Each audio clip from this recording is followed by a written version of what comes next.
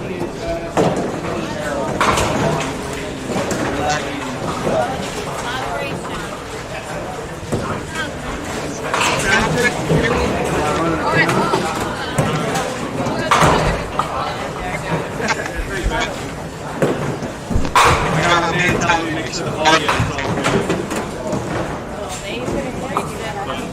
it's good, I'm going to take some time and start getting everything a little prettier because I'm almost fine.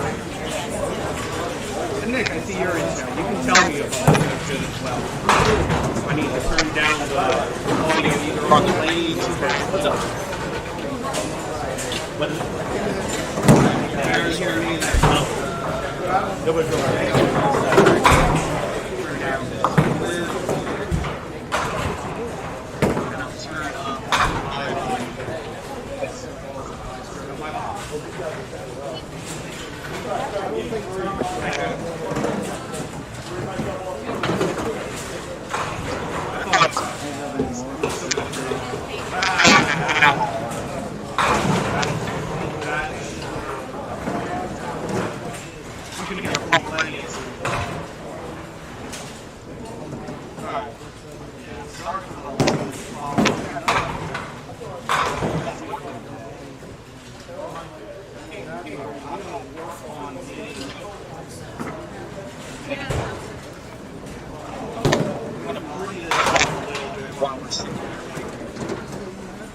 Are you coming in hot? Is it too hot or just right?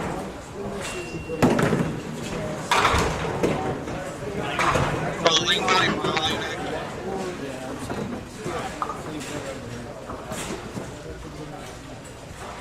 I can't really tell how long it's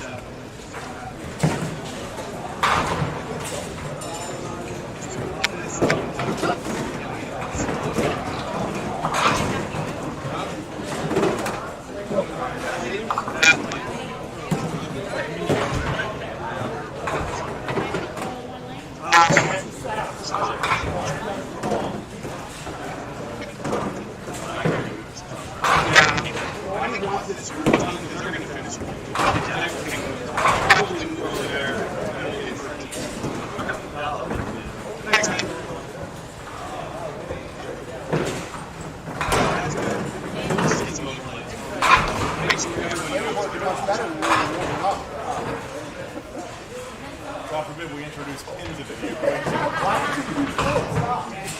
Just brings the score down.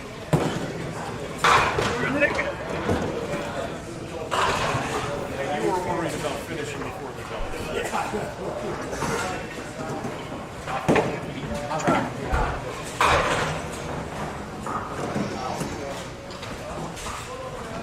I need to get to the next subscriber. I'm trying to get this thing set up. I'm being useful.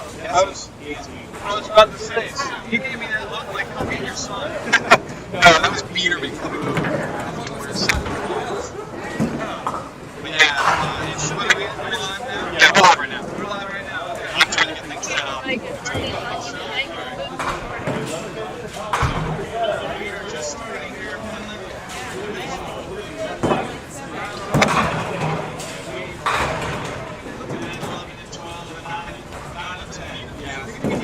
Seven all the way up. Hey, there's hey, and the legend. Very late, yes. No,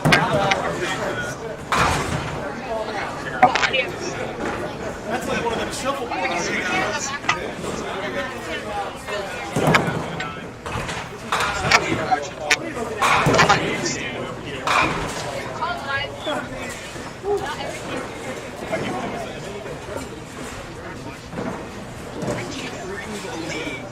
I have to, I literally don't have trying to get everything very fucking over today. I have to bring their like so angry. So angry.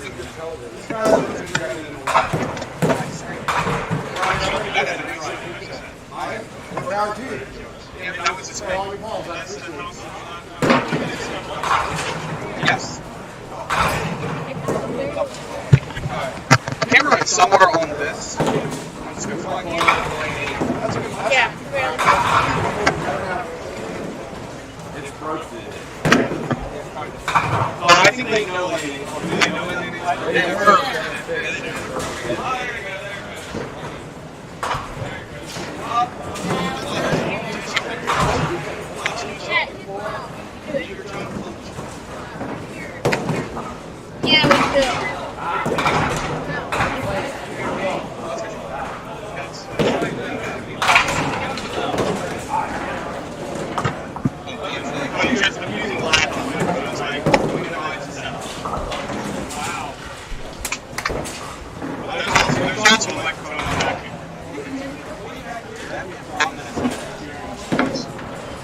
Not an ideal start.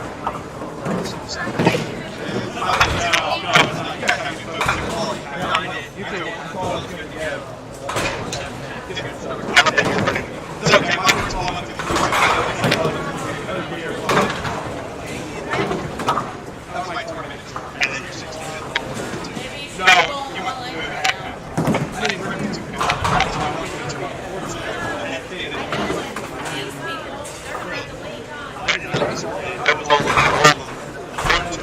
I chopped on 10 parts. I went back and checked out.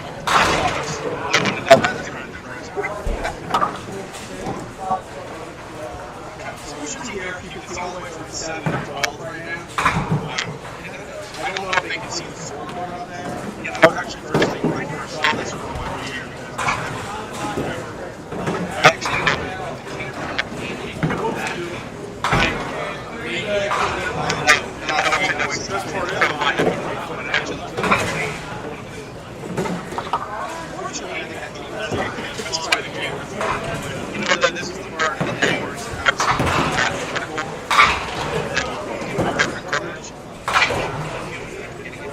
That's why I'm taking my time getting all the overlays.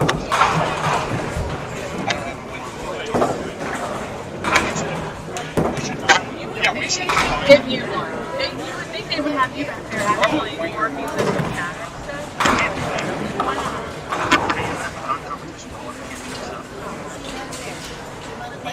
I'm gonna make you run a Mount Arrow the entire time. That's it.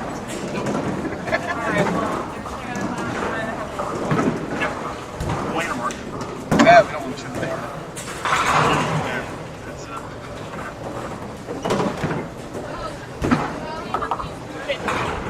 That's, yeah, you can see it's in paints. We actually had like 5. Yeah.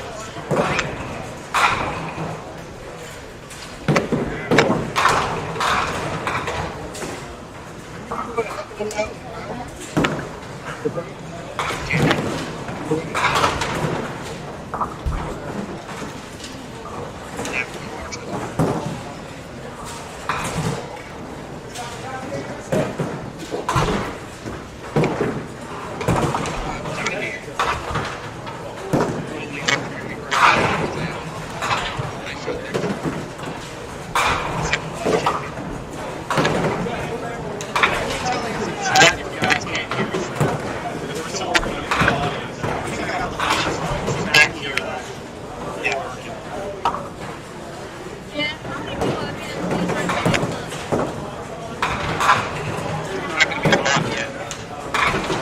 Yeah. Anyone to watch.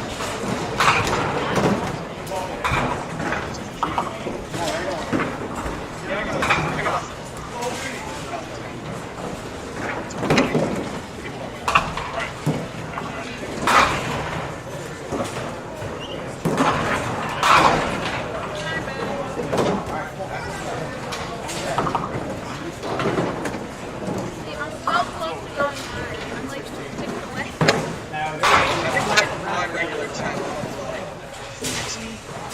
250 when I left check.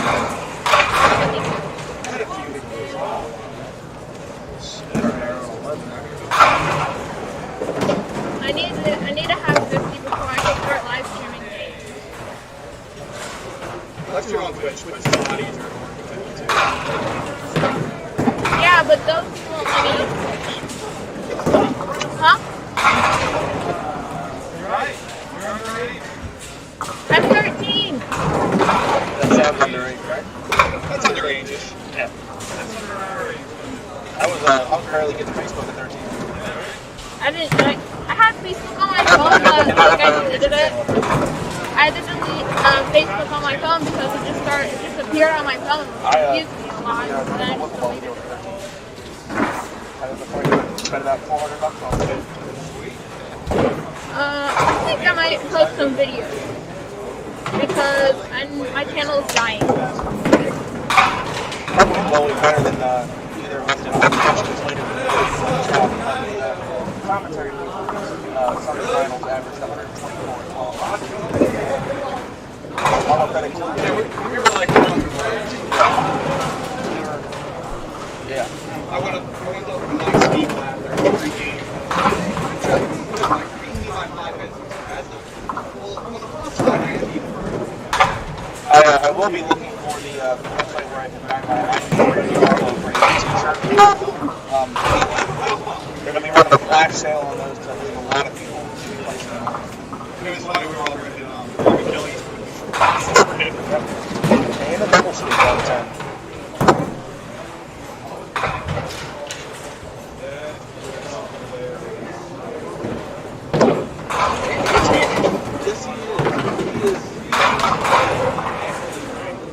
Of course he is. You got to get some good money back somehow.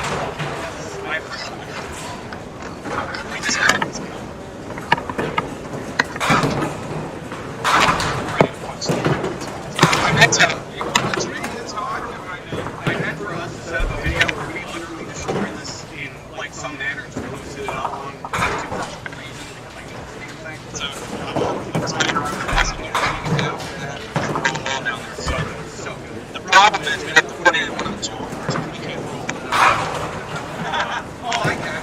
Unfortunately, I think I can. Yeah, well, when I did, it was 3 and 4 and 5. Well, does it count? See, it's how I responded and told Matthew something yesterday. Can I share the case with my first law? Yeah, you could share it. I will catch them all the day. Well, I think that's their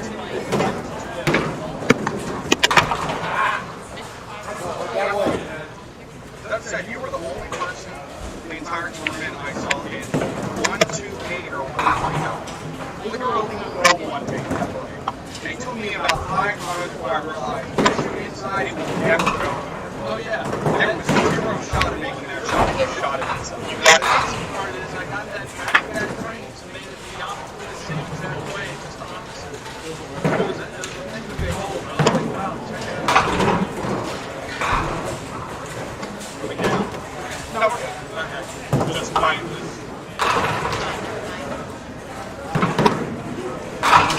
It was a nice little monitor. Check that out. Oh, sorry. Okay. You're good. I know it's a little long.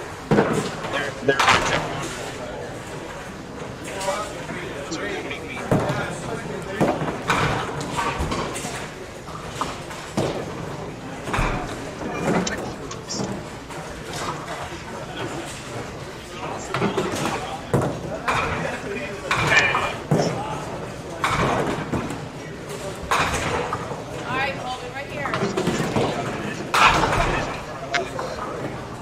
Yeah, that's what I was trying to tell you last week. They were all going to be yeah, everyone else is going to talk. So I think we'll finish up this because they're not going to take it. If they're going to take it, they're only going to take it. And then we can move over. Yeah, they're only saying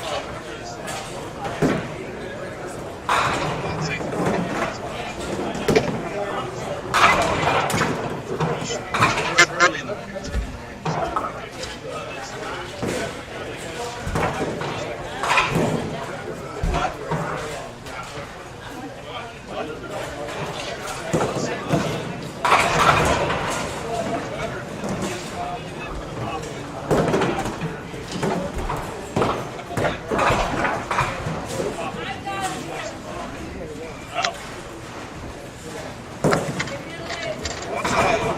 Once I fixed it, which I beat 2 games, hitting sub 110, I was actually doing a pretty good job. Well, man, I released it. How to get used to that? Yeah, I was going to point out the same thing. There's a lot of like optical shits going on. Set up all. That's probably like what any other house. It's kind of 3 to 4 feet apart. And that really makes me sure.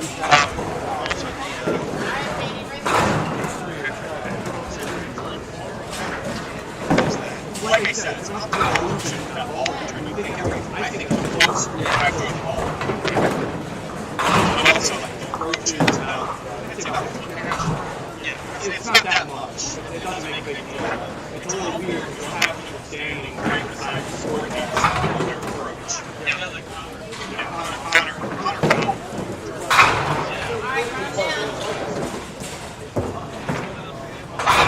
Realize he was on the approach stand right next to the scrimmage table. I was like, oh, I'm sorry, I didn't realize. Cleaning. There you go. Cleaning. Just the pitch is goes down. It can always go down. Can it go up? Yeah. Good job. Good job. Hey, so hopefully, I turned down the audio on the lanes a bit. Usually you can hear that fine. It's just a matter of, can you hear us?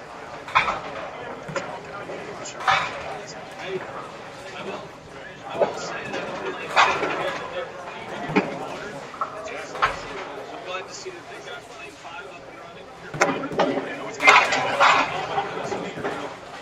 We had the ball 1 and 2. Yeah. I am not a fan of Lane 1.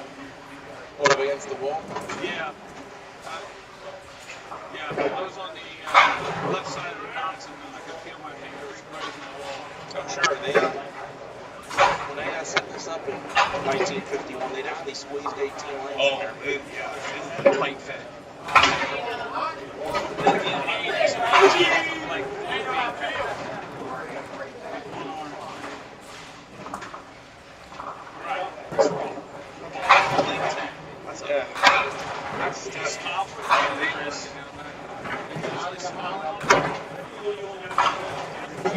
No one can tell. No one can tell he's smiling. He's on radio.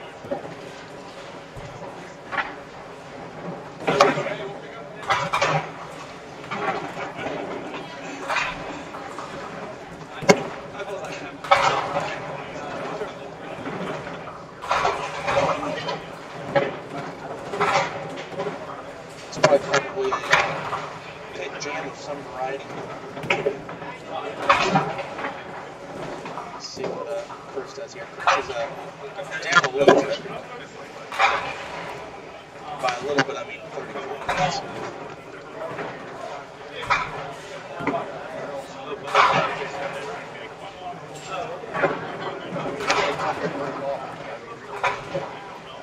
Look at the scoreboard.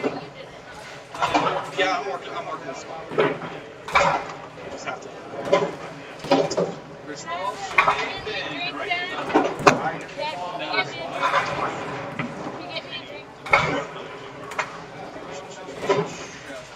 You know what?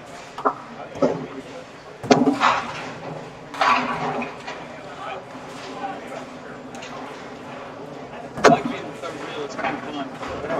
Especially when I'm sitting I'm putting up. That's right. I'm like top right now on YouTube. I love it. It doesn't appear, but No, you're in the upper deck. oh, sweet. I got the better view. BSW with a trip out of 6 man. 6 words in a row for Brian Tunes. So while we're here in game 1, who's your money on the take this one? It's okay. Can I give you my top 3? Yeah. Matt Kruger. Yeah. One of the D'Antonises. They both kind of count as one. And the wild card is Scotland. Scott was going to be my pick. Watching him bowl yesterday, he was lined up. That dude. I could have gone to sleep watching him bowl. It was. Qualifying with him yesterday, it was the thing to watch.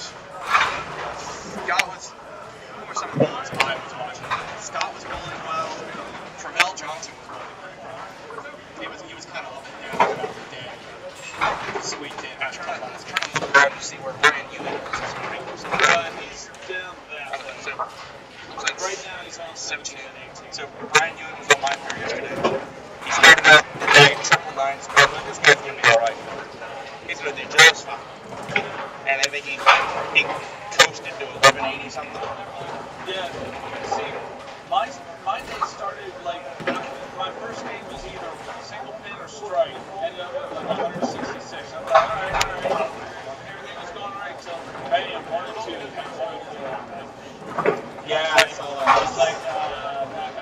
Now we're hard enough to be the only team.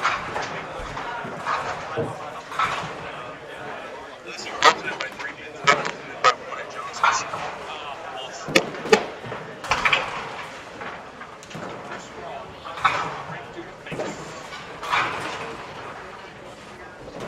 Chris is down 48 after 7 and 24 to 76.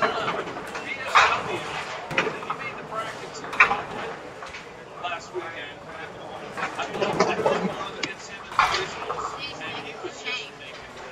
They can really use your help. I know you can. I know you Don't can. even leave the professionals back there. I'm no good. You think I can fit back there? No, No, I heard you can. I know, but I can't fit back there anyway. This machine's up against the wall. I know that. I said that. But I'm saying if it wasn't like that, there could be a big help. Yeah, that's okay. No, that's fine. I'm just saying. You know, it's a shame you can't.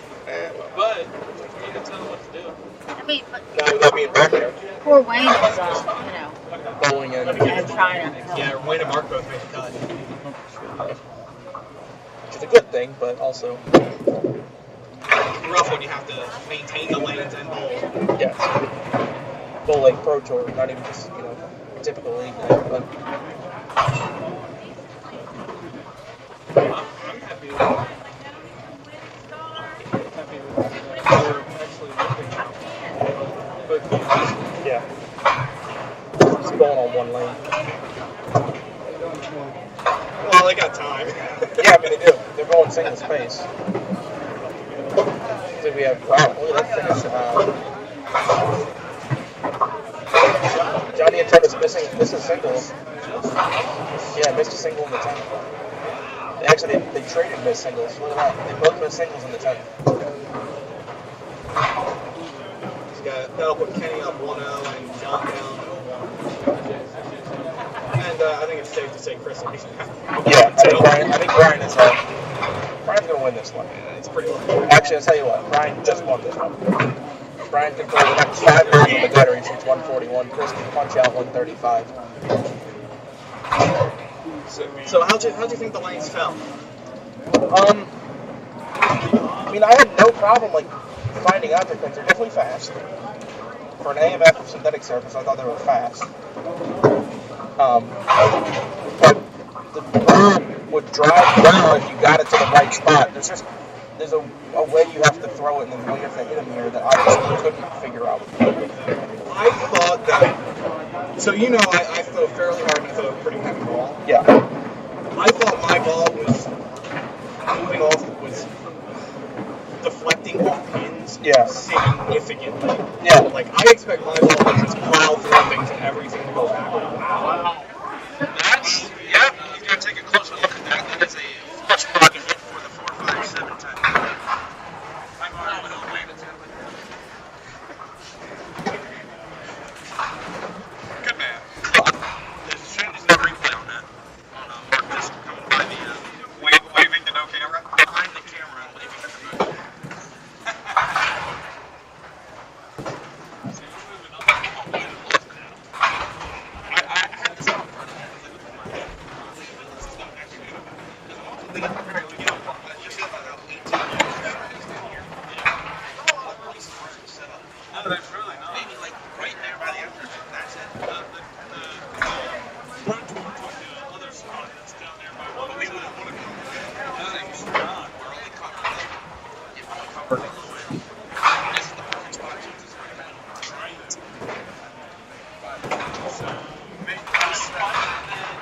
Despite that, this morning, PSW is just used to that.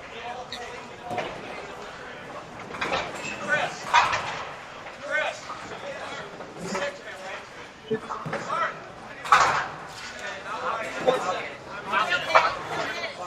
I think that's what the alternate is supposed to do, run pins, but I am totally going to blow off any alternate responsibilities. Cut much. Did Pat not ask you to run the board today? No. Okay. I was alternating Johnson. She came up. Actually, hey. No, not me. That's why I'm ducking behind you two tall people. Like that. Wow.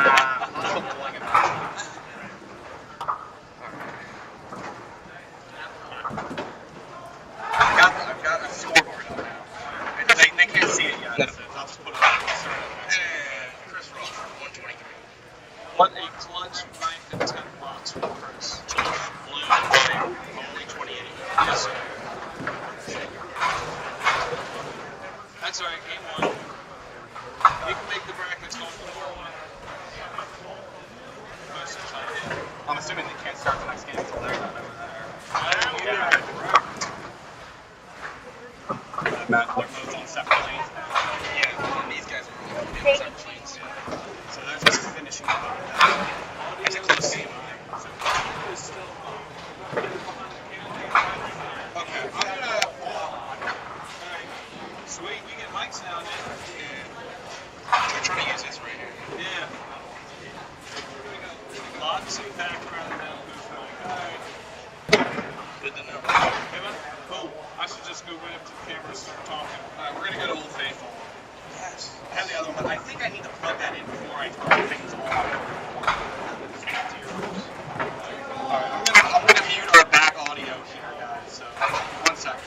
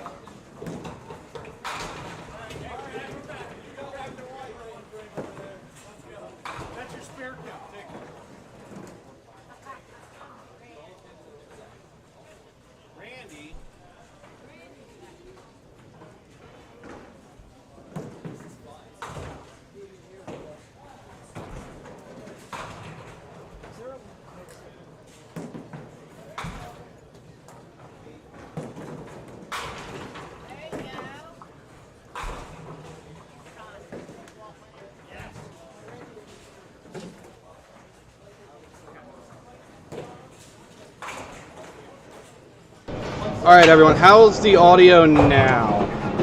I'm gonna go ahead and type it in.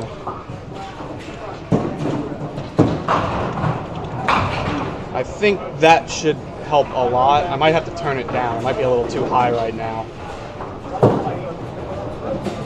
Oh, hang on. Let's get our.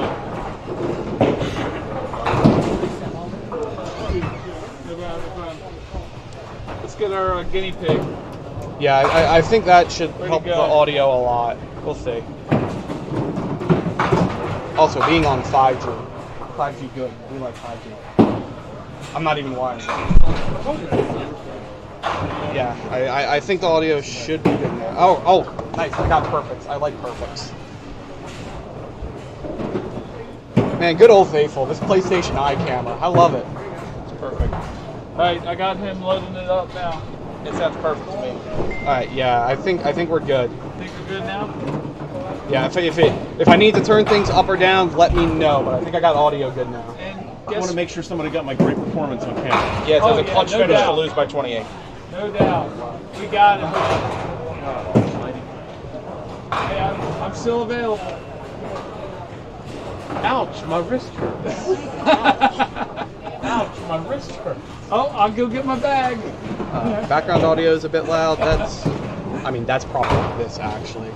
I think we're gonna keep it like this for now. Right. As long as they can hear us. Yeah, if they can hear us, it's fine. If it's a little noisy, turn down your volume on the TV.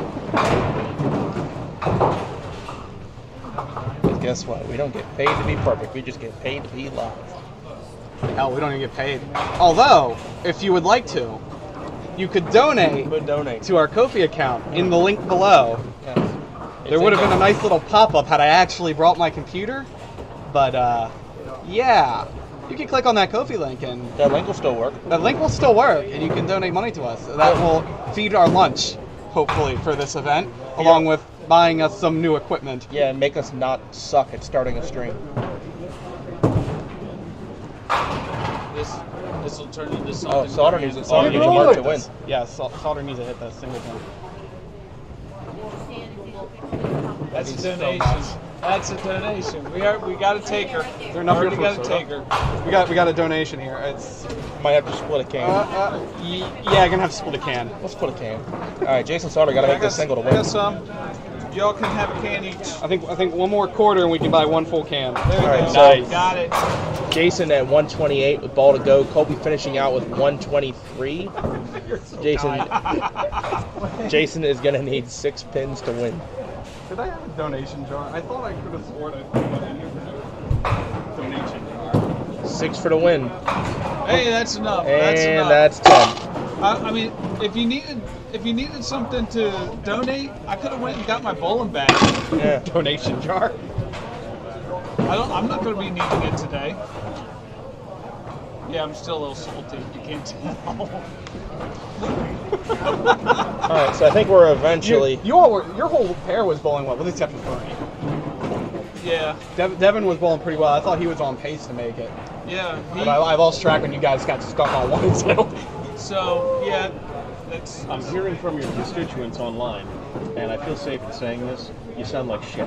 Nobody can hear you. I changed the mic. Good. I think we're good now. Good. Was it my microphone being bad? No, we actually were using the this laptop is- mic. well, This is a that's camera from a PlayStation 2. I know. 3. Now we're okay for sound? Okay. And then of course, My got my son. looked at him on YouTube. Yeah. Nice job, Elijah. Yeah. Nice job. Wow. I know. So what did it take to come back there to lose by 28? What did it take? I actually pulled my head out of my rectum. Okay. That's what it was. It is important. This early in the morning, sometimes it's still We'll up see there what quite a happens bit. game 2. Alright, so let's see who we have on 9 and 10 this time. We got a scoreboard we can actually run. That is the man, the myth, the legend, Chris Roth. All right. I'm seeing He Chris. is one of those things, I Chris. suppose. And I don't think man might be one of them. Take your pick. Yeah. All right. So let's see. We got Looks Colby. like Colby. on the left. Oh, is it father versus son? Could be a Colby John No, that was Kenny. and Kenny Harrell.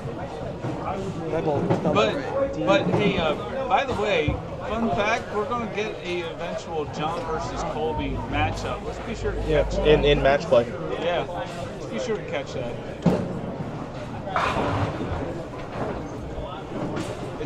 It's one of the matchups that people want to see between me and Bernie. It's also John and Colby. Kenny is no. Colby is 0 and 3. Alright, so for all you D'Antonis lovers, we have a D'Antonis on the field. Because there's too many of you out there.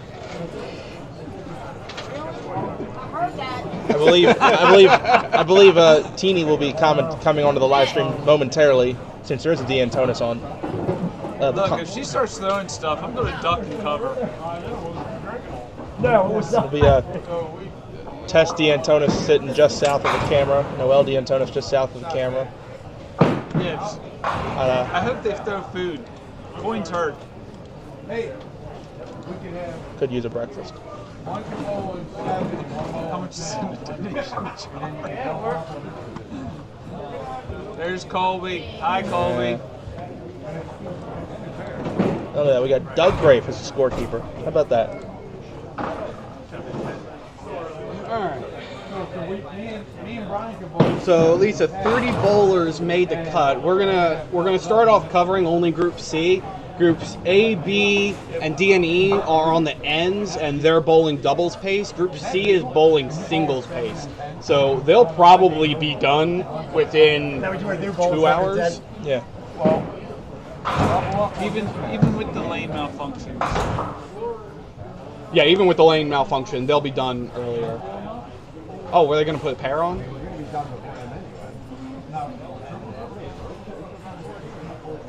We could bowl a non-traditional pair. We could bowl 7 and 10.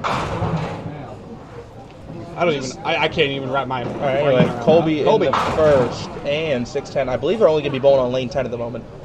I don't know, you can transfer the balls from rack to rack like they do in Walkersville. And then bowl on the outside of the rack. Yep, absolutely. Yeah, we're good. Look at a little more formal now. Whoa! I see. Little You know, slip I think a lot of people were slipping on that lane in particular. There is some patchwork on the approaches where they put different sets of boards in over time, and if you hit them the wrong way, you can definitely overslide. They got rid of that hump. So it's a good thing that the bowl return is out that far because that actually saved Colby from taking a spill. Yeah. Thanks.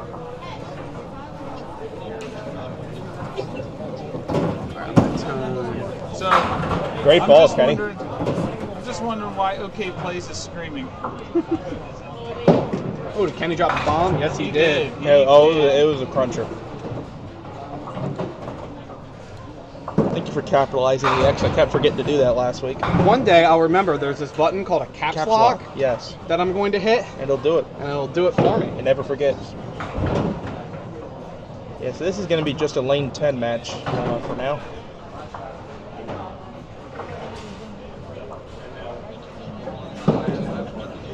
So why are they only bowling on lane 10? It's 9, bro? I think something's up with 9. And right stick. And I think 11 broke too. Oh, did it? Well, Ice just probably got a call. They're resetting 8. Here we go. Come on, Sherman, do your job.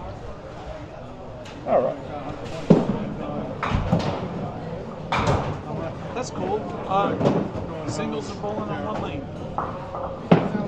All right, so 2 9s to start for Colby's at 18.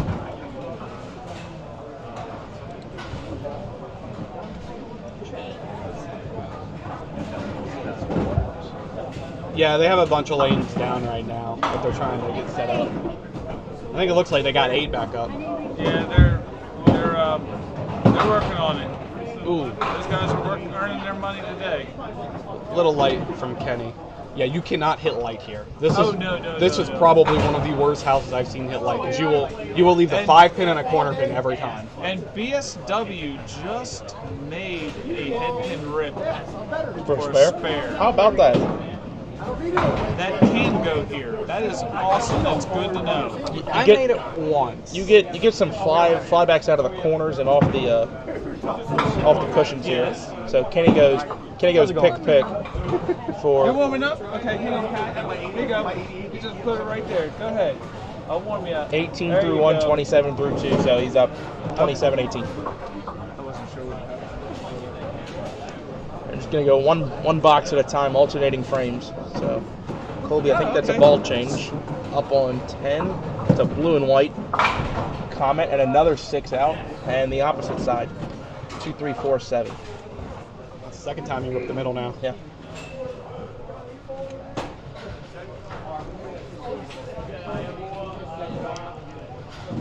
Well, and everybody's got to have like 100 game on camera.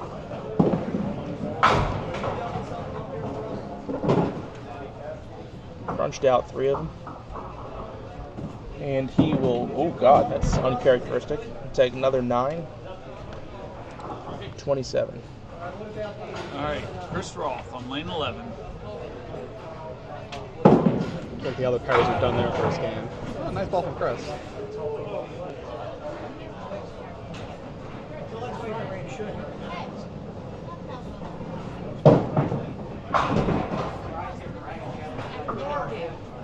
Didn't even make his spare. Nope. No, he can't. Oh, thank you. Chris, I Kenny, think good ball. That was a better ball by Kenny. flat for the 5-8. Chris offering his Words of wisdom. his own commentary there with the I believe about 5 no's after that missed 10 pin. See if he brings it in. That's a little closer. Yeah. And Kenny just taking care of the 5-8. A was it me, or if you hit stuff on the outside like that, the likelihood of it actually going was higher than other places? I thought outside was worked pretty well. Remember how I was saying the 128 and the 139? Oh, yeah. If you were going to hit that, I think you had to hit it outside. I don't think you could hit it inside. Yeah.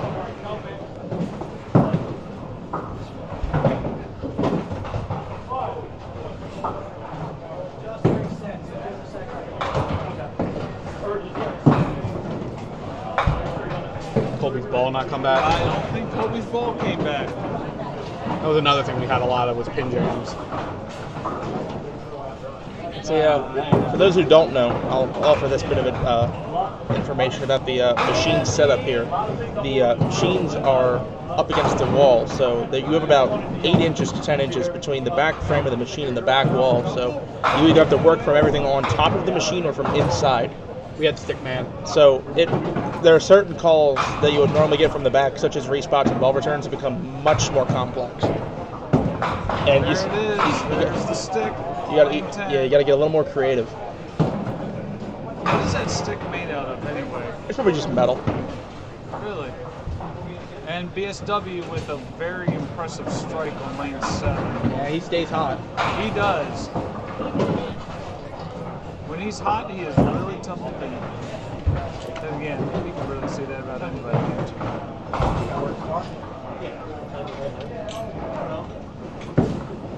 Let's see. It looks like C. Dreyer had a big first game. He won his first game, had 181, I think, if I'm reading that right. Yep. You are reading that correctly. Yes. And John Green beat him away, too.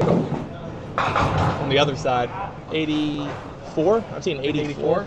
Yeah, that might be an 84. Oh, good ball, Colby. Much better ball. All right, we'll be looking to throw the same pitch here to bring that in.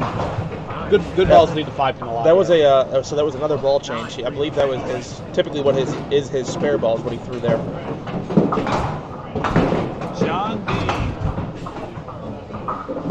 That's 2 for 2 for both of them over there. So it's 30 to 28. Brian on a strike and John down 2 on a spare. Nice shot. Chris with the extended 5-pin. And just barely. Hey, Wayne. So, I told him you said you up front. That's not a welcome sight over there. One off the side, I feel like 80%. Yeah, so, I don't know.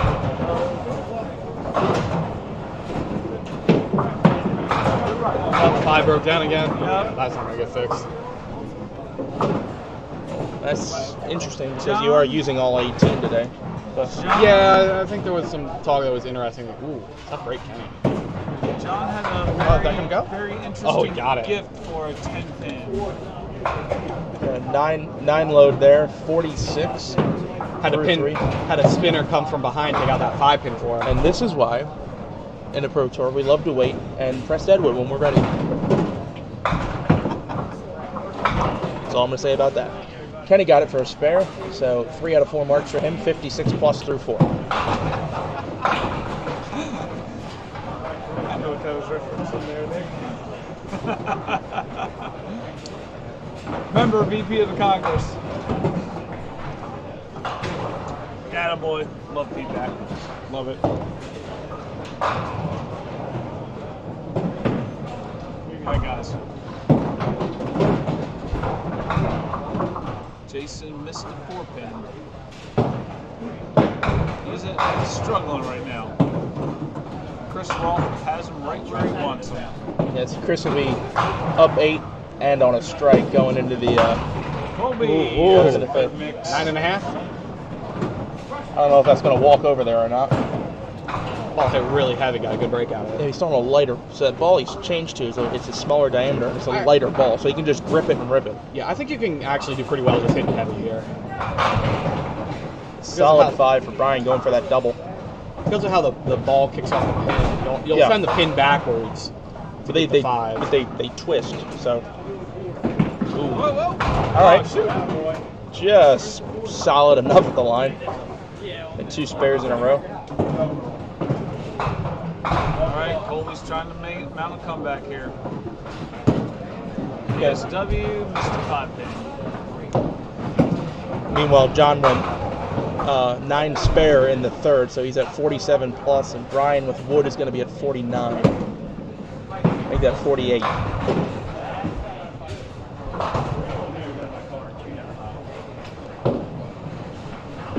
Kenny going to be up on lane 10 again. We're only using lane 10 at the moment, so going to be Jason? waiting for Jason to fire, and then that's going to be Kenny. So Kenny had 56 plus through 4, Colby 56 plus through 5.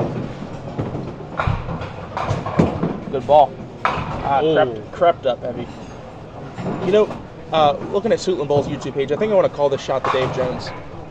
Did you watch that video? Oh, I saw that video, yeah. I think this is the Dave Jones.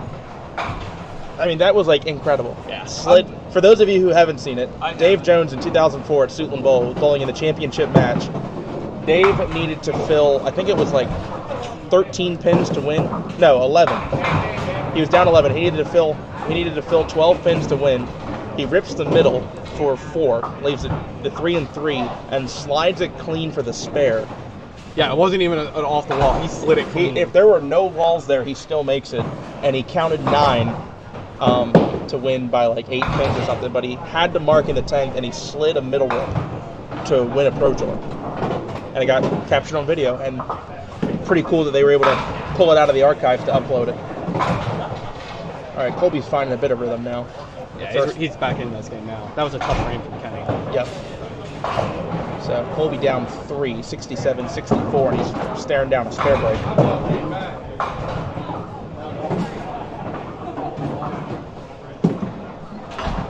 Just squeezes it. Juicy sideboard for him.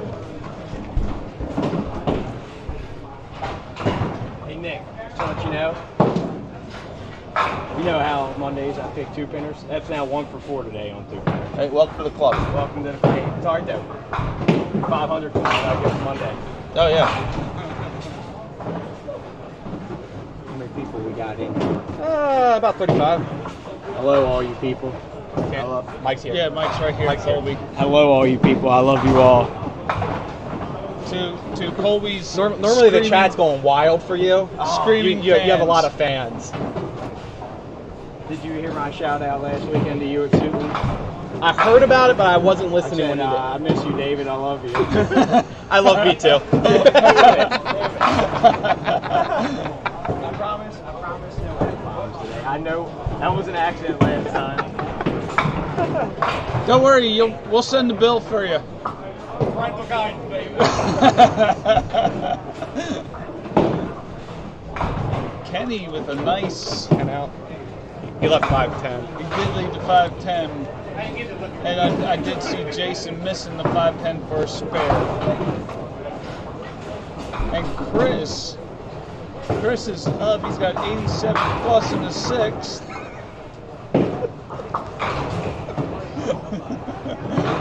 Thanks for sending the love, Brian. Don't worry, Colby's going to pay all of the FAA fines. Ooh. Oh, Colby.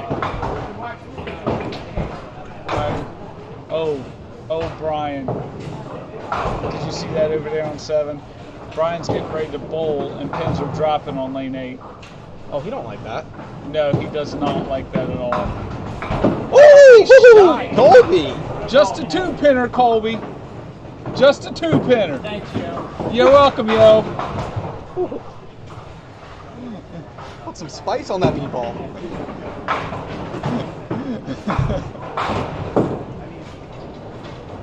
Did Brian make that? Yeah. Oh, sweet. He calmed his nerves. Nerves of steel. Solid copper. Not quite ready for steel yet.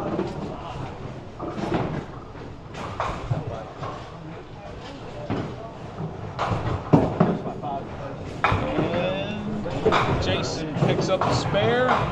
He's climbing back into his match with Chris Roth. Oh, good ball. That was an excellent ball. I'm not quite sure the 8-pin was the pin I was going to pick that he had standing. No, see, I had hits like that where the solid 8-pin left, and I was like, how is that even possible? Oh no, because my ball would hit on the left side. No, it's the other side. Oh, you're going to take it with you? Take it away from the breakdown. No, this is singles. This is just fine. They'll still be done before you guys.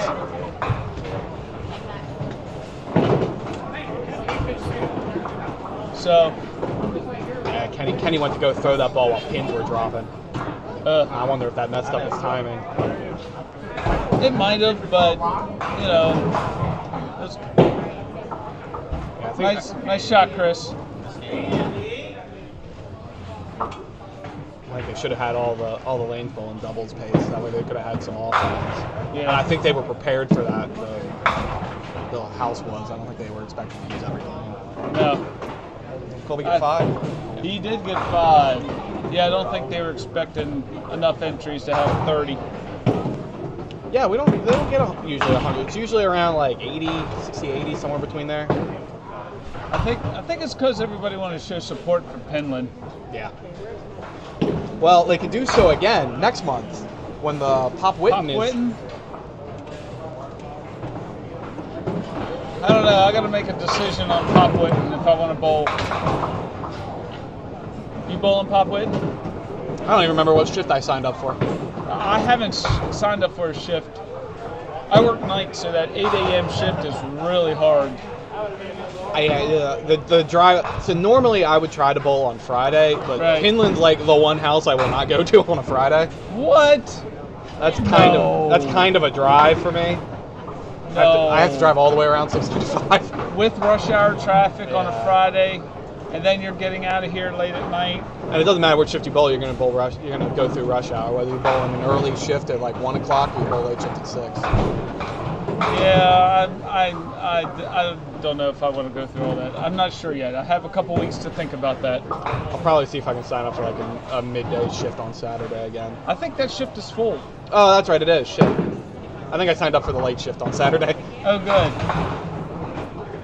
Good. So you and I can protect each other. And that 8-pin trips out. He must have missed something. He must have missed something. That's an old classic rule book. I get a lot of those. I had a couple. I didn't have that many. I was too busy chopping on my counts.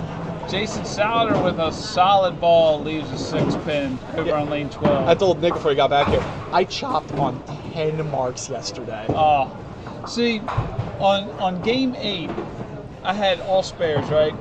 I chopped on one of them. I was like, okay, I can recover from that. But when I chopped on the second one, I was like, yeah, I'm in trouble. But yeah, I probably dropped about over 100 pins on just chops alone. Colby, nice ball. Yeah, crushed There it. it No is. doubt. No doubt about that one. Gave himself a little. Hey, Colby, nice ball, yo. Thanks, You're welcome.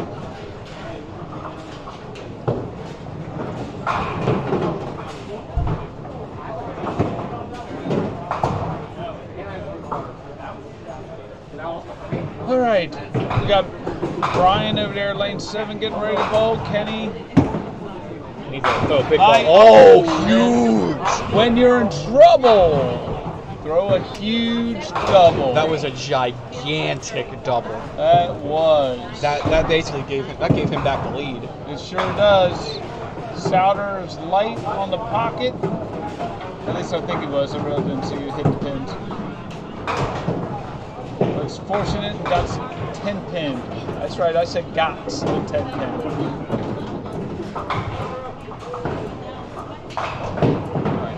I don't even think I had time to post up that we were live on Facebook. Did somebody do it? Yeah, thank you. Thank you, Rick, for posting that up. I've been so busy trying to get this stream set back up with this. Yeah, it's quite setup. amazing. Dave was actually working his magic doing the MacGyver back here. Oh, man. Yeah, some moron left his computer at home for streaming. What an idiot that person. I know. We should find that guy like it. We should dock him a day's pay. That was a Walkersville break if I've ever seen one. Cross up light. Yeah. That was not the place to do it either. No. I think that just gave Kenny the W. Get all pins you can. Let's see what happens from here. We'll be in the 30s. Wayne, you call them. Oh, nice. I don't think you got an invite for bowling a 200 game. I did. I did too. I'll probably go stream that. I was actually talking with him about the format for Sunday. Right. Because I know originally he had it set up that it was just gonna be one bracket, which I actually think is a really cool idea to actually just have one bracket. NCAA bracket style. But having just one going into the bracket and bowling just one game and then being out, that's a little rough. That is. So I talked to him about format, seeing if he could do a double elimination. Okay. I think the bracket, I don't think they had the lane space or the time at Southwest to set that up. So they're going to go with a best out of 3. It looks like best out of 3. It looks like Kenny just got enough off of the head pin rip to seal the deal against Colby D. Yep, that'll do it. So take that, youngster. Even a rip through the middle, you can still win. I know, right? Just ask Dave Jones. Yep, so that'll put Kenny at 2-0, Colby 0-2. With Kenny having a 141 and Colby a 133. Big double. That double was enormous. It was, and we got a barn burner over there with Chris and Jason. Chris is up 6 pins, 120 to 114. Okay, so that might have sounded annoying, but my throat was getting dry. That's fine. We're annoying enough back here for everyone. Oh, cool. Looks like they're going to be a little while. I don't think Brian and John wanted to bowl with the pins dropping on 8. Good morning, Jeremy. Huh?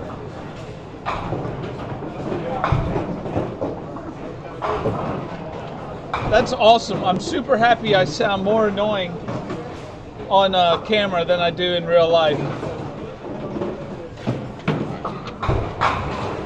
Oh, so while they're finishing up, I can take the time to set up a double scoreboard. John just threw a crusher ball, left another solid 8 pin. I will say this house leaves a lot of 8 pins for some reason, off of solid hits. I don't think I left the 8. I don't think I left the 8 pin more. I left a 5 pin a lot. I left a 5 pin. I left an 8 pin.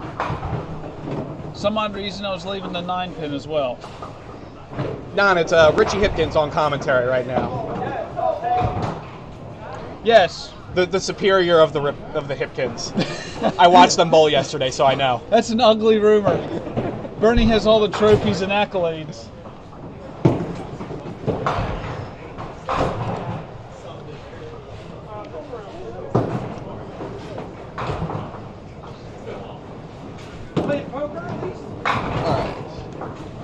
So while we're waiting for them to finish up on 7, 8, and 11 and 12, and Chris Roth leaves a solid 4 pin. Yeah, he's up to six pins going into the last frame. If he makes this, it could clinch a W for him. Would be well on his way to.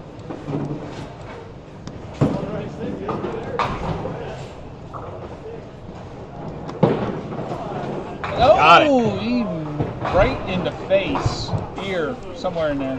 He wants to get 7 or more on this ball to force a double. So he has at least forced Jason to mark.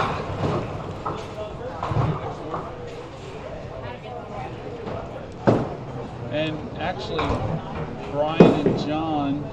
Good ball, 7. Yep, forces a double. Brian and John are actually in a heated battle over there. We got Brian throwing a ball in the 8th frame. Oh, no death from above, Messenger. Leaves a solid 4 pin. So Brian's got 105 in the 7. John has 103 plus in the 7. Jason pushed the left side, so that'll give Chris the win there. Oh, Brian just missed the 4 pin.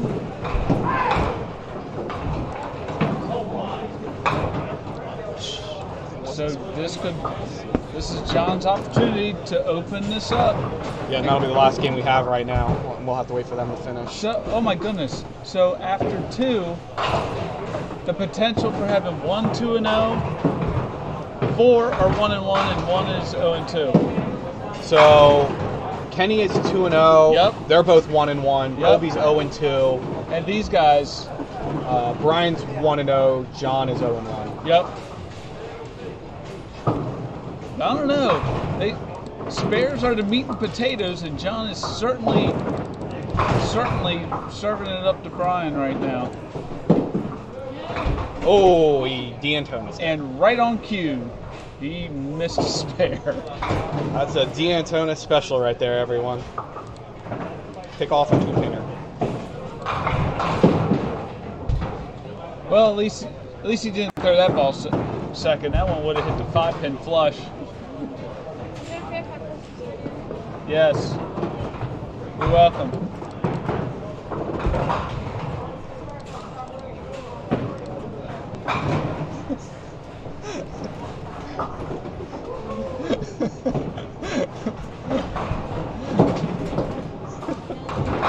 I can't put anything back here. I sure can't.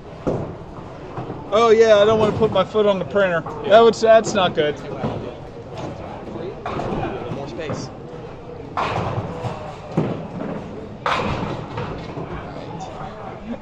Yeah, we're going to have to wait for them to finish on 7 and 8 before they start up their next game. Yeah. And it looks like we'll have Jason Salter, and I imagine... Actually, I have no idea who he Jason. Maybe John. Jason. Who are you bowling against?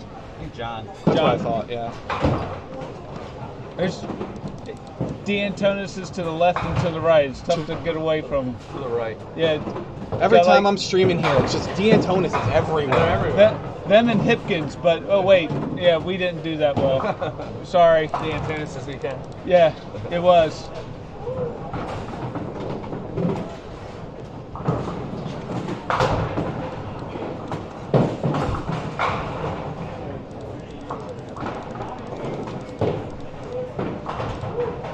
Oh, hang on. I don't see Chris right now. Yeah, Chris walked away. We'll ask him about his biscuit when he gets back. That's right. Oh, there he is. I see him. He's talking to the other legend, Joey Sears.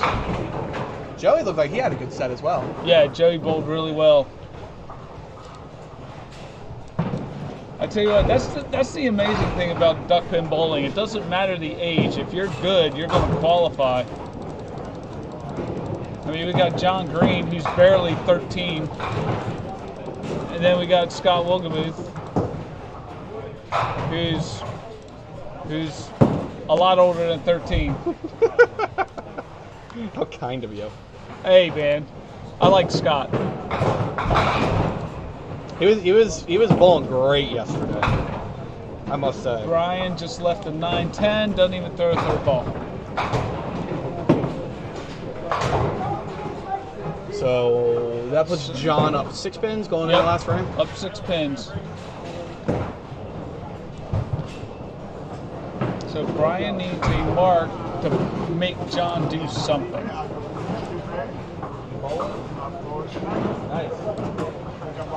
Who knows if Brian got a mark? See, there's that Gotcha thing again. Gotcha? Yeah, it must be a Pennsylvania thing.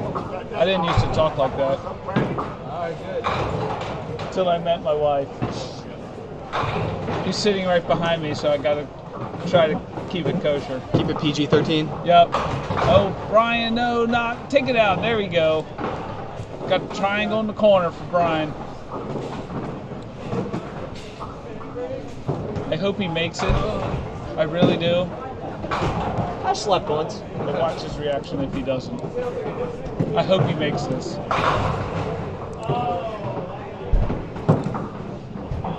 And he does. Good, good. Make it a tight game. We always like That tight is, games. yes, we do. Got the suspense.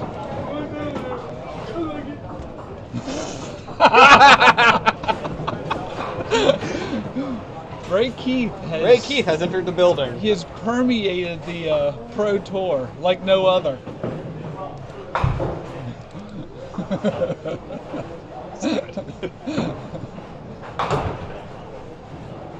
Jason, are you 2-0? No, he's 1-1. 1-1? Oh, that's right. So Brian is trying to hang on to go 2-0 as well. I tell you what, Brian is bowling really, really well the last couple weekends. Yeah, it looked like he had a good set. A little struggling a bit back end of this game. Though. Yeah. How's it going, Randy? Let's go. We're live. We got everything set up. Brian, interview Randy. Not at the moment. How'd you bowl this weekend, Randy? Excellent. Excellent. Stellar performance. You know, when I stepped foot in the bowling alley this weekend, I was the last tour champion, and that'll be my last stop ever.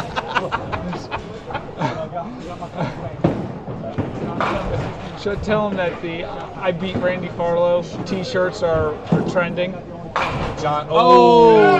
Yeah, John needed a mark there. He sure did. He's going to drop the, unless he Dave Jones this, he's going to drop to 0-2. So, I would like to point out, when was the last time both D'Antonises went 0-2 in the same division? Oh, man. Well, one of them, they had to bowl each other at some point, right? Yeah. So, yeah. I think one of them has to win, maybe? I mean, they I could don't know. tie. I would like to see a tie. That would be...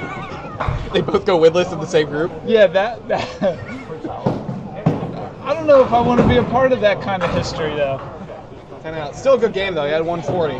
That finals fair, Brian hit a 3-pinner. I'm sorry, 140. That's kind of average. My bad. And you're killing me. Dave's getting ready to punch me in the face just because I said that. Do this to me. I have like a 5-pin difference between Mount Airy and Walkersville. I have no idea how that happened to my average. I'm like a 36 at Walkersville, 31 at Mount Airy. Wait. So your higher average is in Walkersville? Yeah. I can't even. How is that possible? I had a set where I don't think I ever hit the head pin and got 450 at Mount Airy. How do you do that? I don't know. I'm bad. Hey, there we go. Here's your opportunity. You've been asked. Hey, we were asked to ask you, how'd you enjoy your biscuit this morning? Norm, I got a biscuit for you, right here. Did you see what happened? Over here? No, on my biscuit this morning. No. So, I get the McDonald's big breakfast, right, at this screwing Dundalk at McDonald's. Go through the drive-thru and I get my sweet tea. I'm like, okay, it's in the bag, it's great. So I get this big container, this big, and it has a biscuit in it. Nothing else. Nothing else. It's like McDonald's. Ronald McDonald's put me on a diet plan. He just wanted to make sure that your stomach wasn't grumbling through these divisional rounds. Yes, Jesus. All right, now, who do I have next? Colby next. Wish me luck. Have fun. Take it to the D, Antonis. I'm going to show him to you. Yeah, I thought I needed to clean that up there. Yeah.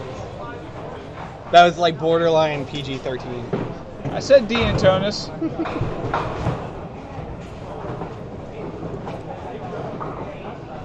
Okay, so we got Jason and John. And then over to our right, Brian and Kenny. Both of them are 2-0. Yep. A less than favorable ball by Jason. But at least they're all together. Sure? No, at least they're all together. You got a shot at them if they're all together. All I can say is shoot it outside. Don't shoot this inside. Shoot it outside. That's a little outside. That was too far outside. I kind of feel like Bob Bucher in Major League, just a bit outside. We're at the 40 viewers. We're considering the efforts it took to get this up. Oh, we're on game 3 now. I can edit that. Yes. Game 3 of 5. All right, solid 10 by Jason.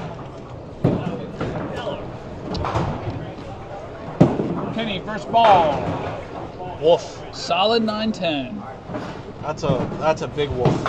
Yeah, it was at the point where Bernie was getting breaks like that and says, "Welcome to Pinland." He was doing that on a frame-by-frame basis.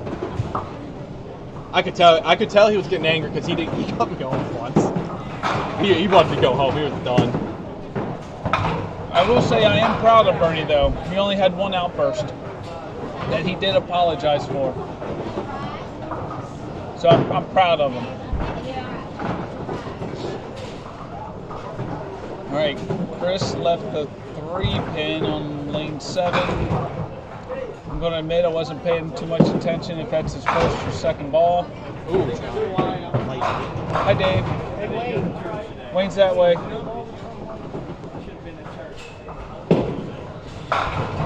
Brian with a strike. Trips out the 7 and 8. I thought someone was reaching into my pocket, and I was like, whoa, what'd I do? Oh. Yeah, baby. You didn't mean to kick me. Wow, that's the first I've heard that saying in a while. I didn't mean to kick you. Did John get 10 out? Yeah, you got 10 out. Both of them with tough breaks on good balls.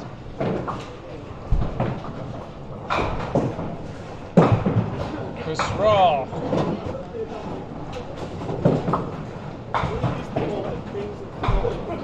Once again, don't know if that was a spare because I wasn't paying too much attention. Oh, that's only 10. Brian just missed a double, left a 10 pin, had a good trip out of the 5 there. Yeah, very good break.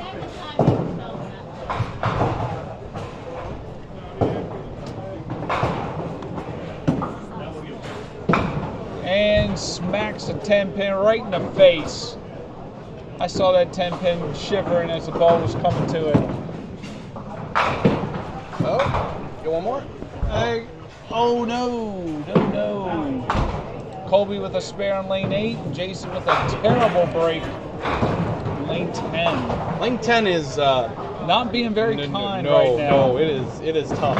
It's taken out its wrath that its lane 9 partner went down. Okay, looks like 8's back up. At least they got lane 5 back up, I think. I think so too. Lane 5 seems to be working, which is good. See, I will say that having a tour or tournament will definitely see where you need to do some PMs.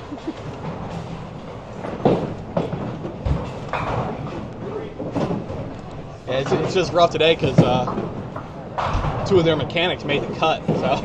Oh yeah, yeah. They're making runs back there while bowling. House bowlers. Ooh, John pushed that a little to the right, but that's actually a makeable chop. Wow, threw it right where it needed to go. I'm surprised that didn't carry. Yeah, he hit it on the outside. I mean, that's where I shoot that normally. I don't. I'm not gonna lie, I don't. I let the ball do its magic on the floor. On the 4 pins. 4 pins, not the 4 pin. I was about to say. Even though I did have a few first balls like that. Chris Roth showing his gratitude.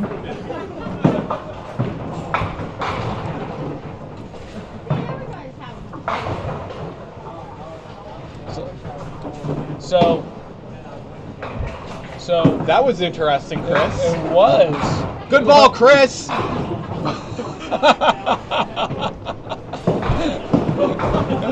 gonna have to watch that again. That was. Yeah, please replay that. That was some kind of special there. Let's see here. I'm gonna make a full screen. I can't give you guys replay, but I can watch it on my end. Let's watch this ball from Chris again. Oh my goodness. Okay. Yeah, how is that possible? That was the 2 pins I expected you to take out. What do you want me to do, Dave? Throw another ball. Oh, jeez. So, there we go. Yeah. He hit the one he was shooting at. I'm sure he did.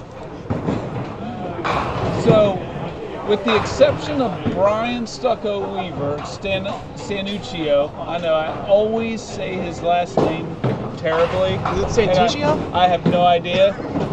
I usually refer to him as BSW. He is the only one that has not hit the notorious bowler speed bump. And of course, as I say that, he pushes the ball to the left. John leave another split. He left another split. Oh, there goes lane 5. Oh, good. Brian did bring that back. He cleaned that up rather nicely. That Ferrari is continuing to purr. My wife is laughing at me and giving me the stink eye.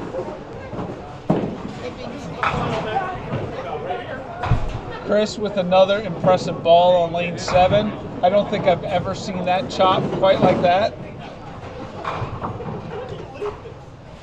Only you, Chris. The Only only you. pin in the back row left is the 10. Yes, yes. Okay, sure. That looks about right. Almost. He gave it a valiant effort, but came up a little short. All right then. Brian had a 9 drop, shooting a 7-pin for a spare on lane 11. In the face. Yeah, he's the only one going right now. Yo, I know he's bowling really, really well. See, and I can't say anything to him yet because if I cheer him on, he's gonna just absolutely. Ooh, Good ball, Jason. just gonna absolutely do something to him because apparently, when I start commenting on people, they do the exact opposite. Nice ball by Colby and Jason. I think when this game's over, I'll go and check and see what the group standings are because they've only done 2 games. That pin looked a little sounded a little suspect. That sounded sus. Hey, Jason, taking it out on that pin, huh?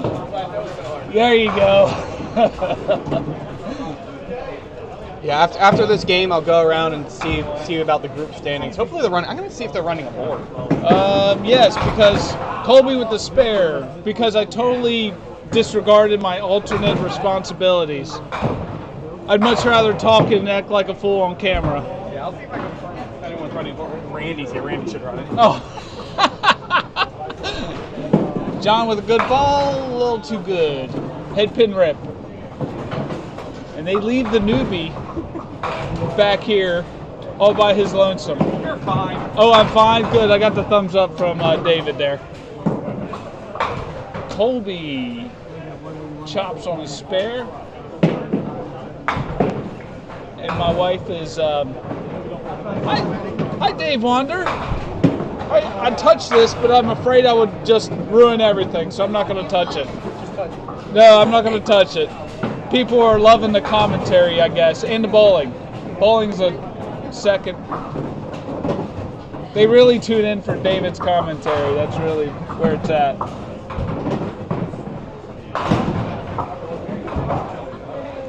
All right, Kenny with a spare on lane 11. But he's still down by, close to 30 now. That's what I meant. David's back. Man, now I got to fix everything, don't I? And, that pin just wanted to cuddle. Chris Roth left a 6-pin there after a solid head pin, pocket hit. Yeah, I didn't want to touch anything. I was going to destroy it all if I did. This is actually really easy to keep score in if you wanted to learn it for future reference. Absolutely not, only because I plan to be out there and not back here very much. It's just Mount Airy style. Oh, okay. That's the only thing you put in. You just put it in on whichever ball it was. All right, I got you. It's easy to pick up. As long as you use CompuScore at least once in your life, you can pick this up. See, that's just it. JD, what's up, big guy? Hey, good to see you again, JD. Nice ball, Chris. Chris, that's his 2-pinner. Yeah, no one's running a board, so after No one's running a board? No one's running a board. Oh, man. So after this game, I'll run around and see if I can pick up maybe a piece of paper or something and see if I can track down what the scores are. Great. So at least people on the stream will know. Do you want to do the board? I know they have one. I just don't know where it is. It's probably up there with Sue. Yeah, Sue probably has it. So, oh dear.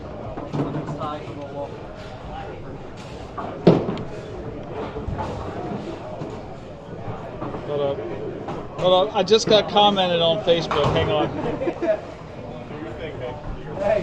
Oh, come on. This is off of the... Oh. Let's get the post going first. Hang on, let me bring this up.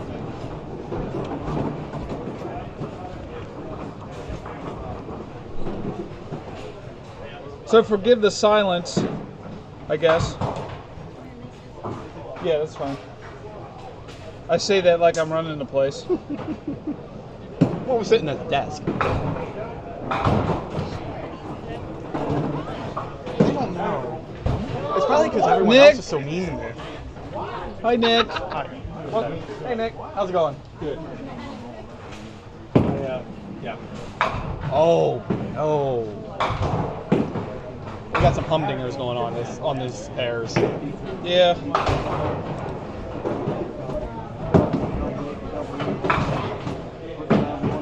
We'll wait till they're done this game, but no one's running a board, so we don't know any of the standings. So I was thinking after this game, try to figure out what the scores are. Someone can set up the board. For like this division? For all. I know what this division is. For all of them. But the other divisions, I have no idea what's going on, and they'll be done their second game soon.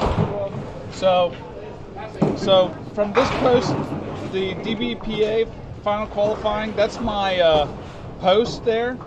Yep, I saw it. Yeah, and finally, I got a hey, what happened to Bernie? Yeah. Wolf. Ouch. Sean, you get more money than Bernie does today. The legend. Yeah. He's. Do you want your spot back? No, I'm just thinking in my head about this match right here. Right. It's gonna stay like this for a while. And Well- by a while, I mean like the rest of the day. Time now. Is that what Wayne told you? I received word from Wayne about what the issue is, and it's a pretty bad one. A part of the machine broke, which is affectionately nicknamed the bastard shaft. So lane 9. Nice ball. Chris, nice shot. Chris, harkening back to his AMF days there. Oh, Right. you missed him picking two. Oh God, I don't even remember what that was. That was He picked the. two. He had two. He ripped the middle. Yeah, ripped the middle, and picked off just the 3 and the 4. I give you guys like updates on divisions. You Oh, want? that'd be so perfect. Please. Randy, way to. I know they're just finishing up their second game. Way to That'd be step awesome. up where that idiot alternate is not running any board. Well, we don't. I told him if we were on. Am I being broadcast there? Yeah. We need Just to get a keep whiteboard out. I'm going to take my shirt off and parade it in front of the camera like the ring girls in WWE. Nice. I love it. I love it.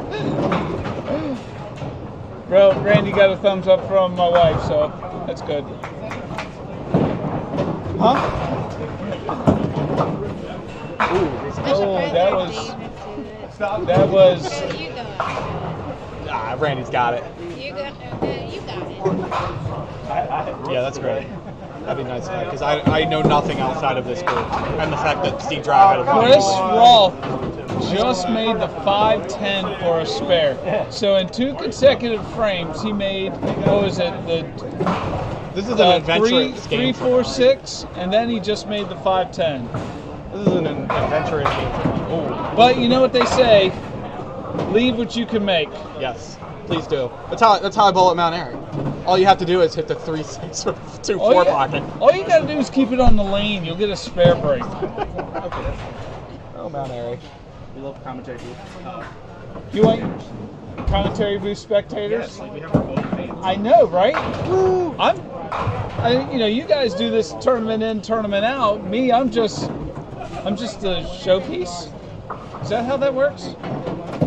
You were here Trophy commentator. I'm the trophy commentator, like Randy Well, Peterson. I think it's fitting too, because if you go back in the Chuck Forever archives, he was at the very first Men's Pro Tour. I believe this is only the second Men's Pro Tour we've done. Yes.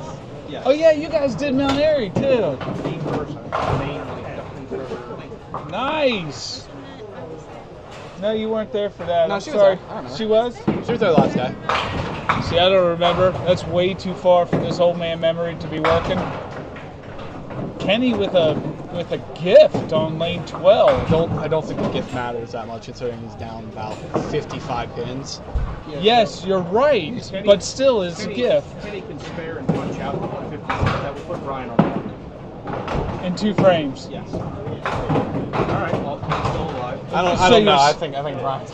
So you're saying there's a chance. All I'm telling you is that Kenny must strike on this ball. So you're saying there's a chance. Chris drops a strike. Chris is having an adventurous game right now. That might make you bowl worse. Oh, W. W for BSW. So, never mind. I think it's pretty safe. No. It's BSW. I know. Yeah.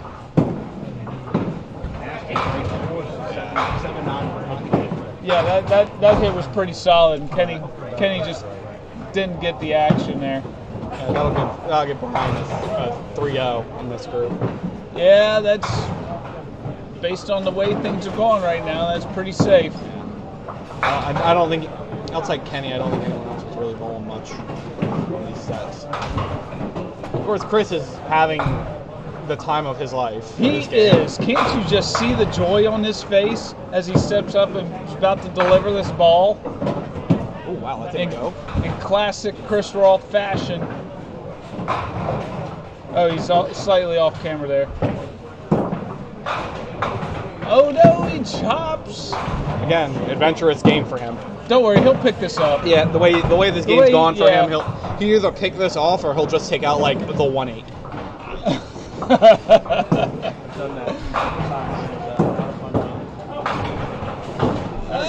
Get over there! Oh, that was close.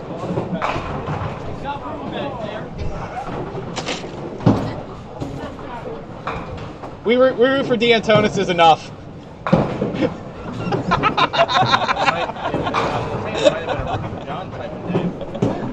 No, he's struggling hard. Yeah, they both are wiping out at this point. And how? Look. See, Brian just made the 7-8 without bouncing a pin off the wall. He's in line today. That guy is throwing the second ball of his life right now. Chris. Colby! Can we get Pat to say Colby instead of Randy? No.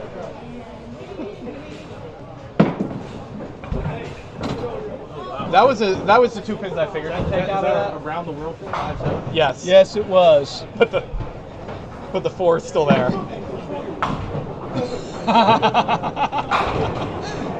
So Chris just told Randy to control his woman. It's going to be a 2-game recap on the 4 division, then a 3-game recap here. Yeah, I know off the top of my head here. I don't know what's going on over there, and they just finished their second game. So Brian just left the 9-10, not to be outdone on lane 11. Yeah, he might as well.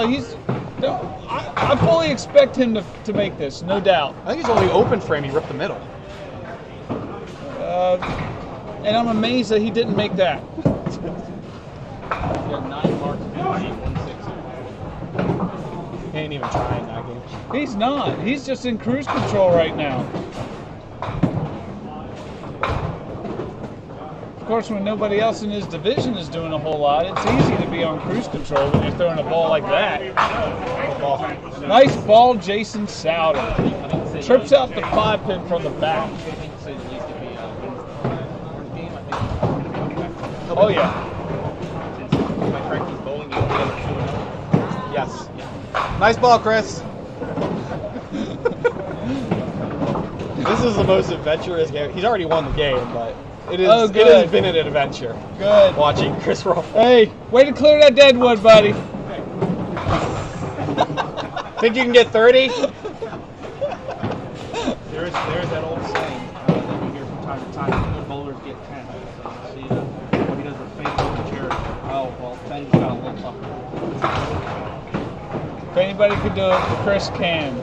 Yep, that lovely 24-mile-per-hour ball speed is known for taking pins out of the pit. Booyah.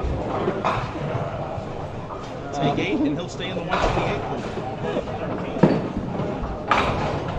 Oh wait, they had a 128 pool going on this weekend? No. Anyway, he gets the win though. He does. That is the most important thing. Colby will go to 0-3, and he'll be at 2-1. That puts him in the. That puts him in the. Puts him in the chase. 2 more games. So he's in the chase. He's in the chase. We'll leave it at that. $1 says Colby will go 2-3. I don't know. He might be checked. That might be true, but then again, he's not the only one. Yeah.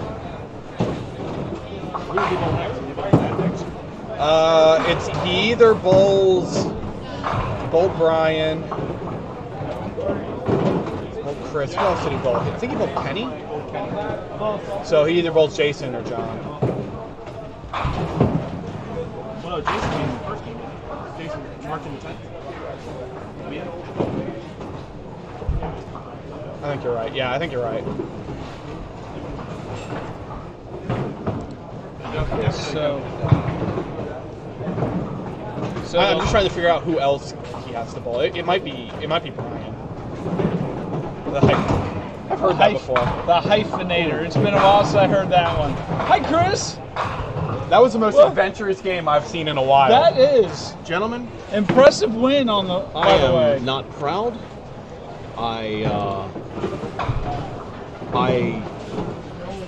What the hell was happening over there? For both of us, though. For both of us. I don't know. Jason and John have the same thing going on over here. It's just it's ridiculous. John needs all 3 strikes to tie. Yeah. I mean, look, it'll mess with your mind bowling on just one lane when you're in the lines. Hold on a minute. Hold your tickets. Hold your tickets. Hold your tickets. Where's Joe Rainier when you need him? Hey, it's never too late, John. Attaboy, John. That's the way to be clutch.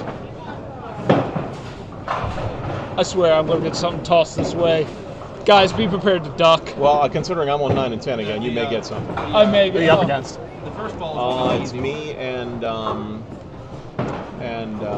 who is it? I've bowled Jason, I've bowled Brian, I've bowled John. Kenny? No, I'm bowling John. Bowling John? Bowling John. Kenny's my last game. So you're bowling John on 9 and 10 again? Uh-huh. Oh, he can't wait for that. Yeah, that's what I'm pretty sure it is. Yeah, it was Colby then John. Oh, whoa! I'm going to say that was a foul. I'm not positive. Oh, I've not been around the game a long time, but I'm going to say... John, you're entering the world of pain. Market 0.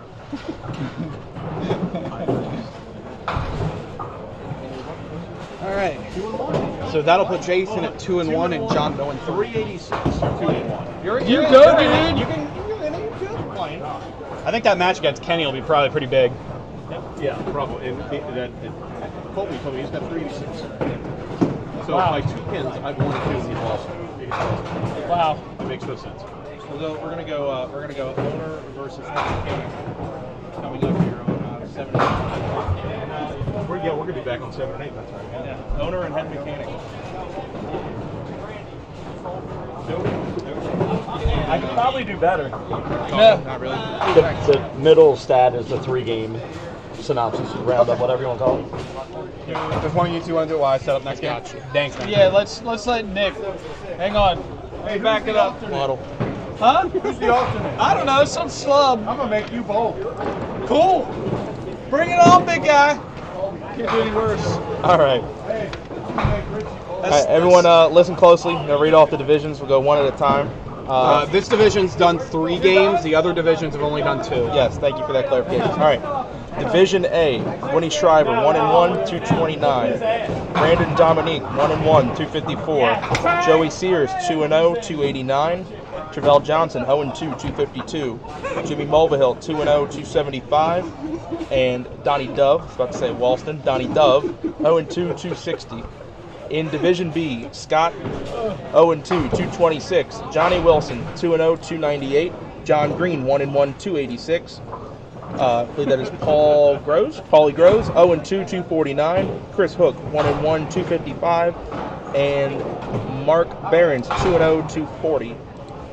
Division C, this is the division that's bowled 3 games so far. Colby D'Antonis, 0-3, 386. Jason Sauter, 2-1, 383. Chris Roth, 2-1, 388. Brian Santuccio Weaver, 3-0, 454. By far the leader. By far the leader of the division. John D'Antonis, 0-3, 376, and Kenny Harrell, 2-1, 395. So I just had both D'Antonises come up to me and said, "Hey, our backs are hurting." And Yeah, neither of them has won a game, and now they get to they get to bowl each other the last game. Perfect. yeah, Nice. so, Okay. So Division D, John Peterman, 2-0, 302. Chris Louth, 1-1, 281. Rob Yao, 0-2, 219. Wayne Matheson, 1-1, 292. Brian Ewing, 2-0, 300. I believe that's Scott Mock down there, 0-2, 270. Yeah. No, Scott Sponheimer, 0-2, 270. Division E, last division, Matt Kruger, 2-0, 307. Matt Buckingham, 1-1, 286. Walt Brooks, 0-2, 249. Wayne Lipka, 1.5 and half, 280. Steve Dreyer, 1.5 half, 307. And Mike Kowaleski, 0-2, 228. All right. Hope you got that all memorized. There'll be a quiz later. Yep. We'll probably get back to you once this group's done, and they'll be running their last game by then. Actually, we'll probably move over. We'll probably when they start up their last game, we'll move the camera over and see if we can get Lane's. got enough cord for that? Yeah. Now, thankfully, in the what I was told from Wayne department, what I was told from Wayne is that Lane 8 should be a little happier now. Happier? All Yes. Right. They did a little bit of curse words and screams and fixes. I didn't hear any gunshots. So. No, not yet. Not yet. Okay. They didn't reach that point. Gave it the Greg from Mount Airy treatment. You ever bowl in Mount Airy where Greg's in back? Yeah. You can hear him. Bang, bang, bang. Hey, I'm not gonna make too much fun of that because I've been there. We've all been there. We truly have. The nice thing is the machines at Southwest are conveniently coated with metal safety guards that you can just whack. All right, so your matchups in Division C on 7 and 8. Jason Sauter against Kenny Harrell on lanes 10 and 10. Chris Roth and John D'Antonis. 11 and 12. Brian Two Names and Colby D'Antonis. The hyphenator. Who started off with a strike? Might even get a double out of Almost. Yeah. He's clearly the top bowler of this group right now. Yeah, it's not even close for number 2. Chris looked like he threw my ball out there. Chris with another 3-letter inquiry there, like a WTF or something. He threw that like I was throwing, way right and praying I could cut it enough to bring it back. Yeah. You'll see this one every day. The 279. Makes it. And got a 10. What a third ball bowler. He's had an adventure. As much as you want to just get out the gate and score as much as possible, with the pace in this division, 10 boxes are not bad. No, they're not. 10s versus 7s are the difference makers. Chris? What the hell was that? What the hell was that? Yeah. I believe that was two Sally balls followed up by a great shot for 10. You kind of turned like you didn't really. Yeah. You turned around and expressed some. I don't want to.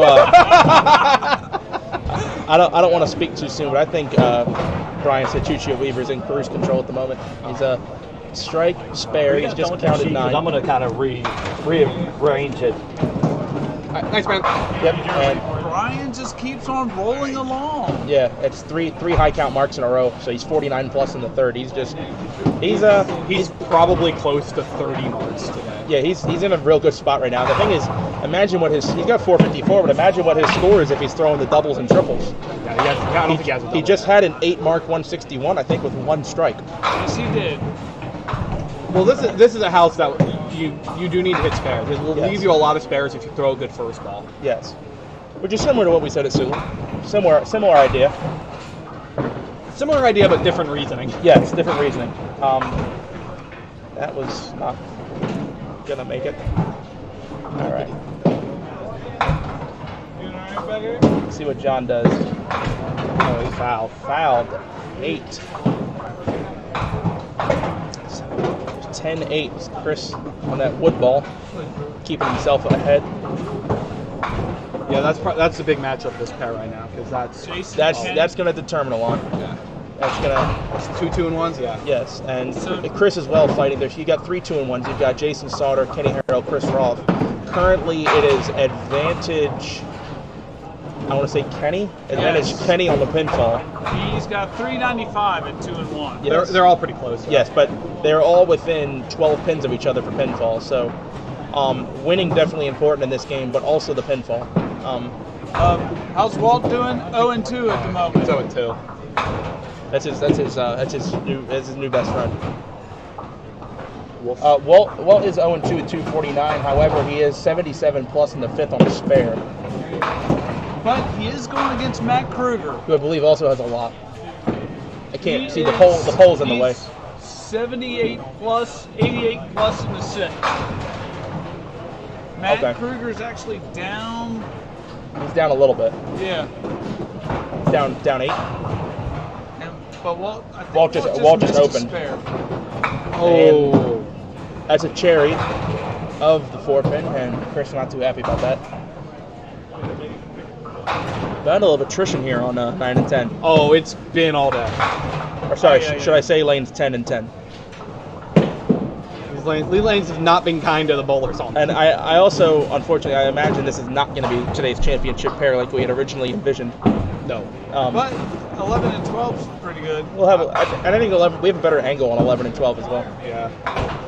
And that is another spare. Brian Santicio Weaver, a 9 make it for the 5-pin. 68 plus through 4. He's just rolling.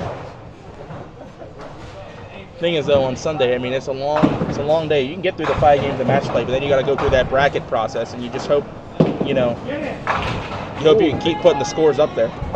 I will say the bracket for the National Pro Tour is not near as long as the Popwit. Yeah. Plus, you have less people as well. That bracket for Popwit is just brutal. It's like you're bowling 10 games in a day. Yep. And you're bowling triples pace, so you're there all day. Yeah. It's ball for ball triples pace, where this is, frame pace doubles. I think frame pace doubles is probably still faster, though. Well, you also have to consider, and I'm not being rude, but some of the POA divisions aren't going to mark as much. True. So that does add to the time a bit. It does. Hi, Rob. Not over here, no. Why would the front desk be able to do that? No, this is not. Well, the thing is, this is not the front desk. This is the Lipka commentary desk at the booth. I don't see nothing. They have a walkie-talkie they use. Hey. And another spare. Never mind, that's a 10. I lied. He missed a single, but I don't think it's going to matter. Chris trips out 4-6 for 2 pin. 2 pin single. I couldn't see. He was right in the way. Hi, Jesse. Great ball from Colby there. Solid 7-pin. Messenger not going to go. Thing is, even if Colby does win this game, Brian is going to. Let's say Brian loses, just hypothetically, Brian loses. He's at 80. I know, but he's at 87 at the half, so he's going to lose with high pinfall. Bruh. Took out my eye. I don't know what fell out. Uh-oh, what did I do? Did I do something? Killed power, I think. I killed the power. Killed the Okay, power. cool. It's going to be a reset on 12, but Colby's 71 plus in the 5th. He's not that far behind. He's making spares now. I'm saying even if Brian does lose this game, he's 3-1. There's going to be 1 or 2 other 3-1s, but he's by far going to have the highest pinfall. Matt with a strike. Hold that. So he just closed the gap on Walt. Walt's on a strike right now, but Matt just has a 2-pin lead. They're both on strikes.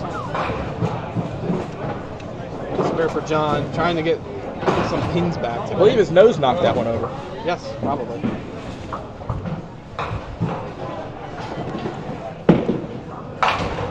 And tough break.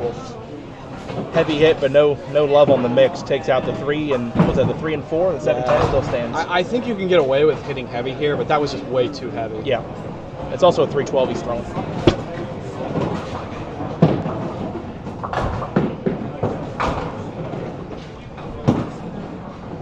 Roth shakes his head in acknowledgement. Okay. We're also, of course, keeping an eye on this match to the left between Jason and Kenny. This one's going to determine a lot about how this last game of the division goes. Currently, it is a 6-pin lead for Jason, 45-39 after 3 boxes. And Jason's up in the 4th opposite a 8-box, staring down the 3-pin. And for his next game, Kenny will have to face Chris. Oh, so that's all. Yes, just as important. Just as important, assuming, either of them get the result they want. So, I mean, if Kenny and Chris win this game, it's going to probably that'll be a win and in. It'll be a win and in, which is what we want. Sorry, am I like? No, you're fine. Like moving or something? Like leaning over. Chris had the single. Yep. That was beautiful. Yep. All right, so what was I? So Jason did bring that single in, so it's 55 plus to 47. Jason up 8 and the hit. It's up on 7 right now. That's a nice ball, Jason. Brilliant ball for 7. So what's that put his lead at? That puts him at 17 up after 4. That's not a bad spot to be in.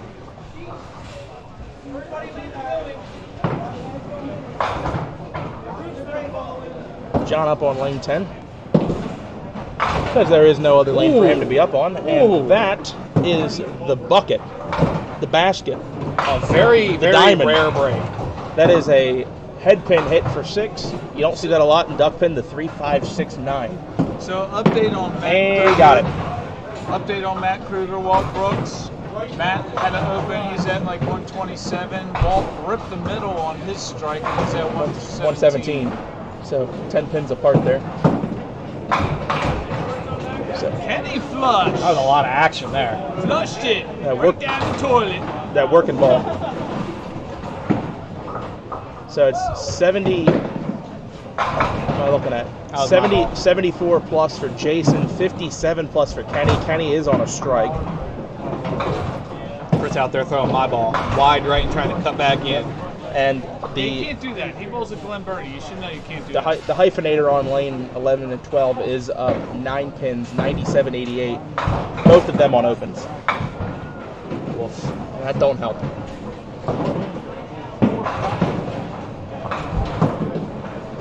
Chris obviously frustrated with that result there on that second ball because this is an important game for him.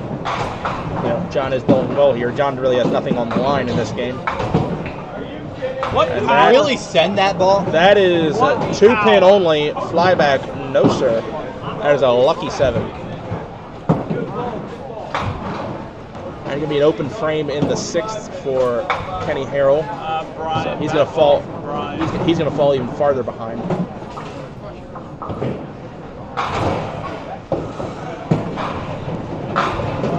And again, pinfall is always important. So it's low totals through 5 for Kenny and Chris. Kenny at 63, Chris at 54. Jason is going to be in the 80s. Make that 84 with a duster. Nice ball, Jason. So he is up 21 after 5. Strike up in the 6th, so he's got a mark going into the 6th. Sorry, mark up into the 6th, into the 7th. Yeah, pinfall always important on a men's pro tour. It is not head-to-head like the Pop Witten. It is pinfall as the tiebreaker. Good ball from John, 5-9. So John up 15 after 4. And staring down a 2-pinner. Yes, a little live action from BSW and John, kind of bantering and bickering back and forth. All right.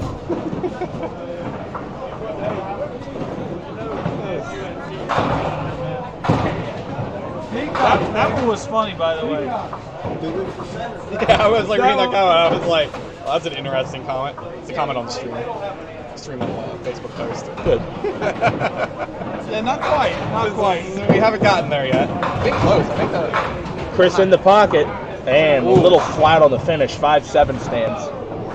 John hit that spare, right? Yes. Should be 72 plus to 54. See if Chris can kick this over. Got to We're slide. getting to the point that he might have to start making some shots like that. Yeah, or we're going to catch the double strike. He's definitely going to need something here. Jason is now writing 5 marks in a row on 7 and 8. 104 through 6 to Kenny 71, so he's up 33. That is a great spot to be in. Yeah, I don't know who Jason has to go for his last game. Probably Brian. Could be. And that would then have an impact on seeding. Yeah. Somebody want to head down to the liquor store and get me a bottle of Chuck. That was the 2 pins I take out of that, Kenny. What do you think, the 1-8? Or the 3-7. What? What, last leave of the day or what? 3-7? Yep. He ripped right. through the middle and took out the 3-7. Folks, do me a favor, rewind that one for me, because that almost makes no sense. But you know what? Fine. The shot I made that made the least sense to me, I made the 1-8-10 for a spare. I sent without using the sideboards. Wow. Sent the ball over to the 10. And punched out the 8. That's with my comments. How did you do that? Man, I got nothing. I don't even usually throw my comment when I have to. You know what? When you shoot under 1,000, that's the kind of stuff you end up pulling off. You don't pull off the singles, the 2-pinners, the doubles. You just, you make 1-8-10s. Hey, I made spare breaks. I just couldn't believe it. Yeah. Looks like Wayne was right. Lane 8 doing much better now.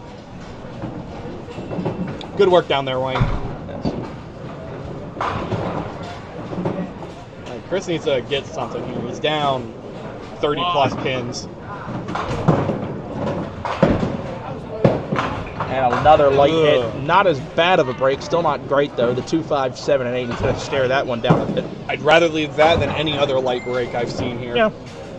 I mean, I'd rather no 8-pin, but I'd prefer that without the 8. That way you can shoot both sides. Sad. Oh, that's cool. They must be there for the travel league. What's that? They're there for the youth travel league. They've got it on the TV at Suitland. Oh, nice. Hi, Suitland. Thanks, Tommy. I know that you guys can't hear us. They don't have Talia, volume. Pagan, who else is down there? Yes, thank you all for watching. Although that means we have 1 viewer on the stream, but it's actually like 50 people. Even better. It's fine. We know you're there, and that counts. Just like and subscribe, and occasionally donate to that Ko-fi link that we have down there. Something about that Ko-fi link. Something Ko-fi link. About, equipment and such, because we don't make a living off of this. And maybe lunch. Yeah. So after 7 frames, Chris is already conceding this game. Jeez. So that's a lot he has to make up if he's going to come back. Jason's on autopilot. So, Chris, you looking for an alternate? Man, there's 3 different bowlers on these pairs looking for alternates. I believe that was a triple dribble from John D'Antonis for the 10-pin. I thought that was either 3 or 4 dribbles. Not only that, it did weird things off of bounce. Yes. Well, because the ball's not rolling into the pins, it's going to slide. It's going to take your revs off of it. And he does not bounce it in there, and he makes it. So he's up 40 and a hit going into 8. Oh, Jason, you're so good. Jason is going to go 3-1. This is the right time to get hot. Yeah, this is leading into your final game of match play and getting closer to that final bracket. This is the time to get it dialed in. Jason is 124 through 7, double 8th and 9th. Got a 200 launch? He needs the first hit. First hit and a high count spare. Kenny hit him thin, watch him spin. What a clutch ball. Kenny can punch out for 149. Unfortunately, Jason could throw 3 in the ditch and shoot 154. All right, trip out the 5 for Chris. All right, Chris. Come on. Meanwhile, on our right here. I'm going to go look at the conclusion of Walt and Matt here. Yeah. That's an interesting. Oh, that's Matt double in the 9th and 10th. Chris missed that single. Yes, he did. Let's see where this third ball goes. Could go anywhere. He's going to go with the slow roller. So Matt's and bring it back. Matt's going to take the W. Great shot. Matt's going to take the W. That's 170 over there. Nice game. And Walt with Phil is going to be in the 150s. I think Jason really loads us up in the 10th. This could be high game of the day. And that was a lovely shot. That was a good ball. The big rainbow. All you gotta do is take it out. To the right, go to look. Yep, it'll walk right back. That's a nice place for a tricky triangle. Somewhere near the middle of the lane. We've had tricky triangles today. Is this the first one?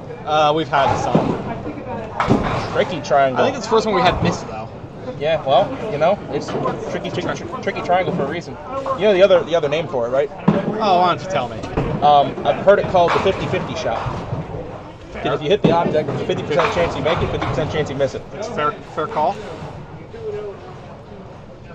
All right, looks Jason is going to beat Kenny for sure. Yes. Oh, yeah. Kenny finishing out with 127 and is not going to be in the ballpark. Looks like Brian's also going to beat Colby as well.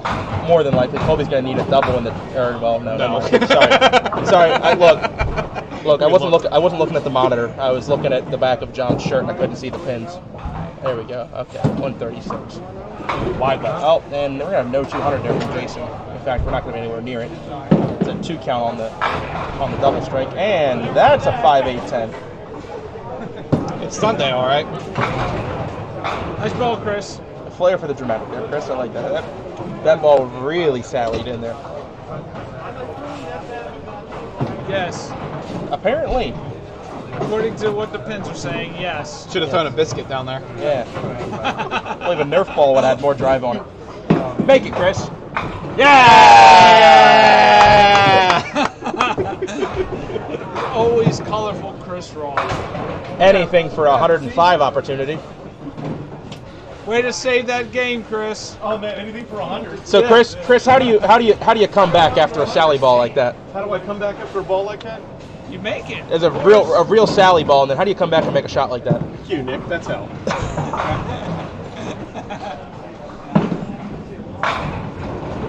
Oh, So, What holds him up? John just one dribble that time for the 10 pin. Triple dribbled for the 10 pin last time. So this 4 dribble thing's really killing me. Yeah, I Get noticed. over and kill my mechanic. It's okay. Never noticed this. Good. I hope I don't either.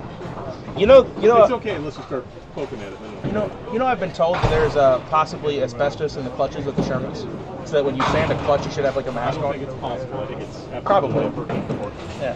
So you should probably have a mask on if you're going to sand a clutch. She definitely would. Yeah. Well, I don't know how heavily you got to be sanding a clutch to breathe a lot of it, but when we sand it on the bench, we kind of just right. Just in case. No, they just keep. I store them down there. By the way, Jason Sawyer had a good 175 game. John D'Antona's saying he has a free locker rental on the back end of lane 10. Balls are just going to hang down there. Chris finding the head pin again, and that is another mistake, hitting the head pin. Brian beat Colby, so Brian's a 4-0. He's in. Yes, Brian is in. So the question is going to be, Jason's a win in it. If he wins, he's in. If he loses, it's going to come down to pinfall between the winner of Chris Roth and Kenny. Yes. But the question is, with Jason shooting 175, We have 100. Oh yeah. Chris That's a is, lot of pins. He's going to go way. He was 2 pins behind Chris going into this game. He's now with 10. He's going 70 ahead this game. So I mean, we're going to see a big swing here in pinfall.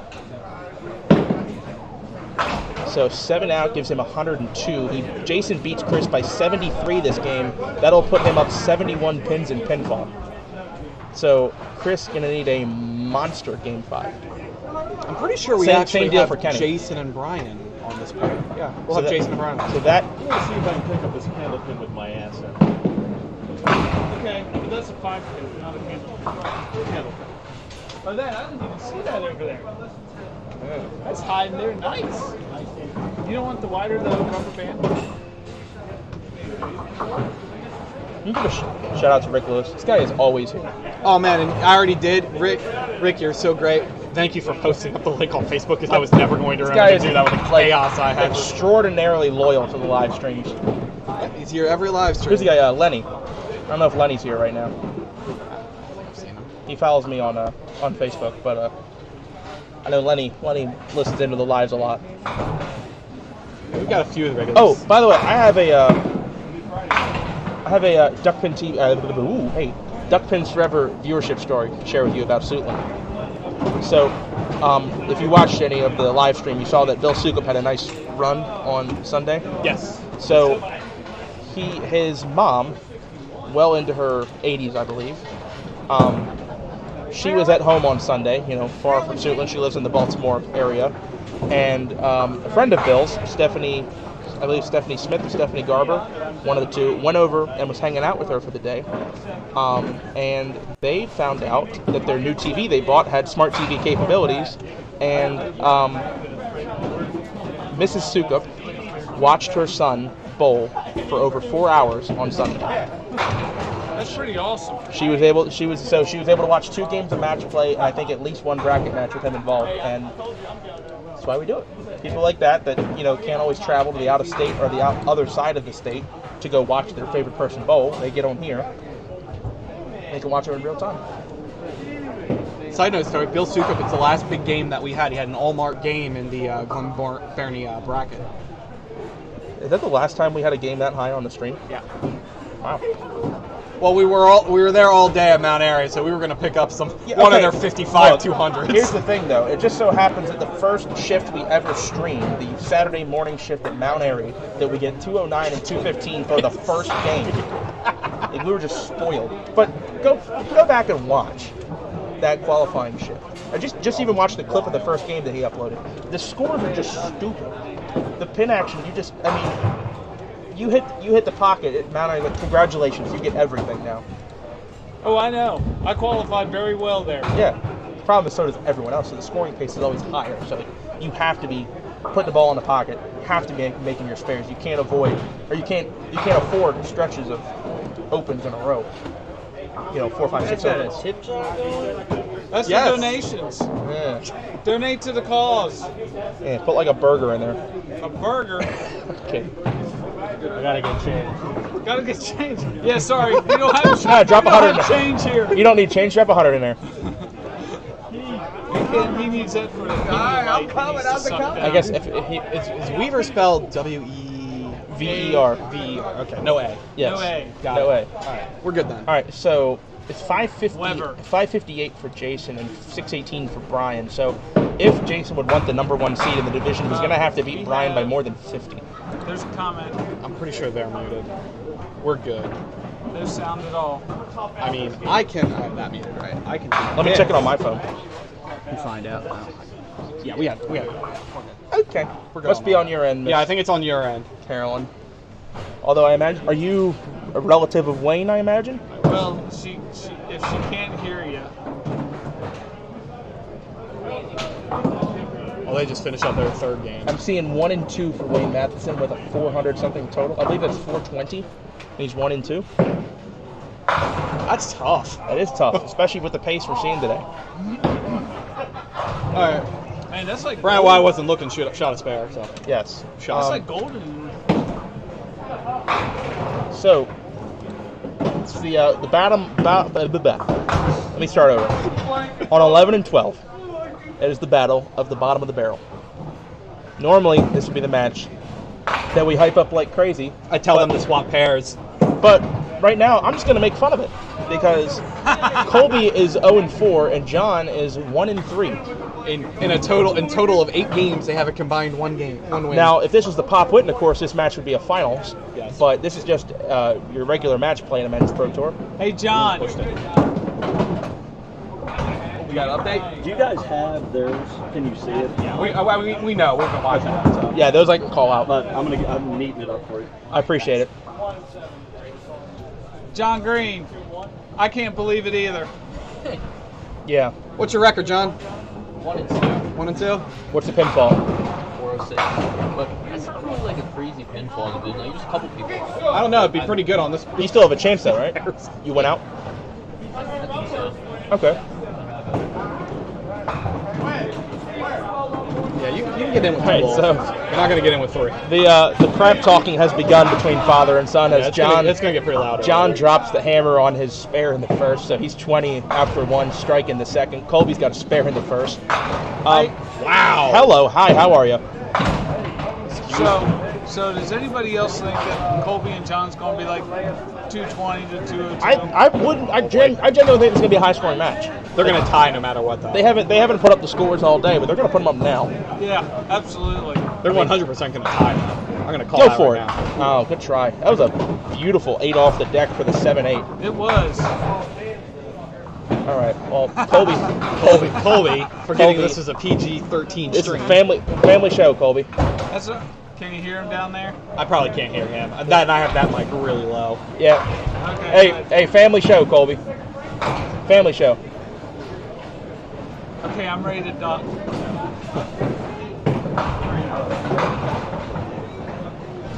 Joey, I'll protect you.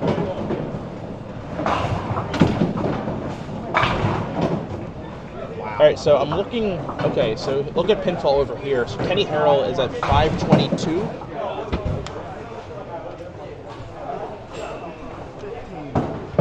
Yeah, we're just dipping in for a second. I am. Nick just got brought food. He has to take a call. He got brought food. I wish I could get service like that, but apparently I'm a nobody. I know, it's tough, isn't it? It is. It is. That's why we do this. All right, we got one fan. We have one fan. We got one fan. Colby chops on his first ball. Nice ball, Colby.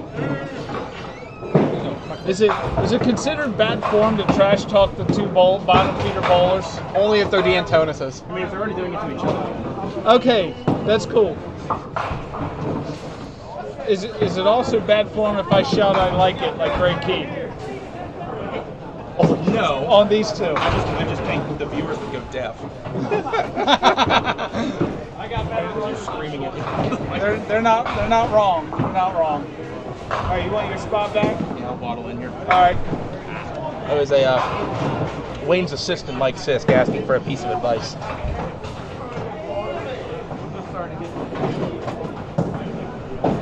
Unfortunately, Mike Sisk was unable to make the commentary cut today. However, he did make the mechanic cut.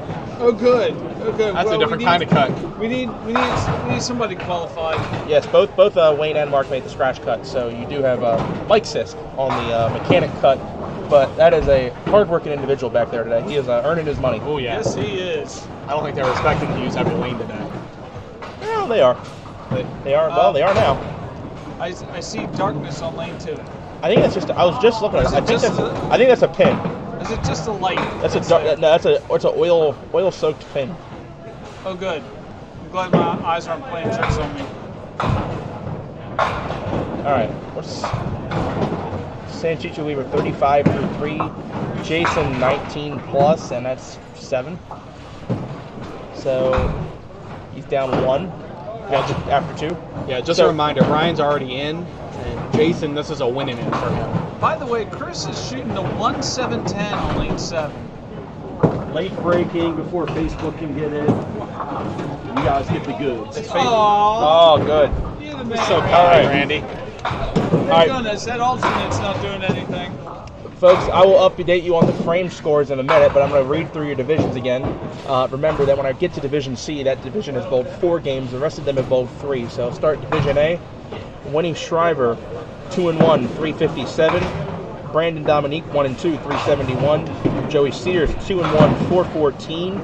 Travell Johnson, 1-2, 402. Your division leader, Jimmy Mulvihill, 3-0, 421. And Donnie Dove, 0-3, 407. Ouch. Division B. Nice I need an adult. Yeah. Oh God. Ouch. Division B. Scott Wogamuth, 1-2, 366. Johnny Wilson, 2-1, 415. He is currently your division leader. That's a very tight division. John Green, 1-2, 406. Paulie Groves, 1-2, 385. Chris Hook, 2-1, 410. He's 5 sticks behind Johnny Wilson. And Mark Behrens, 2-1, 367. That division's going to get interesting. Division C, Kenny Harrell, 2-2, 522. Chris Roth, once that hand gets out of the way, 2-2, 490. Brian Santuccio Weaver, 4-0, 618. He will be moving on.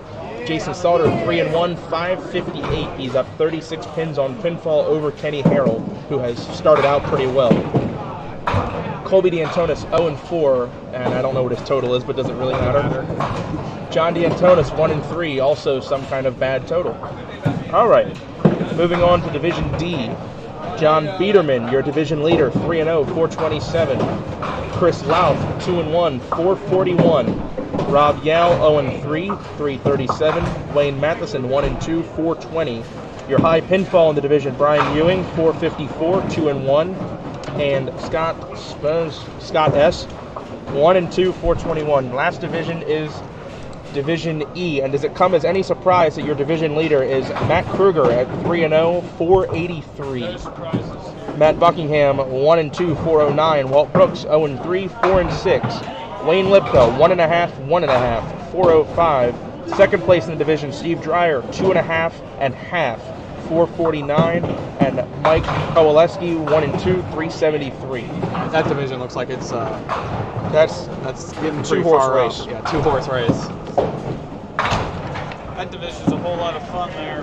All right, so Jason coming back there and dropping spare strike that gets him 56 plus through 4, and he needs that because, again, he is up 36 pins on Kenny Harrell for pinfall, and Kenny Harrell 77 in the 5th on a strike. So Kenny on a strong game here. So Jason's going to need a few marks to stay ahead on the pinfall. So that's what we've got to keep an eye on. Yeah, it is a win in, though. If he wins, it doesn't matter. Sure. But if he loses, the pinfall is going to matter. Yes. But I do want to keep an eye on that pinfall because it could become very important. Meanwhile, the exhibition here on 11 and 12, that is Papa D'Antonis 67, Baby D'Antonis 62.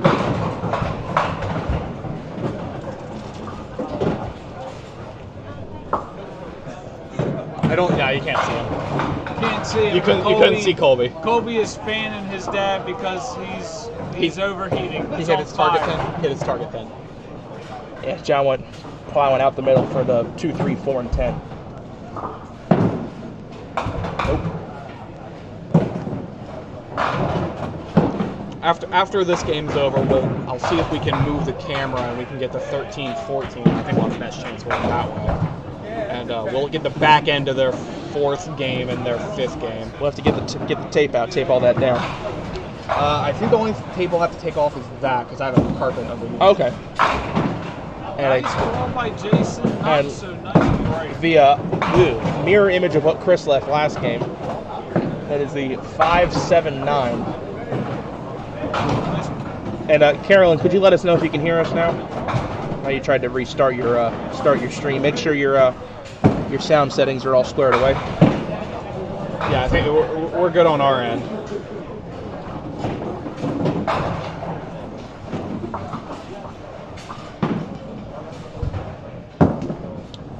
All right, Jason's going to clean up for 10. A strong half at 75. And Kenny Harrell at 84 at the half. So Kenny's pulled back 9 sticks so far, so that takes his lead from 36 down to 27.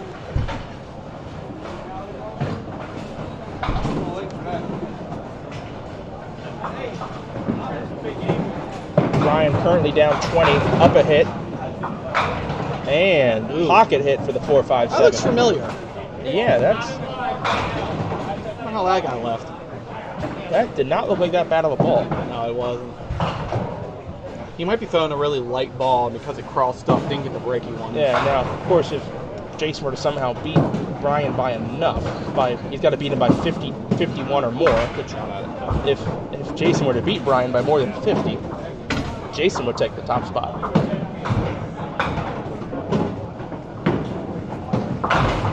And 9 out for Brian, 71 through 6. That was 7 on and 9 out. I think it's within reach, though. Yeah, it is within reach, but still a tall, or he needs now, a few strikes. Lane 10 has not been giving a lot of breaks. No, it really hasn't. Oh, Lane 9 hasn't either. There goes Lane 8.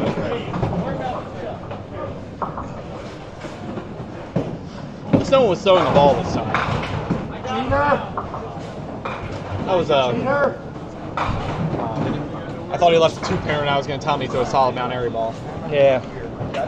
Close enough though, off the side for 7. I'm gonna keep these two together. I got the middle division there, but Sweet. I knew I was gonna cross out a lot, so that's why That's a bigger cool. sheet. Oh, looks like it's double. You know, if you're going to try to shoot that break here, that's how I shoot it. You gotta hit the other side. Gotta be on the other side. Well, normally I would agree with that, but I feel like here the angle you have to hit, if you try to hit the pocket, Right. you just can't carry the back of it. I feel like if you shoot it outside, you have a much better angle to shoot at. And this would be the only place where the way the pins have fallen that I would see that. Right. All right, so we're 83-71 in favor of Jason Sauter. Jason's up 12. Again, he needs to win by 51 or more to take over top seed.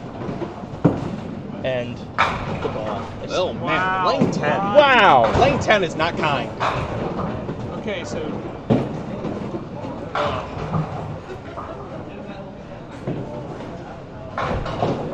5, 10. so it is nice to say that we're not going to be using 7 and 8 or 9 and 10 for the bracket round.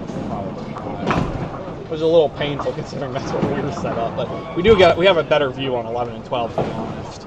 They're both ball 11 and 12. And Brian, unfortunately, to his disgust, cleaning up for 10. That's a good ball, Brian. I swear it's a good ball. Lane 10 has been a disaster. It's every ball.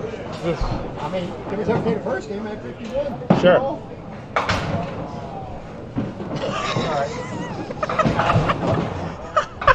So Colby a little animated. If you all just He caught loves this that, John D'Antonis cut out the 2-8, but what you all don't see is Colby is jumping in the air in the concourse, celebrating the 2 count from his father.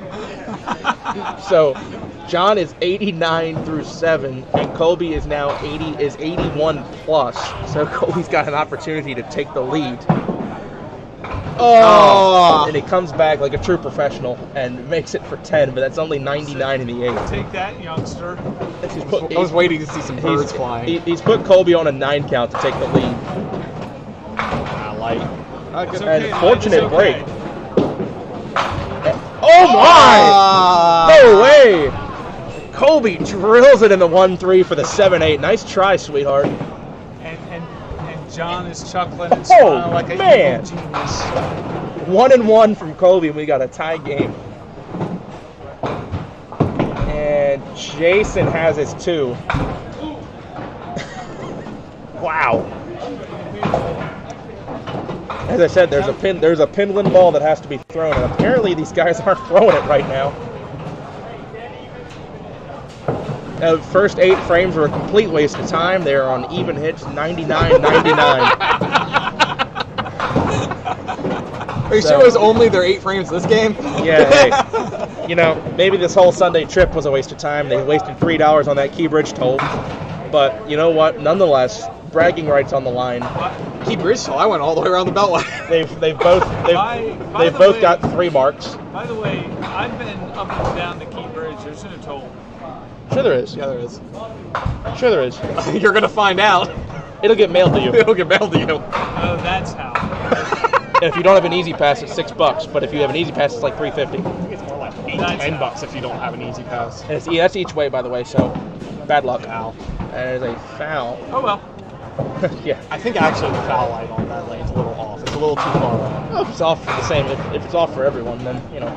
So if you guys are thinking about moving, we were gonna try 13. The better scores are down here, but the more intriguing divisions are down here. Yeah, that's because these divisions are nip and tuck, and I'm not sure I can get that down there. Okay. Down there though. I know I can get it down to 13, 14. Okay. We'll see. But you're right. I'm just saying, if Kruger wins down here, It's a lock. Yeah, If Steve wins, it's a lock.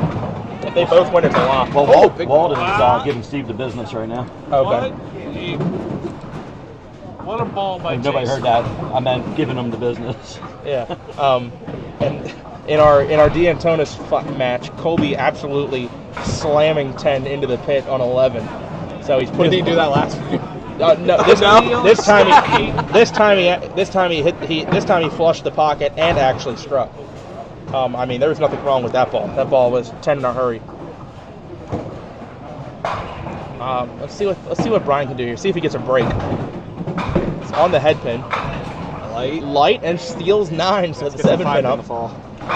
That's the way to adjust. John got a mark, and that's going to be hard to do. That's a nice little Walkersville break if I've ever seen one. Yep, that is a very light 1-3 pocket hit for 5. That is a Walkersville special. See if Brian can bring this in. No. Dove left at the end. There's a little more grip on these lanes than I think people give credit for. Yeah. Well, there isn't up in the front, but there is in the back. All right, 100 through 9 for I think the hyphenator. Also, your balls, if you bowl a lot of games, come back with a lot of dirt and grime. I think it actually grips you hard. Yeah. You've got grit on the ball. This house in Glen Burnie probably the only 2 houses. I know. We're hyping it up, Colby. We're hyping it up. He's jumping up. Got a nice thug finals over there. He's going for his first win. It might be first to 120 wins. I don't know. Jason, that throws that ball out in the ocean. He needed that.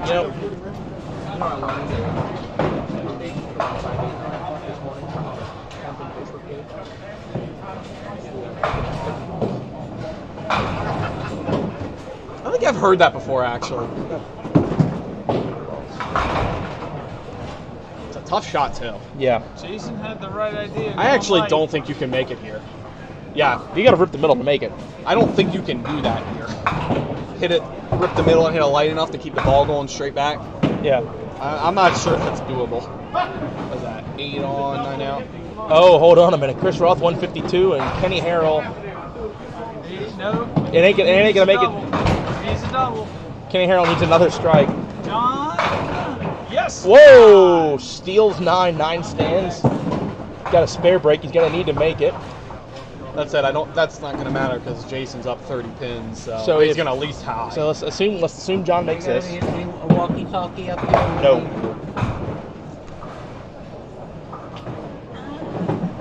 John with the clutch spare. All right. So let's say John strikes on this ball. He shoots 128.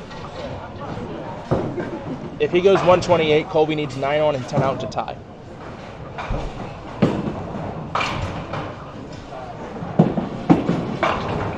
And that's a 7-8. So John finishing out 126. Colby will need a 9 count.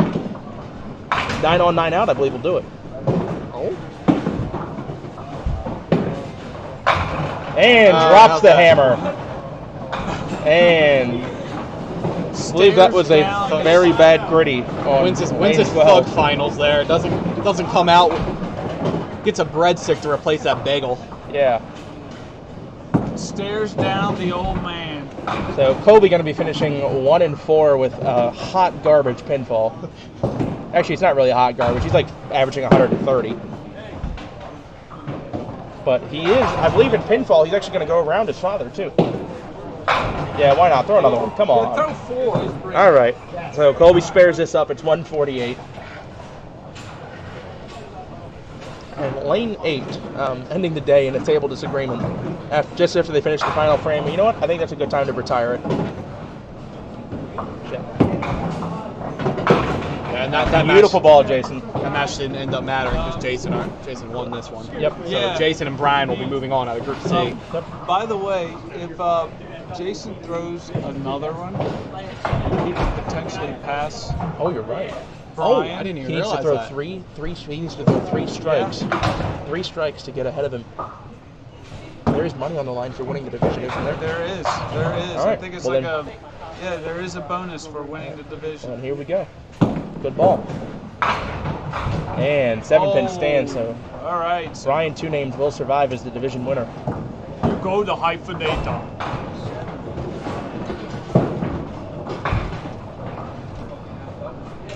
All right, 1 to divisions in the books. All the other divisions are still in their fourth game. That got nice and close there at the end, with Brian going 0 for 5 in the second half and Jason going 4 for 3 in his last 4. So 150 to 109. So Brian wins the division by 9 points. Yeah. All right, I'm gonna let you guys talk while I try to move the camera over. I'm trying to figure out where I can put it. I'm gonna put it right on Matt Buckingham's face. I think. Oh, you know what? We did the math wrong. They were 60 pins apart, not 50. You needed 18. Huh? Yeah, you were 6. We were thinking you were 50 pins apart. You were 60 apart. It wouldn't have mattered. Well, if he had a triple. It's 160. He only beats him by 51. He needed to beat him by 61. Yep, you're right. Whoops. Sorry, guys. All right. I consider the ring 2 an accomplishment. I would. That is. That is. Third place in group. You know, what did I do? Did I beat my mechanic? Yes, I did. All right. What do I want to move? So what's the final pair going to be now? 11, 12. So Walt Brooks is currently on an all-mark game. Through 6, he has 1 strike and 5 spares, 95 plus.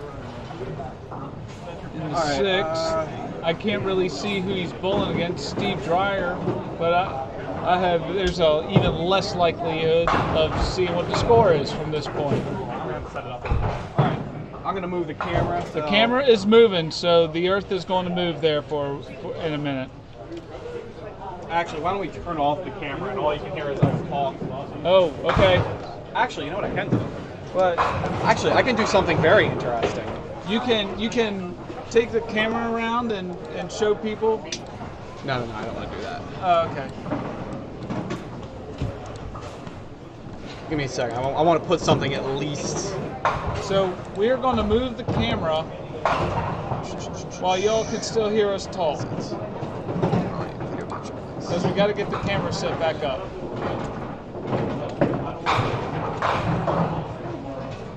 Caps lock. I don't care. Oh boy. There you go. I got your color. And we get a boost shot. It's just all head. The whole thing is head.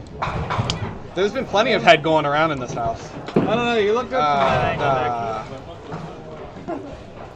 Yeah, very distinctive. Do all head. All head. All head, nothing else. You can move that if you want. Oh no, that's good right there. They're gonna love this. If this doesn't get them to donate, I don't know what will. I don't know what will either. See, look, you sent my wife scrambling. There she is. There. Yeah. Ow! What was that for? So let's see here. Walt Brooks is all marked for the 6. Oh, we just left it open. Right. But 121 in the 7th ain't bad. So Steve was telling me that he tore a ligament in his hand. Really? Yes. He's still bowling with it. He is still bowling with it because at this point he got it all checked out and said that the ligament won't do any more damage. And he's not going to, it's just not going to get any better, not going to get any worse. So he's like, I can deal with pain.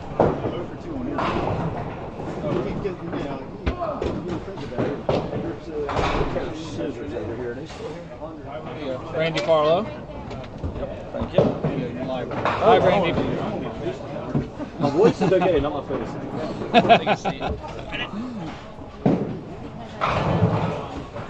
All right, who else do we got over there?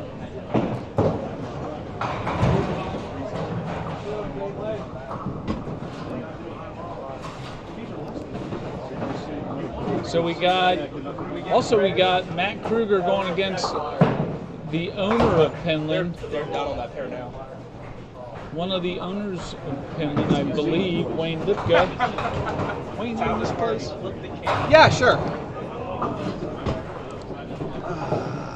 Oh, he's going to flip the script. Yeah, Thomas Harvey does not want to look at me. Oh, wow, I nailed it.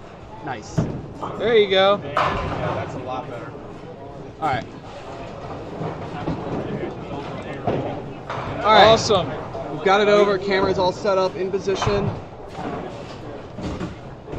Can you angle it anymore, or is it just like that? Like You're gonna have to call me how to angle, but I think that's probably the best because everything's tilted. Everything is tilted. I see by the way that the camera is shaking. Yeah, Randy's working on it. Wow, that is an impressive little thing they got going on there. Holy cow! I'm gonna get Manny Bento. What are they doing? Get my tape. They're covering the cord from the camera to the. Oh, perfect. Yeah, it with like a really Crab paper. crab paper. That's a Baltimore staple right there. Where the crabs at? Oh, we're going to use that later. Don't you think that's going to go to waste? Absolutely.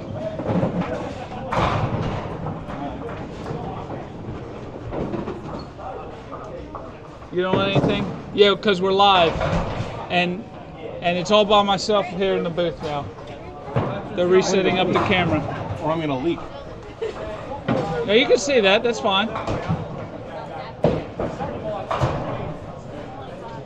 See, how are we doing over here to my left? What's that?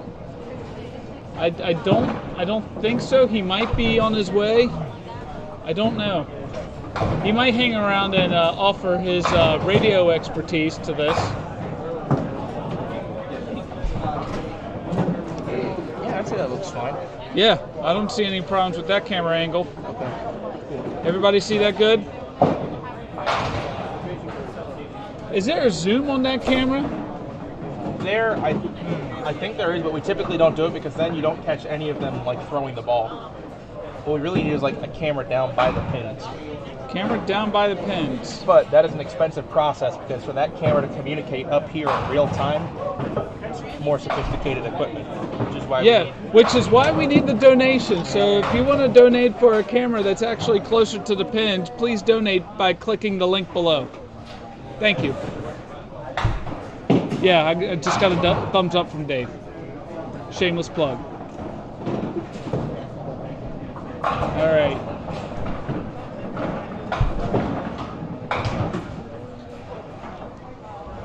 So, how's everything else going on?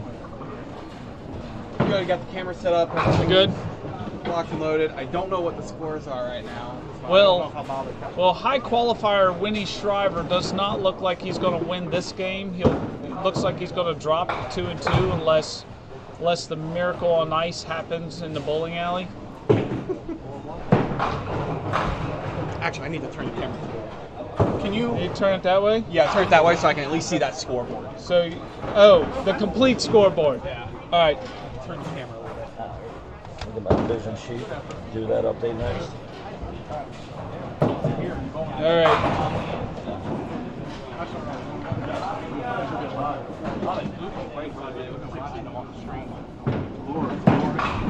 Let me know, Jeff. I will.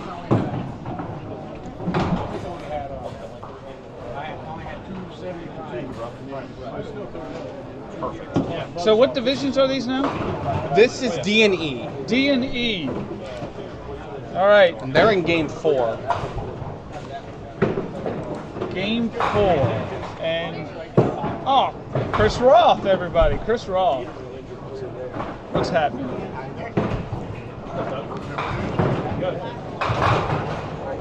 Chris Lau just dropped 10. I'd like to give you some drunk commentary. Give me about 10 minutes. 10 minutes? Gotcha. Give you some nice drunk commentary. I'd like to let you know how I feel about this. Okay. Maybe we shouldn't do that. To let you know my honest feelings on this. I was talking about the John. Oh, yes. Yeah, when the next game starts up, I'll put up a new scoreboard because I'll know what the scores are. Because I cannot see through the pole, see the score on the right side. Yeah, that's a bit of a challenge there. That is a bit of a challenge. Did we lose internet? No? I don't turn on lane 10 so my ball can come back. You know what you're doing. And Walt Brooks emphatically celebrates a strike. Thanks for a double. Double, yes. Walt can shoot 200. Walt needs strike 9 spare for 200. What are we talking about? What? I'm confused. And if anybody can shoot 200 here, it's Walt Brooks. We still have internet. We're still streaming. I lost my score sheet. You lost your score sheet. Yeah, because it runs off the internet. Yeah, I have to run it off the internet. Nothing like Excel costs nothing money. nothing like the Fed match at Southwest, where they had just enough internet to use the ATM router to run the scoreboard. Bro, that was like a dial-up modem speed. Yeah. Oh, is it? No, is it? Matt Buckingham missed. Brian, you good? Missed the two finger.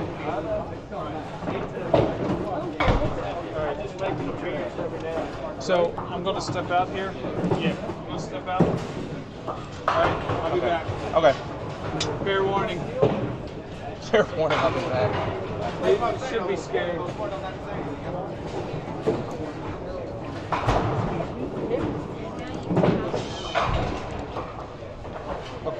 That's bad.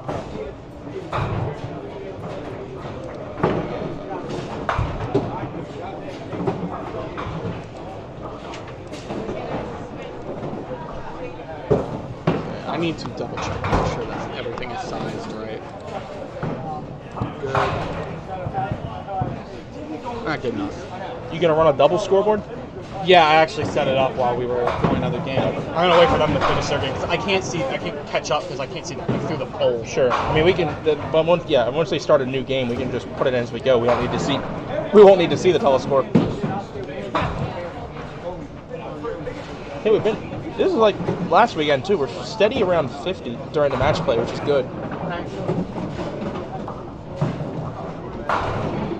Yeah, had I brought my computer, I think we probably would be higher because I'd have everything set up better, and I would have remembered to do things like post up on Facebook, post up on Reddit. Oh yeah, are we? I should probably do that. We're on Facebook. Right, but let's do more. I can get it on like 10-pin Facebook and all that.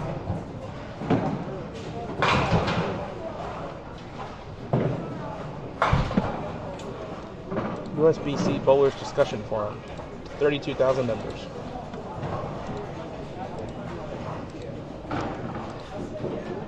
Small Ball Sunday. Alright.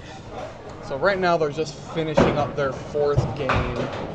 What's that? Chris Roth versus Scott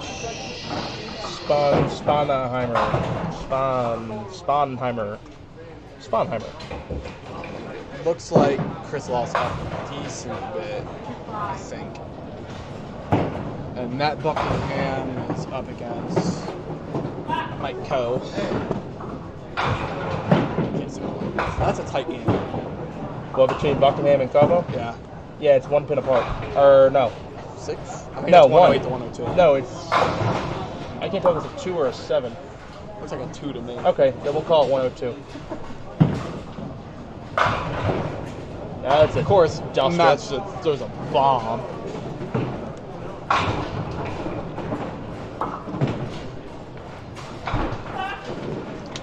Oh man, my pick Scott's having a rough out there today. Looks like he might win this game though.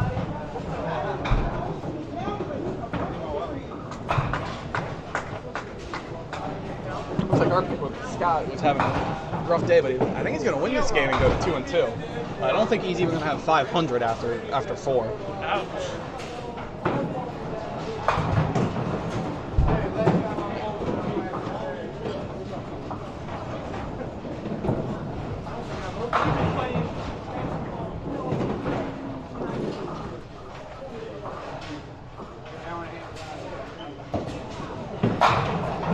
Mike went open. I think he ripped the head pin and then picked off. Go say something real quick. Keep it PG-13. No F-bombs. Be nice. Hey y'all, went 1-4, but I beat my dad today. It's like winning the star. Did you have him in set? Yep, I threw that double in the 10th to beat him. Yep. Extra $25. You know what that gets me? Extra $25? Gets me, I can buy Nick's dinner at Taco Bell tomorrow. That's just his Yes. alone. Yes. Now, how does it feel? Tell you what, you can speak for your father. How does your father feel finishing second place yet again? I don't know. To his son. I don't know. He's probably going to go home and take a bath with a toaster or something. I don't know. Is that PG-13? Yeah. That's good enough. That's good So enough. what did it, after a garbage start, what did it take to come back and beat your father? Dig deep.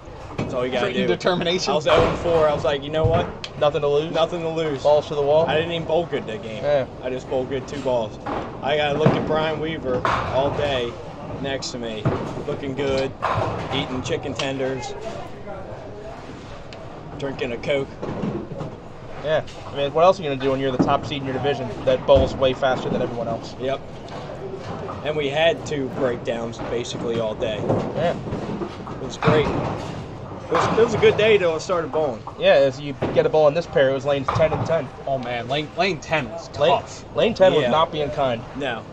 I imagine lane 9 is probably the better scoring of the 2, and it's just the one that didn't work. But you know what they say? Oh, there's a camera there? I didn't know that. For their, yeah. Stuns on. So what happened to you Friday night? I didn't think we were going to talk about that on the broadcast. I don't know why you're laughing.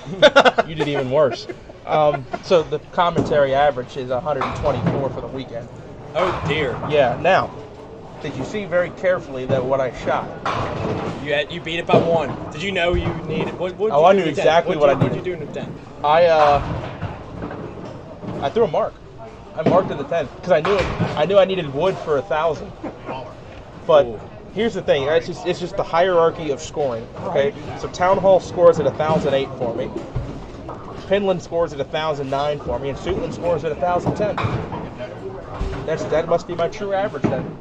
Down there at 126. 126. I get that on Monday nights from you. No, you don't. You get 140. You get the 140, Nick. You should be very thankful. Somehow I do. Go ask Jason what he gets from me on Wednesdays. He gets 134, 135, Nick. Even though I'm averaging higher this year at Glen Burnie than I am at Dundalk by 4 points. I have a 138 at Glen Burnie and a 134 at Dundalk. Yeah. Glen Burnie Makes about as much sense as my 36 But I'm at saying Walker's normally Cup. for people in that league, it's the opposite, Right. or it's at least a lot closer than that. As long as you can trust your slide at Glen Burnie, the score is great. Let me stick. I grew up there running to the line on Saturday mornings. I don't know how he does it, guys, because it's a lot of weight to stop. You know, this left knee is just incredibly well built. It Got to is. thank Becky and Tom for a job well done. Becky, Nate. Actually, you know what? They might even be watching right now. So, hi, Mom. Hi, Dad. Mom, if you can figure out how to leave a comment, please do. I know you struggled with that the last time. Or just send me a text. All right, I might make my way back around during the bracket match. Okay. Thank you for being PG-13 this time. Of course. I told Dave that was a mistake last time. That was just in the heat of the moment. You're getting better, man. Oh, thanks. Did I tell you what? I got the message from Thomas Harvey. They're going to Travel League of Suitland.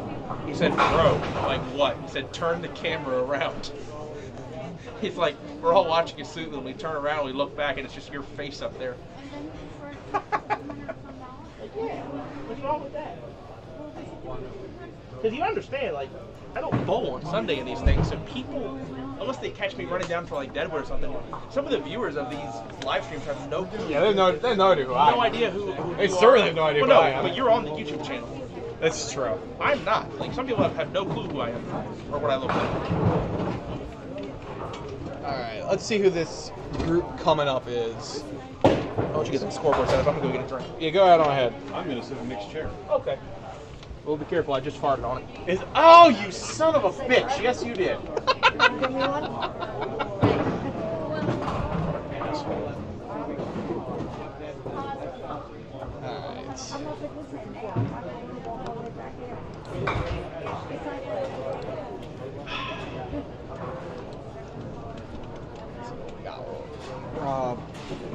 Oh, that's not how I spell it.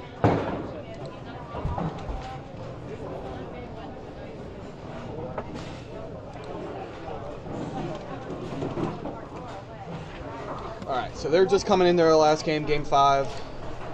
I am trying to get this set. Yeah, it's live. I wasn't sure. Yeah, we moved the camera, so the camera's over on 13-14 now. Wherever you go live for the final, I may be able to Facebook also. That's just fair. Because I got 5,000 friends. And some of them don't go to YouTube. I'm doing this. Can you imagine if I actually did this on Twitch? An actually good format for streaming? Nobody would find this.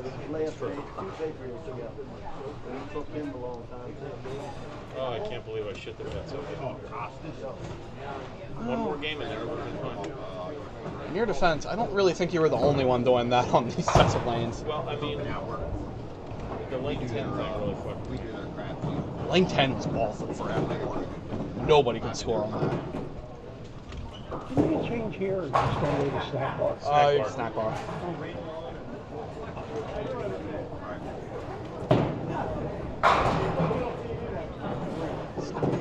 Alright, so Scott is 1-3. Mike is also 1-3. Oh, I have this mixed.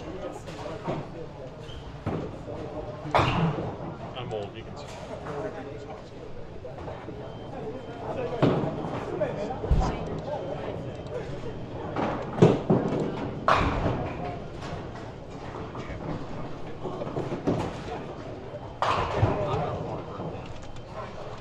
Yeah, call me out on scores while I'm setting this up. As you can see. Yes, you did. All right. I'm not seeing any scores yet. They just started. That was first Yep. round. Mike is 1-3. Oh, you need pinfalls? I don't care about pinfalls. Okay, 1-3. Scott 1-3. Rob 0-4. And Walt 1-3. Great. Oh, okay. Great. So who won this? So I guess the other who won these groups? Not them. We'll call this an exhibition game then. The scoreboard isn't live yet, is it? No. And he said Walt was 1-3? Yes. That's what we're doing right now. They can probably hear you if you say hello.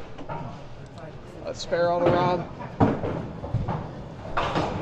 Oh no, no one's putting the score in. Okay. Hello. There you go. That's an 8 for Scott. And a spare for Rob. And strike for Mike. That was a great ball. Messenger 10.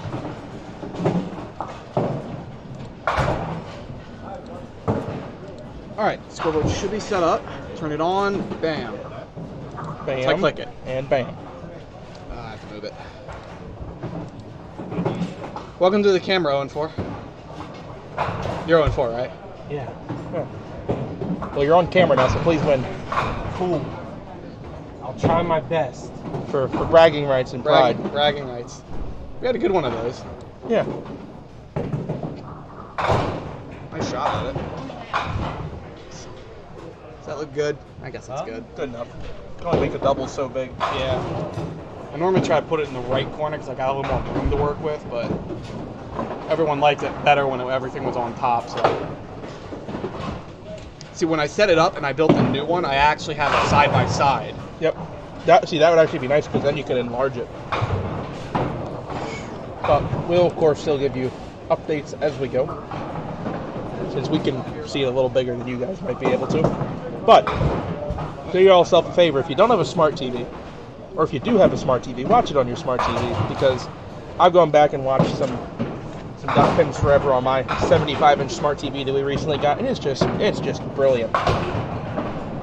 Especially those Pro League matches. Get on there and watch those Pro League matches. I think there's a big match this week, isn't there? There is a big one coming up.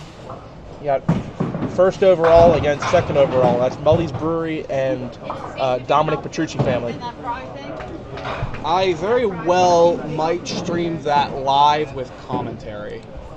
Like when you upload it? Yeah. No, I mean actually like stream it so if people want to chat, they can chat.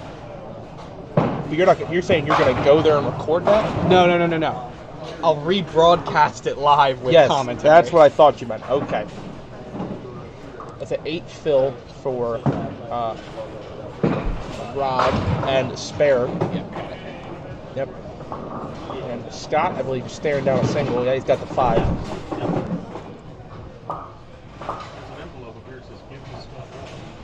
Oh, Chris. I gave them the breaking news now if you want to put out the official game 4. And the bottom is... Oh, I didn't even realize that's what you were handing me. Turn around. Hold it. Straight up. Need a blue backdrop. Big ball from Walt. So that's after 4, and then your division is complete as down there. Okay, thank you. So from the treatment point of view, you got Johnny 3-1 and 4-2-2's here. And then you got Biederman, who's 4-0, bowling Brian Ewing. Pinfall. But Chris Louth is 3-1, so if Biederman loses, But he's got lower pinfall. he could be out. Yep. Okay, wow. So there's your treatment. Okay. Let's keep up on that.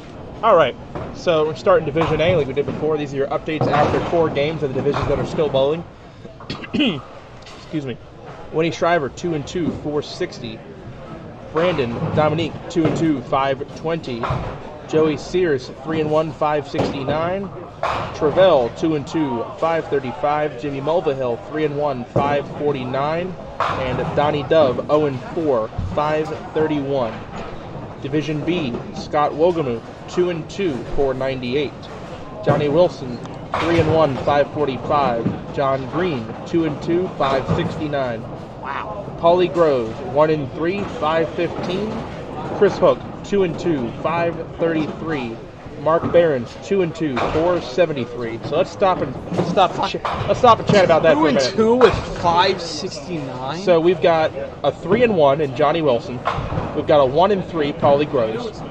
You've got 4 bowlers on 2-2 going into the last game. 4. And John Green, the advantage there was high pinfall of 569 out of all the bowlers that are 2-2, and he's actually high pinfall in the division. Division C, you already understand the situation there. That division is wrapped up. Brian Santuccio Weaver is going to be your division winner, 4-1, 727. Your wild card for that division is Jason Sauter, 4-1 at 708. Jason will have to await the results of the other divisions to see if he gets a first round bye or not. But that pinfall is not too bad given the scoring pace today. Let's move on to Division D. Your division leader, John Biederman, 4-0, 543. Chris Louth, 3-1, 585. Rob Yao, 0-4, 443. Wayne Matheson, 1-3, 525. Brian Ewing, 3-1, 591. Scott Sponheimer, 1-3, 550. So you have a 4-0 at John Biederman. However, you have 2 3-1s, Brian Ewing and Chris Louth. They are both at least 40 pins ahead. So currently your first 2 seeds in the division are John Biederman at 4-0, 543, and Brian Ewing 3-1, 591. He has a pinfall advantage at the moment. I don't know if he's bowling Chris or not. They're all the way Chris is bowling Wayne. And let's see. Brian Ewing is bowling John Biederman, but Brian Ewing is open through 3. Mike Kovo's on a double here. Oh, that's his first ball split. Yep, first ball split. It was a 7 count. All right. Speaking of Mike, let's get to his division. Division E, Matt Kruger, 4-0, 643. Would you expect anything else? No. Matt Kruger is going to be your division winner. Matt Buckingham, 2-2, 546. Walt Brooks, 1-3, 581. Ouch. Wayne Lipka, 1.5, 2.5, 546. Steve Dreyer, 2.5, 1.5, 578. And Mike Kowaleski, 1-3, 499. So a win from Steve Dreyer this game, 3.5 and 1.5 will put him in. And Matt Kruger is guaranteed a spot. Actually, he's guaranteed the first spot. So it's down to Steve. So who is Steve Dreyer bowling? Let's have a look. Steve Dreyer is bowling Matt Kruger. Matt Kruger is all spares through 3, and it looks like I'm seeing high 40s in the 3rd for Steve Dreyer. That's all the way on the end on 17 and 18. That is a must-win game for Steve. Otherwise, he will fall to 2.5 and 2.5, and Matt Buckingham with the opportunity then to take his spot if he were to go 3 and 2. Matt Buckingham is bowling Wayne Lipka, and they are knotted at 19 after 2.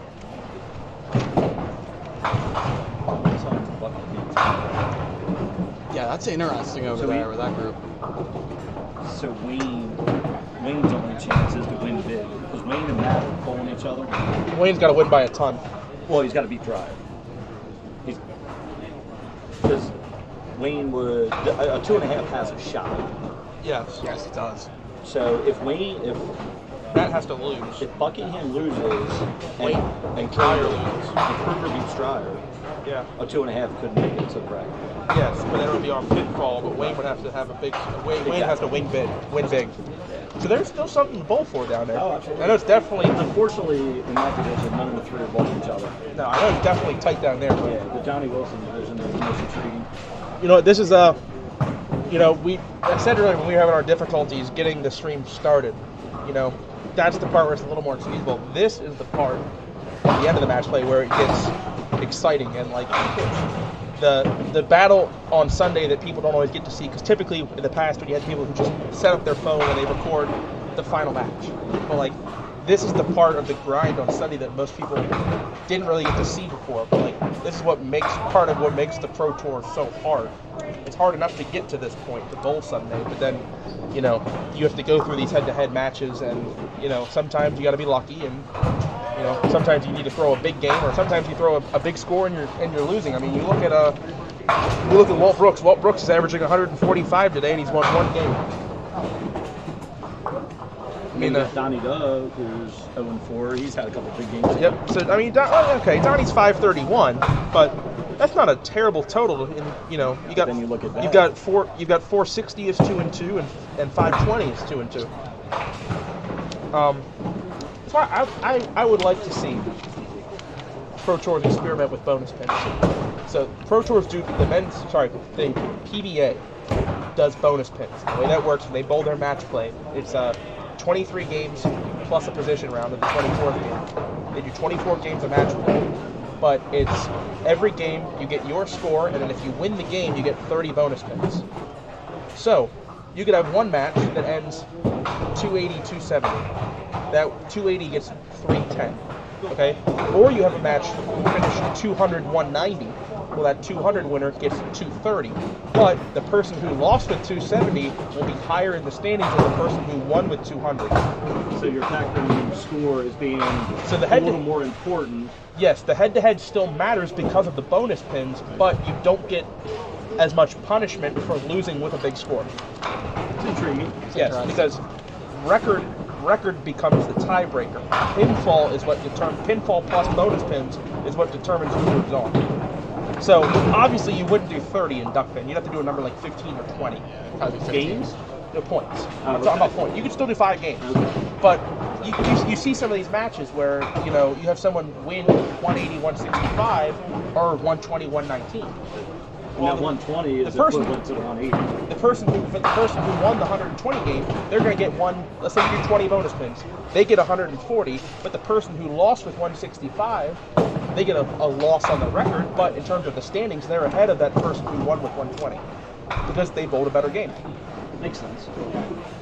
Every February we have a meeting where we can discuss these kind of options, and I think it's something worth discussing because not that I don't like this format. I think there's definitely value to it that you have to beat your man, but there is a bit of luck involved in catching people at the right time. Whatever you got to bowl, the score you got to bowl is the score you have to bowl. But they actually have sometimes in the PBA I have seen where guys have lost games 300, 299. But you also have games, and at the same time on a different pair, you'll have 205, 180. Right. And that 299. That 299 is a loss, but they bowled way better than that 205. But maybe we'll discuss it at the meeting next year. Something for thought. Maybe find a sponsor. We'll say we're trying a new format, get a sponsor involved somehow. Yeah. Throw in a little extra prize money. My hot take format, I'd like to see a double elimination bracket. Yeah. But not right away. Like, you'd still want to see the match play? No, I'd probably just do the match play and have a giant double elimination bracket. Probably not for a professional event. Yeah, the problem is then you're only guaranteed 2 games on Sunday instead of 5. Well, who wants to bowl more games? I want to win and bowl less. Right, and that's the thing. The bonus pins format keeps the same amount of games. Exactly. But it so that would prevent Like so, so let's do this. Like if you take these divisions and you calculate what it would be for each win getting 20 bonus points, the leaders of the divisions change. Yeah, exactly. I got it. Like Biederman. I might have won.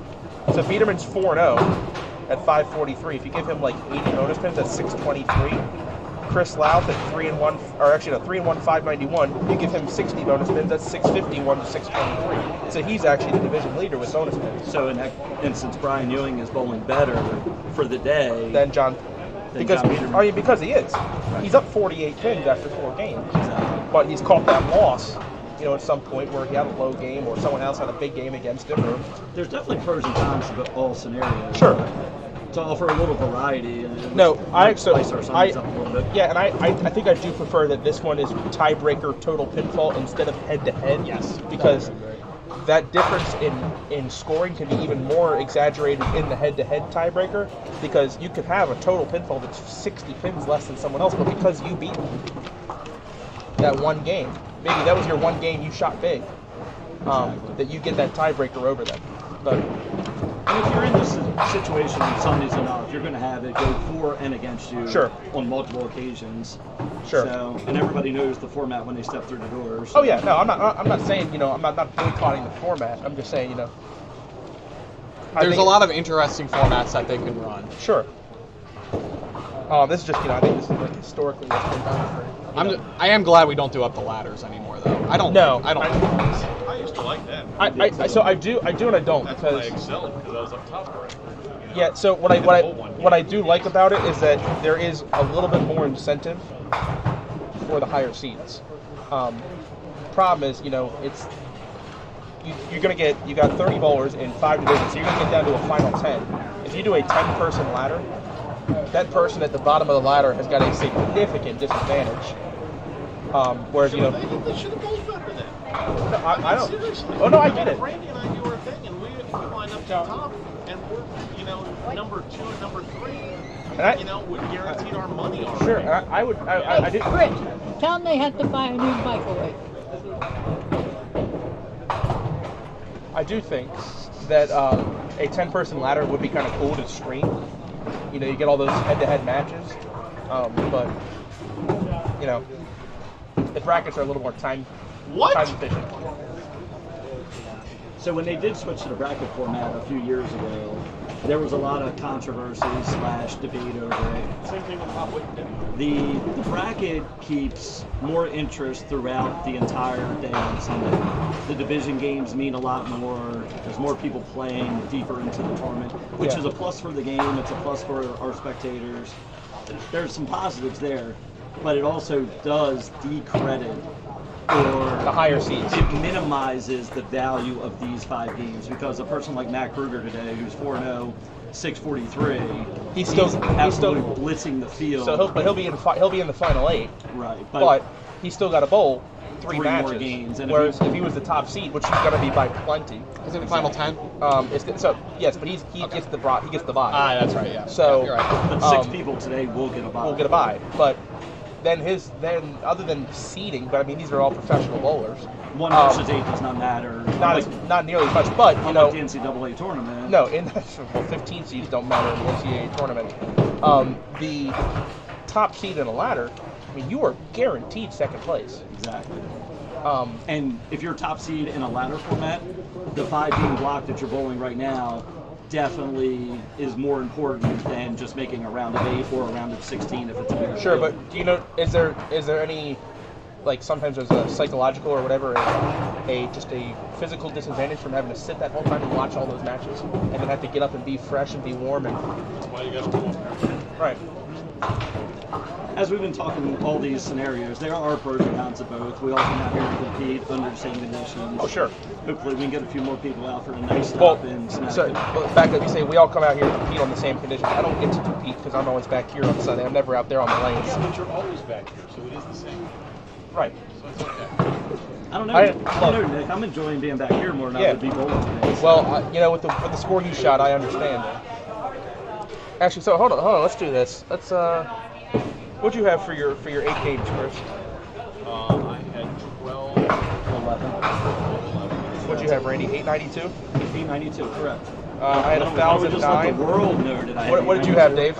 I had like 90, 980? 970, 980, something around there. Let's go with 980 sharp. Divide that out by 32, so that's commentary booth averaging 127.87. And that's why we're commentating. That's bad. It's a little lower if we take Chris out. That's with him averaging 151. Look, I never really been in this. That's the first time I've ever worked. Really? If anybody's wondering, it's the first time I broke less than 1,000. Oh, you And I went you way didn't less. even We're gonna sniff bullshit 1,000. while we're on camera here, or on microphone here. All of this is, what the hell was it? Was it just conditions not being what was it? For me? Richard, no 200s today. When I was nothing against you. No 200s in the tournament. No. There was a 90. There was a 98. I think that was the highest they had. I think Todd Turcotte had a 98 or a 99, and Todd still did not make the cut. Tells you what the rest of his games were, unfortunately. Hey, you're talking to the guy who's gotten 200 in 2 different tournaments and didn't make the cut in either. Oh, sorry. I'm going to join you guys for practice. I got my money back in both of them. Oh, that's good. I'm actually going to use this. Good idea. Good. We're up to 72. Yes. It'll go up. Usually once we get to the bracket, it'll get closer to 100. And you know what? If I can get a good view back here, I'll do Facebook from back here and Twitter the screen like I did last time. I don't think that's gonna look real pretty. I think it's rather probably. It's funny, the last live stream that was Can't you done. go full screen on one of these? This one you could. Well, the live one. Sorry. I could probably do it on this screen. Yeah. Good. That would look better. If not, I'll just go out there and do it out there. I know, the last tournament that was live streamed in Pinland, you were bowling in the final. Yes. It was pointed at the telescores because I think we can say it now. No one in here was wearing a mask. If they're on 11 or 12, they will set up tripod set and put it up there, and no one walks in front of you. All right, cool. Is it any surprise that Matt Kruger is 4-0? No, it's not surprise. Zero. Is he whooping Steve? And on a double. He's whooping Steve? Yes. Yeah, Matt Kruger is 85 at the half. He started out 4 spares in a row. Then he opened in the 5th and has dropped to double 6th and 7th. He's just, what a season he's having. Between the 2 Pro Tours. Yeah. He's got 3 stars this season in the Pop Wit. He's easily eyeing in on the number 1 seed for match play. Must be his bowling balls. He could be the only. He's got a shot at 800 here. He needs 157. He's got 85 at the split and a double 6th and 7th. I definitely think he's got a shot at the 800. But given the scoring pace today, it's been, I say a medium. I'm not gonna say low, a medium scoring pace today. 800 is seriously impressive. Agreed. Because I don't know if is anyone else going to touch 750? He might be. Oh, that's after 2. He might lap the field for pinfall. I think John Biederman had the best shot at 750, but he's kind of fallen by the wayside here. Biederman's 5-something. He's 5-something. I think that's like 592. Yeah. So but 750. He's still going to need that 158 game.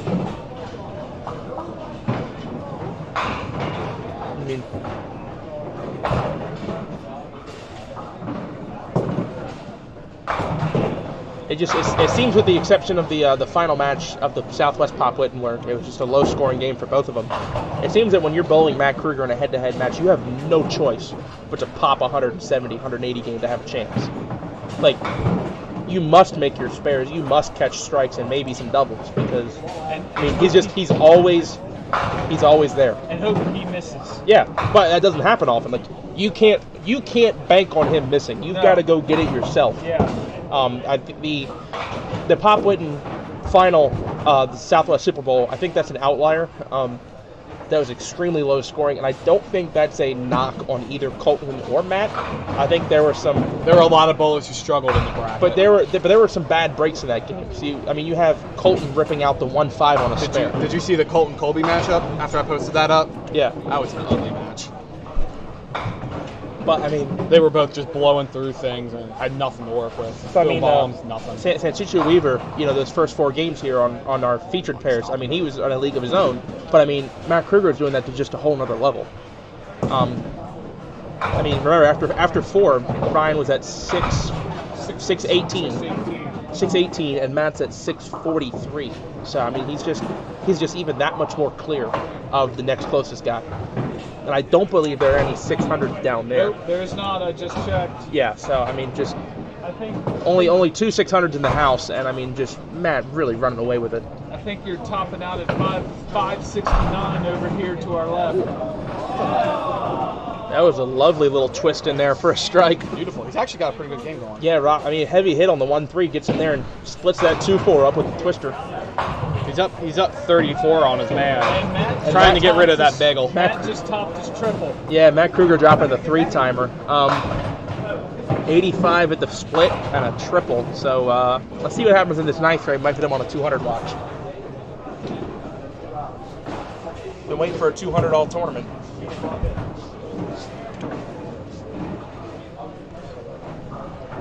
And that's, 200s definitely help when you're making the cut, but you look at a lot of people that did make it, and it's, they get that 170 game, that 180 game, or the back-to-back 160s. That's, you're gonna have your off games. You're not gonna be 150 or better every game. So you've got to have those. You've got to have those scores where you really jump out there for a game or two. Yeah, Scott Williams had 3 180 games. I mean, that's, but that's what it takes. It's not always about dropping the 220. I mean, those are great. I don't think he averaged 130 today. Oh yeah. No, I mean, he's got 498 for 4, and he's 66 through 6. But again, look at this. He's 498 and he's 2-2. Like, that's not that high of an average. He's averaging 124. So, and he's 2-2. We got a 3-1, 4 2-2s, and a 1-3 in that division. Right. That's going to be an interesting conclusion over there. I imagine all the Matt Kruger haters, whatever there are in the chat, are probably not. I'm just saying, well, everyone's got their haters in life, but they're probably just like, oh, this guy needs to stop talking about Matt Kruger. Get a room, you two. Those are fake people. Right. I don't know what that was about at the Southwest. I don't know what that was about at the Southwest Super Bowl about Joey being a mean dude. Yeah, who was that dick that was calling the game that kept calling him an asshole? Who was it? It wasn't you. It was somebody else. Who was it? Screw down. Shit. Just call anybody a bad bowler on the street.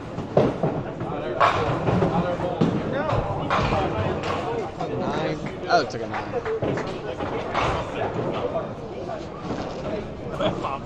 Wow. No F-bomb. No, I don't think that probably would have paid him.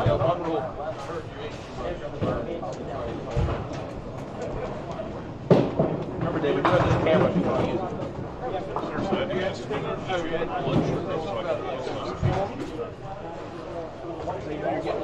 can say a sentence like that. You want to pick a pair to set that up on once I get started? Well, while they're still wrapping this up, I'm gonna keep this charging. All right.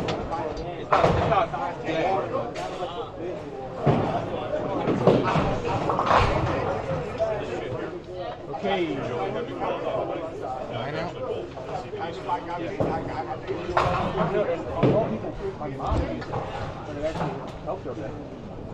Hey Nick, Matt Kruger just blasted 4 on the side. Okay. I'm looking at 4 count.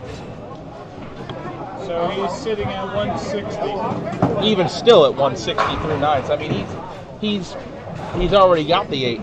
Yep. He's at 803 with a frame to go. Good afternoon, Eric. Robbie Al gets his breadstick, gets off the donut. Good, just like Colby. Colby showed him the way. There's a lot of breadsticks on this pair. That's what we in the month of March. That's what we call your one shining moment. Looks like Walt might get the 2. The ball was tipped. The rest are all going to be sitting on breadsticks. Of course, Mike can put out a mark. Have to beat Walt's count by 1, the tie. Let's see. What did we? Oh yeah, that's a tight game. So I mean, Walt just hit a spare. So basically, yeah, whatever Walt does in the 10th, Mike has to match. So 20 bucks, and Mike's got a 20 bucks. Big ball. Not really, but it's a big ball for 6 craps and giggles. I believe that's 7 off the side, unless you see a stick over there on the left. 7. Go with 7. We'll call that 139. So Mike is going to need. Yeah. So Matt already defeated Steve Dreyer with a frame to go. Okay. How's Buckingham look? Because if he wins his game, he can overtake Dreyer. How much? By how much? How much is he down? I don't remember. Because Dreyer can get in at 2.5. Right. But Matt can as well. Yes. It's pinfall dependent. But Dreyer has lost. So I don't know if Matt's even winning though. I don't see a lot of marks up there for Matt or Wayne. I wish we had our paper still out here for.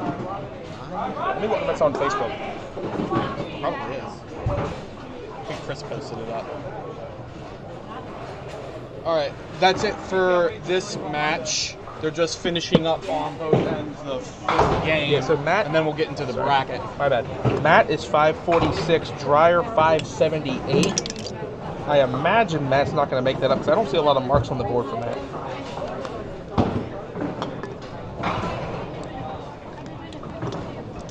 It just so happens that Matt and Wayne, who are bowling each other right now, different records, 2-2 and 1.5, 2.5, but identical pinfall.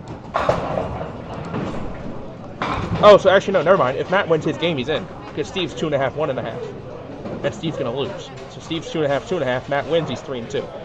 Oh, that's it. Yeah, Matt had to lose. Yes, Matt had to lose. So, let me go get a score update there on Matt. Go right ahead. We're not doing much over here. Just gonna go ahead and get set up. So the next game we'll have will be the bracket. I think they're taking 10.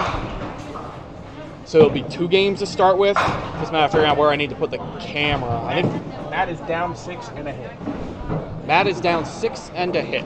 78-72. Wayne 78 plus. Yeah, you can see that game off to the right. Yes, Matt just went breadline right and covers all 4. It's a big shot. So Matt is going to need to win this game. Pinfall does not matter at this point. It's all down to the record. There will be no other 3 and 2s if Matt wins. Otherwise, it's going to be Steve Dreyer at 2.5, 2.5.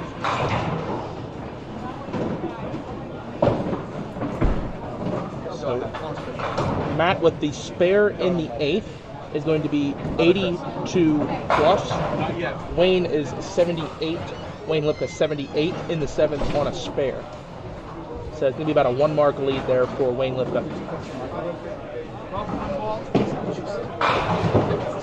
Is that what she said? See, that's why I went. What? Because I own this place too. Yeah. I'm gonna help. Just like I can go fix whatever machines I want whenever I want.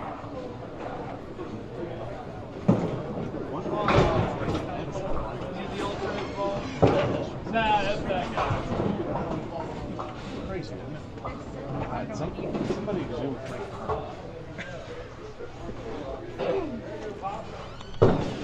Alright, what do we got going on here on 15, 16? microwave yet? For the love of Christ, these 2 brothers.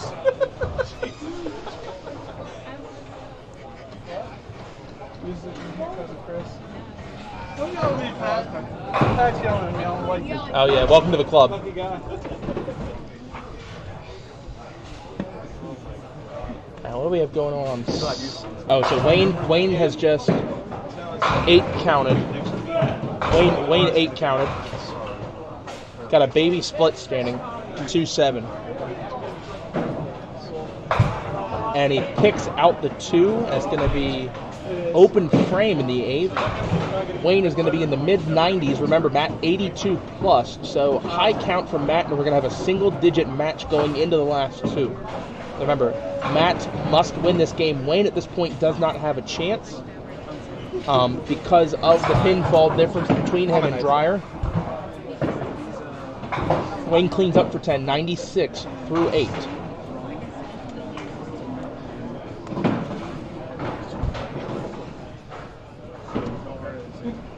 (96-82), 14 apart. Matt up a hit.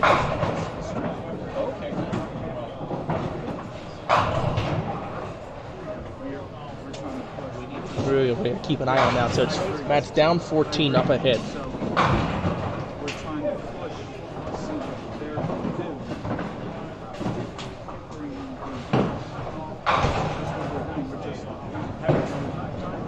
And Wayne's got a spare for what it's worth. Wayne, remember, 525 through 4 and a 1-3 record. He's 135 plus through 9. That's 5 consecutive marks with no double.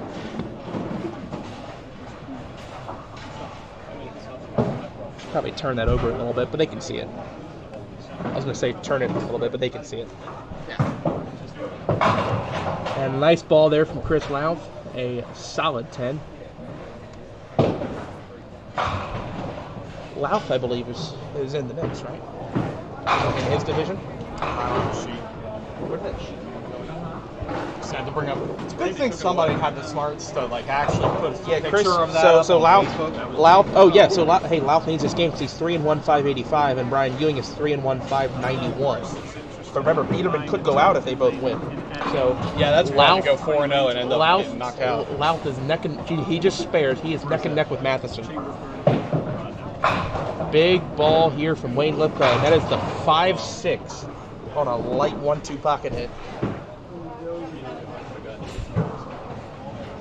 So let's assume Wayne goes wood here. That's 106. Matt, with a high count spare, would have the opportunity to take the lead in the 9th. Whoa! Down on a knee. He thought he had a chance there to slide that over. The clean up, take 1, 9 out. 105 through 9. Matt, again, 82 plus through 8. So a big count and a mark, and he's got an opportunity to take the lead. A must-win game for Matt Buckingham. Otherwise, Steve Dreyer will be your wild card in Division E, or whatever division that is. D, E, one of the two. D or E. Big ball. Good ball. Great pitch and a solid 5. So that gives Matt 91 through the 8th. He's down 5 sticks, and he's got a spare break staring back at him.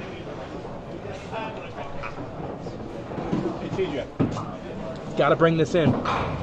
John Biederman And he does. and Matt Kruger, official 5-0 in. Chris Louth needs 2 counts and a mark to go past Brian Ewing to get in. Okay, is he going to beat Wayne? No, but it's coming down to pinfall. Okay. So he doesn't need to beat Wayne because Ewing lost, right? Yeah, so Ewing right now is 3-2, 724. Louth needs 139 game to tie, 140 to win. And he just went heavy for the 2-4. So that gives him 121 or 120. In the 9th? I think he had 102 plus. Take a look for me. Got a good break though. Yeah, he's got the 2-4. Let's assume he's got to make that. We know that much. He needs to make this and throw a strike to tie. To tie. All right. Ooh, spicy. First with the 2-pinner. Got them both. All right. Louth. Chris Louth. So we 9 to tie, strike to win. Strike. 9 to tie, strike to win. Chris Louth, 9 on this ball will tie. A strike, and he will make the bracket. Brian Ewing finishing out, losing his last game. Chris is going to lose as well, but it's coming down to pinfall. Strike on this ball, and Chris Louth makes the bracket. It's actually really good. And I have the equipment, but I need to actually like big shot. Hold on to that for a day so I can get Looks good. In there, heavy. Oh. Takes all 10. Wow. And that's he gets in, huh? Gets in by a stick. Hey, trouble. That's Sunday bowling right there.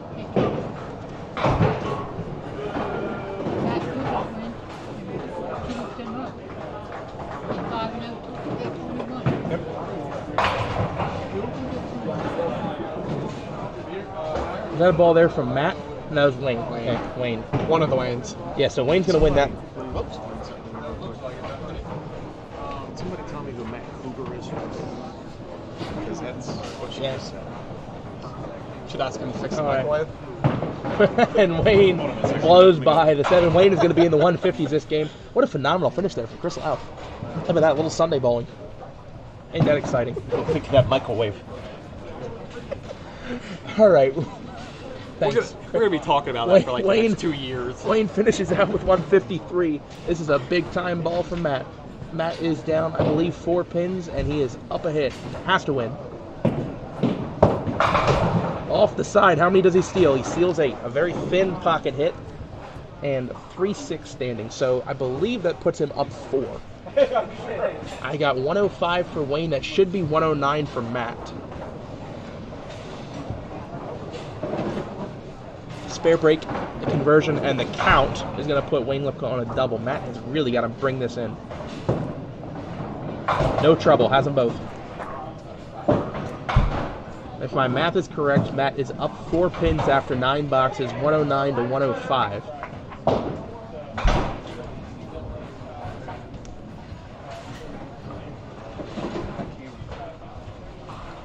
So you have the equipment to actually do it remotely from here? Not remotely. This is a big ball. 7 or better puts Wayne on a double.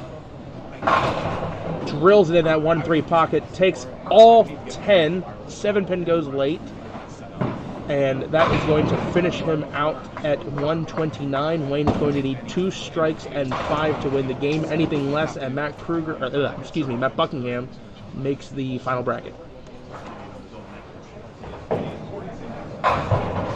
And Wayne does not get the first hit. 4-7 stands, and Matt Buckingham is going to be moving on into the final bracket with a clutch 20 box in the 10th frame. He's marked out the last 3 frames to come back and win the game. Non-official, John Biederman, 5-0, 686. Chris Lau, 3-2, 725 out of Division D. Yep. Non-official, Matt Kruger. Well, that's official. 5-0, 821. Good Lord. Matt Buckingham, 3-2, 674. Thank you. A and B will be updated shortly. So you got Matt Kruger, Matt Buckingham, Chris Louth, and who was the other one? John Biederman? He said John Biederman. I don't know if you said John Biederman. Somebody said. Okay, then he must have. Yeah, John Biederman definitely all made it. Oh yeah, Biederman made it. So it's John Biederman, Chris Louth, and then Matt Kruger, Matt Buckingham. Chris Hook and it was Chris Hook and Johnny Wilson down there, and then Joey and Mulvihill. If you guys didn't get those yet. All right, so it's Johnny Wilson, Chris Hook, Jimmy Mulvihill, and Joey Sears. Yes. Okay. Plus your 2 from Division C as Brian Santuccio Weaver and Jason Sauter. We will get you updates on the seeding for that shortly, but those are the names of your 10 bowlers going into the final. Let's go through them again. Joey Sears, Jimmy Mulvihill, Johnny Wilson, Chris Hook, Matt Kruger, Matt Buckingham, John Biederman, Chris Louth, Brian Santuccio Weaver, and Jason Sauter. So top 6 get buys. Yep. And we'll have the round of 10. Yep. That's a new one. I'll go ahead and put that down while they're making up the bracket that we're in the round of 10. And you can put whatever match is down that way, the camera can go on. Whatever match is down that way, this camera can go on.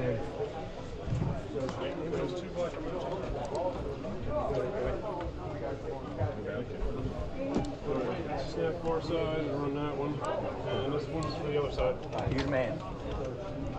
Caps lock.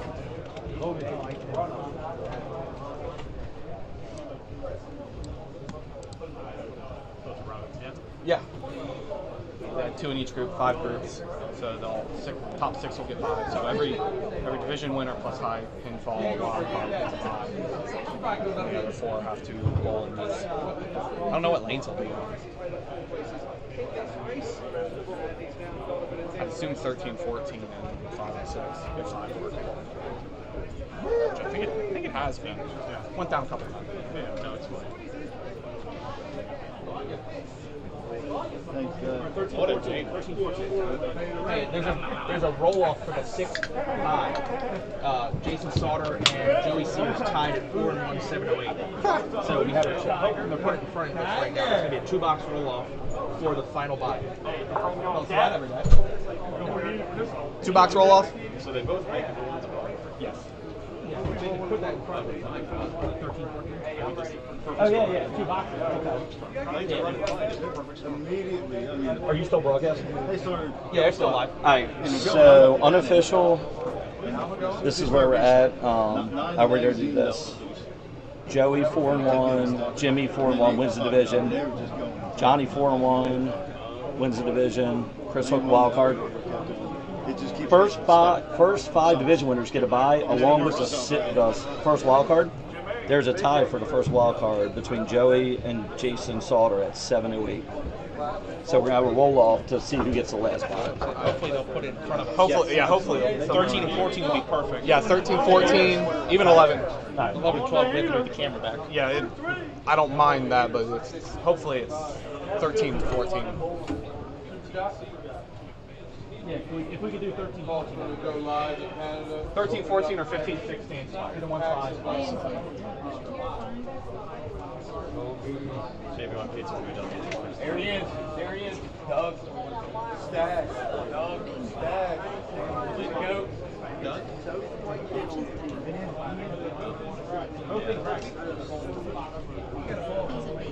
I'm so on most days. I've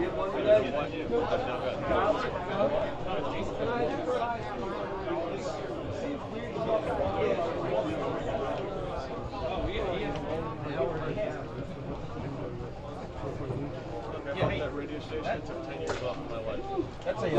I can only imagine. Hey, that's an item of intrigue. Lost a lot of it.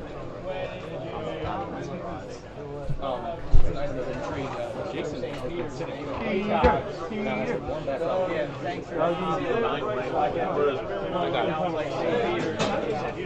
Where that? Yeah. That hurts. Drill and pin that shit. Sorry. So for the brackets, before we have the brackets, there's a roll-off for the last bye. There was a tie between the wild cards for the bye, so they have to do a 2-frame roll-off for that, and then we'll have the round of 10.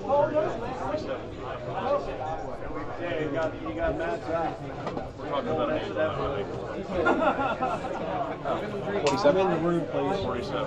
I'm in the room, sir. You made it. Almost a trick flare up there.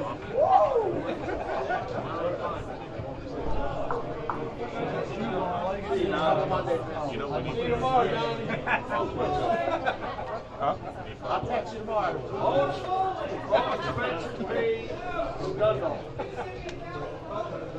I'll buy you 3-1 Jewish bowling.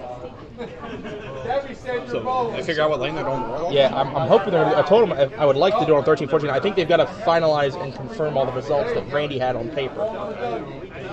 But there will be 2 boxes to determine the seeding. Now, the bit of not controversy, but the item of inquiry here is that Joey Sears has just finished bowling. Now, he's going to throw a few balls anyway, but Jason Starr has been sitting for well over an hour now.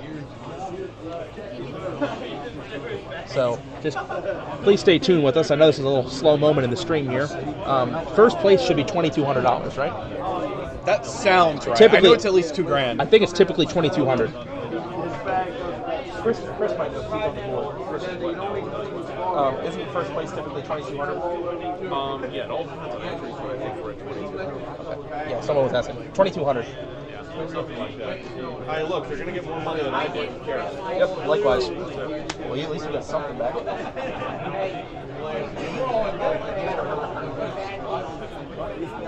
I'm pretty sure you had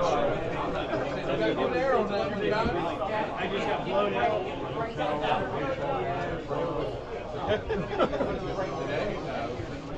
Simone! So does Dreyer make it? I don't think so. Trier? No. No, he did not. No, because he needed Matt to lose. Yeah. I'm sorry. I keep forgetting that microphone.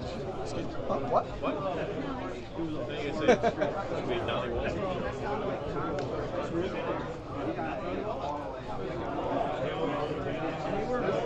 Yeah, normally right now, if I had my actual computer I use for streaming, I'd put on some music. You'd all be raising. Nice and happy right now. Hey, that's my radio station. I get copyright hit for that. Like if you play like actual radio music, so I play video game music, which never gets nailed because they have to be able to put that on streams. You're not doing anything. Yeah, we are. We're live. So if you say anything in there, it's going to be picked up by the microphone, and it's going to go out to the whole material. Go ahead and ask the question. We have transparency. Why are results no longer getting emailed? Oh, I'm sorry. I can't do that. That's a great summary of my event results no longer sent me. Correct. So how are we going to get our all-day checks? They're going to build it.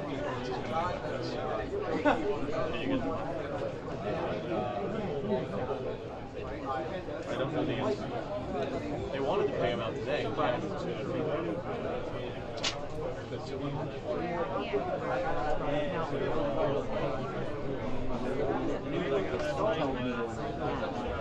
Yeah, that actually was. Nick was here. I was originally all day. All week. For the day of. I don't even go. I take it shirt on, you just come on. Yeah, I want my ran the booth for that. Yeah, the zone equipment people. Gave them all the access. That's not a sign.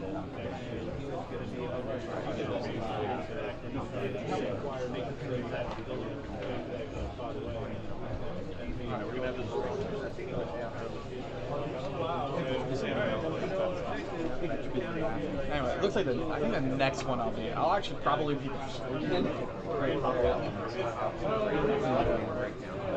I know that. That's what you promised me. I don't think I'm going to travel up to Connecticut.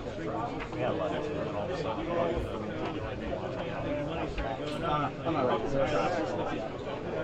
I'm not sure if that's also particularly since If I don't have Wi-Fi, I just go home and hold and drive back home. I'm not that good.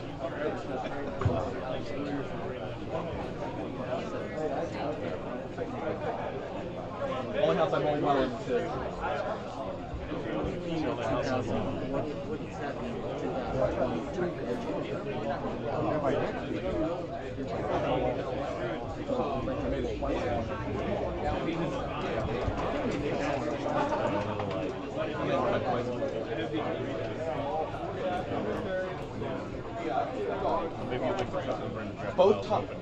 both times, my first game I had sub-100.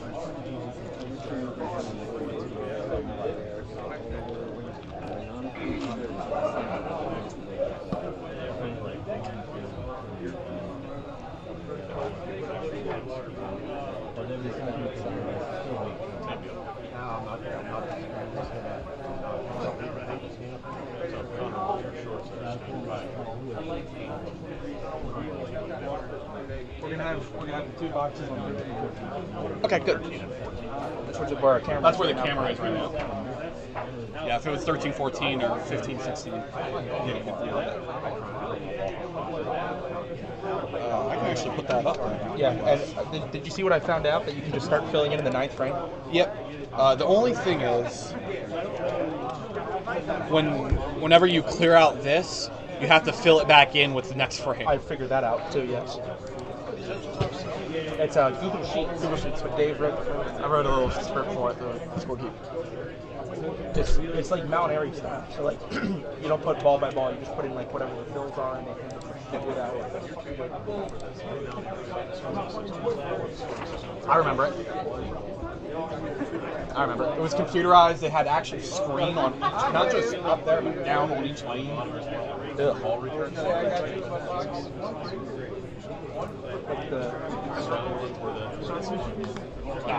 I remember these things. I told her about putting maybe putting friction tape on the rails that come up. In 2000 when they had the rail on the front. So if they put friction tape on there, they get less balls.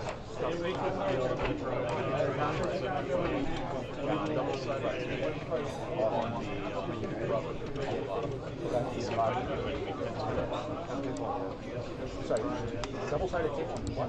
On the rubber, on the side by the well, as long as you're 56 inches, still. Exactly. So I'm going to see if I can do that. I've got a couple thumbstick land running there. Yeah.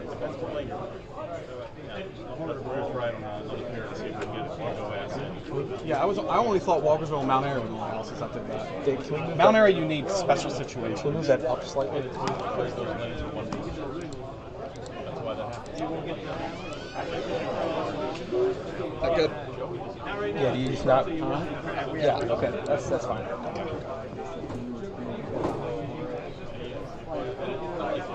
All right, so both of these bowlers, Joey Sears and Jason Sauter, are in the final bracket. The only question now is what seed. They are tied currently for seed number 6. They are both 4-1 with a pinfall total of 708. So they're going to bowl 2 boxes to determine who the higher seed is and who gets the bye. I believe Joey Sears is the higher seed for the roll-off because he had the higher qualifying score. That sounds right. Yes. Jason Salter had a good qualifying score too. But I believe Joey was 12. Joey was in the 1200s. Joey was like top 10. And Pat's just up there. Isn't she always just there?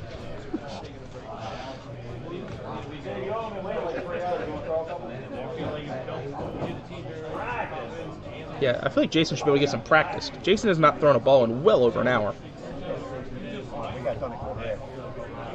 Yeah, I thought when I saw this out that group, I was like, you guys are going to be done in like 2.5 Is he not being given any practice? I'd be throwing practice balls. I mean, I know he shows up to the pro league and just bowls, but yeah. This is the commentary booth. It's actually a really good setup. Maybe next time I'll actually bring my stuff and we can actually use my equipment because I left my computer at home. Whose laptop? Mark Klingelhofer? This laptop? Yeah. No, but oh, is this YouTube? Who? Guy, mechanic here. Oh, Mike Sisk. Okay. All right. Well, no warm up, and we're gonna go straight into it. This 2-box sudden death roll off. Jason Sauter bounces it in on lane 13 and drops 9. I had a couple of those. So that one bounced a little shorter than mine do. You know, you can't say he got that ball out on the lane because I'm pretty sure it hit the approach, but. Nonetheless, the 8-pin standing and a spare break. Let's see if he brings it in. No. So wood very important in 2 boxes. And drives by it again. So Joey the chance to put some marks up here and make life difficult for Jason. Yeah, Joey blew up in qualifying. Put up one of the higher sets, but I don't know how I guess I haven't scored for games. And that ball is out to the right, and he's going to end up with 6. The 1, 4, 7, and 8. Head pin plus tricky triangle left side. That's a tough shot here. The issue is you don't want the ball to over deflect. Yes. But you also don't want to creep up too high on the head pin. Any housey ball is a very technical shot. And again, creeps up heavy on that head pin, and it is going to be open to start this 2-frame roll-off. Joey currently down 9-8 with a ball to go. 4-7 still up. And brings them both in, so after 1 frame, it is 10-9, Joey Sears. Again, for those of you just joining us, this is a 2-box sudden death roll-off to determine who gets a first-round bye in the bracket. Both of these bowlers have made the final 10. But they tied for the final bye spot of 6. Joey Sears and Jason Sutter both 4-1, 708. So 2 boxes being rolled to determine who will get that bye and who will bowl right away in the round of 10. Joey in the 10th. And the 1-4-10. Very tough. Another tough technical shot. He's going to have to touch one of the sides of the head pin. A little more favorable here to shoot either side just because of the deflection you get at this house. But that ball could deflect over into the 10, especially with his ball speed. He doesn't throw it too hard. Chance. And got all 3. What a great shot. So 20, Joey Sears, and 1 ball to go. A strike on this ball puts Jason on a double.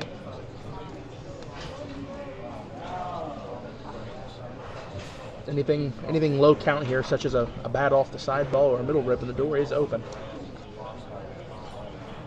Final ball for Joey. Good. And near perfect 7-pin stands. Finishing out with 29. Jason is going to need a 20 box to continue to roll off. If he is successful in getting a 20 box, we will bowl 2 more boxes until this tie is broken. 2 more, not 1 more? I think it was 2 more, but we'll have bonus bowling. And he's gonna have to work for it. Light in the 1-2 for the 5-7. He's gonna have to slide it over to have any chance. I know the Pop Witten's 1 more. I don't know if this is 2 more. I don't know if they have rules for this.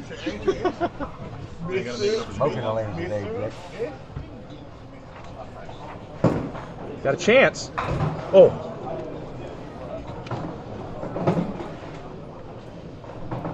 Take the 9 out. Gonna take the 9 out. Doesn't matter. 29-18. Joey Sears will have your first round bye, and Jason Sauter is gonna bowl right away in the round of 10. All right.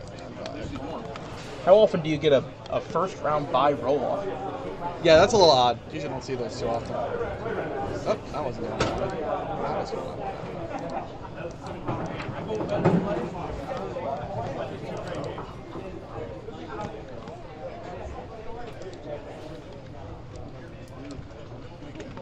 Round of 10. What's that? Catch for you?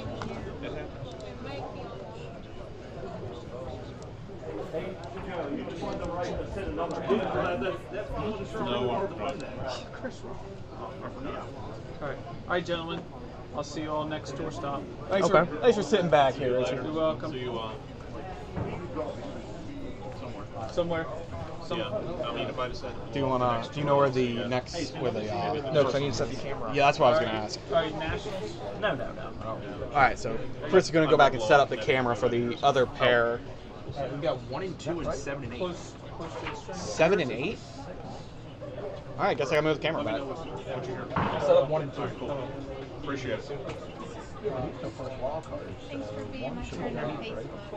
You're so nice. I'll see y'all. Go get a food. Yes, sir. I speak my mind.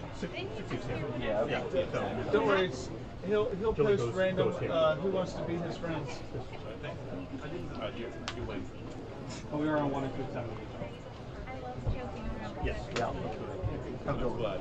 See you later. You can say anything you want to me, and I will. It's hard to be independent. Take care. Excellent. See ya. See you later. Eric. Rich, we'll see you. See you. Bye. All right. While I move the camera, I'm going to give everyone an awesome picture of Chris Roth eating a pizza. Please don't. Please don't, because I'll pull my X stick out. I never got it. I gotta move the camera, so we'll just be. So you're going to train it on me? If you want to talk, go ahead. Where's the camera? Camera's on the web. It's the webcam on the laptop.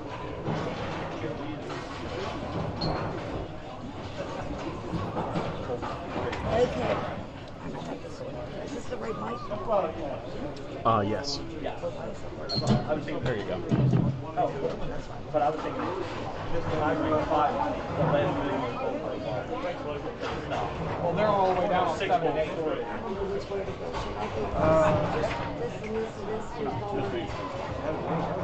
I'm actually just going to put it through. Okay, our first match tonight will be HC Chris Lau, 3 and 2, 725. It's been a while. Against Chris Hook, 3 and 2, 701. This is probably not what I should do. On lane 7 and 8, Jason Sauter, seed number 7, 4 and 1, 708. Against seed 10, Matt Buckingham, 3 and 2, 674.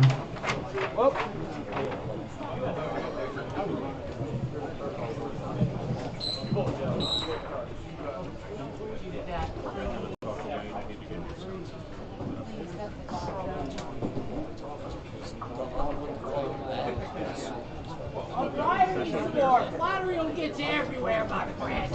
Hi guys. One second while we're getting this camera set back up, and we will turn it around off of me shortly and get you to the round of 10. I got it. Throw down the end. I'd go to the walkie-talkies anyway. Yeah.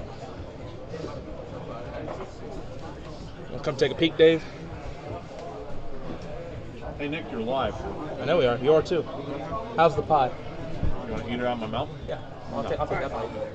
Okay. Sorry. All right.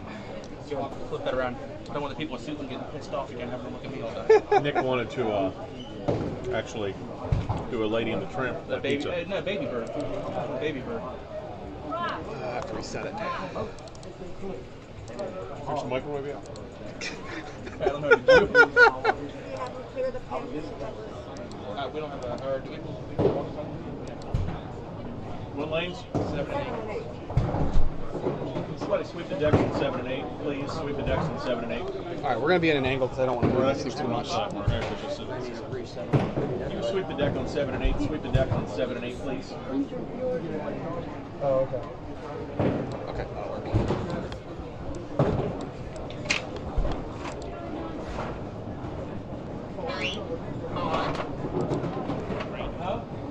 Why did this thing just say? We must have hit the channel 2. That's like the beginning of the day, right? Just going, handset. It comes up. Thank you. So he puts the earpiece in. I go, check, testing, 1, 2. Let me see it. I look at it, wait for the channel. So we're on 2 and you're on 1. That should be good. Yeah, and hopefully I can just turn. Well, they're not going to be on. It's fuzzy bones.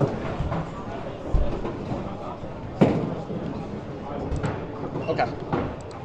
I'm going to hit start recording now because I'm going to forget that later. At least we got a good view of this bear. Oh no, I don't want to hit start recording. This is not my computer. Oh well. What do they say? Man, that was a big something, Roth. Where am I at? Forehead. Jeff Young, letting Chris Roth know. The JD just sent me a note when I was making faces on the camera. Don't do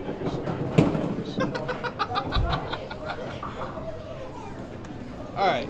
So we should be good enough. Camera mic is on and all that. Yeah, you got that one down. Yeah, that I was already gonna start a recording. You can just cut it out later. And I've got the battery backup just hung on there, charging. That's brilliant. Put that up on Facebook. Paula, first off, thank you for watching. Really appreciate it. Next time, if you know Chris is going to be on the camera, I would suggest watching smaller TV. But that's what I love to see. I love people on the smart TVs watching Duck Pins Forever on the big screen.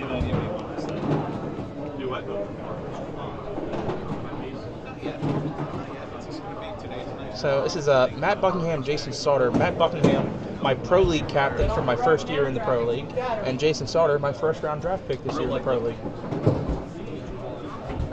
I might bowl that next year. You should. It's a really good league. The only problem is the drives. Oh, I know. Yeah. I mean, heck. Honestly, I get here faster than I do getting home. There are people. I mean, Tommy Osborne comes from Frederick. Oh yeah. Tommy's even further than me. Yeah. Or we had what's his name? Something guy from Hagerstown. What's his name? Lefty. I'm blanking on his name. Kevin Gibson. Right, Kevin Gibson? He did, yeah.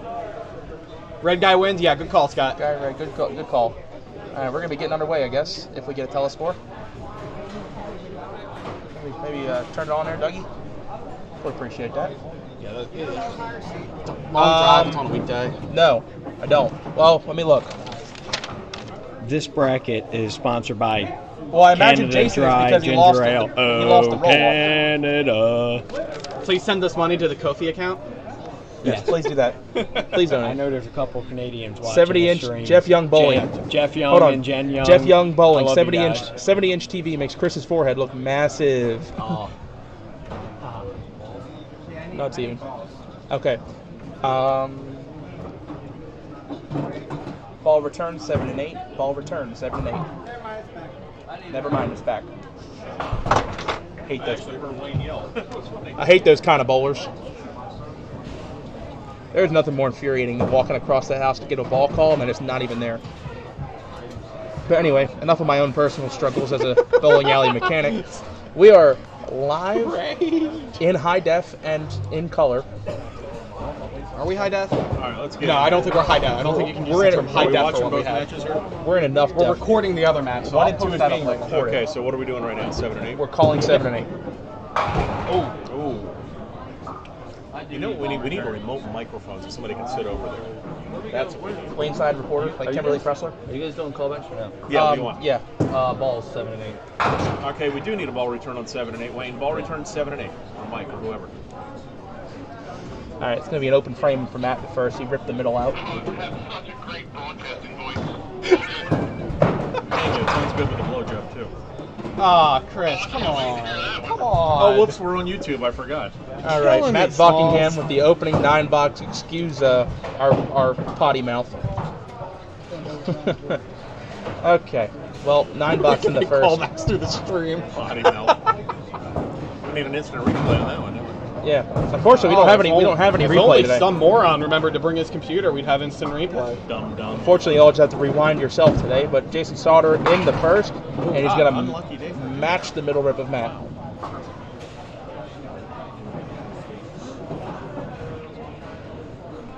Two, 3, 4, 6, and 10. No. Decent bid at it.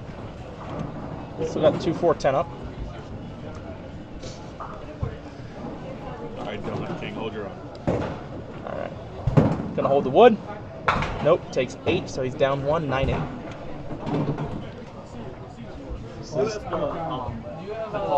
have things in my car for You have a call box back there? Yeah. Ball return 2. On Two? 2. Ball return on lane 2, Wayne. Ball return on 2. This is this match lane 7 and 8 inside. I think I can say the historic Pinland bowling lanes. It's definitely historic. 71 years in the duck pin community. However, I can tell you that this building itself is from the turn of the century. This building was first, I believe, Wayne told me the year before, I believe it's like 1904. This building was erected. It was a Norris Ford dealership in the 10s and 20s. This was actually a Ford dealership. But in 1951, they installed the bowling lanes, pin boys for the first handful of years, and then in the late 1950s, the automatics came in. Jason in the second, and another middle rip. That's And not pretty. Yeah, that 10 pin's still there. 10 pin is still there, and that is the 2-9-10. You don't see that one every day. Cute. But actually, which side you shoot this, inside or outside? I don't think it really matters. I don't know if there is a bad side here. I think I'm going to play the 2-9. I'm going to play the 2-9 touch. Jason opted for the slide, and a nice bid. I guess, maybe shoot the 2-10. I think it's a little more guaranteed on count to go in between. All right, and picks out the 2. So tough start. We've got 3 head pin splits to start this match out. And Us Jason duck pin bowlers are degenerate gamblers, so Yes, we'll go absolutely. for those things. Jason 16 through 2. I'm good. We're live. Hi, we're live.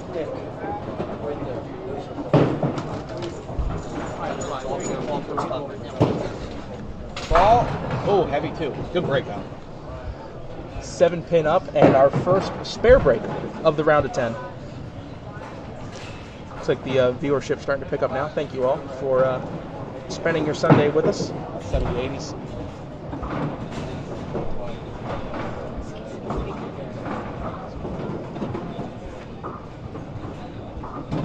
And Matt at the 7 pin.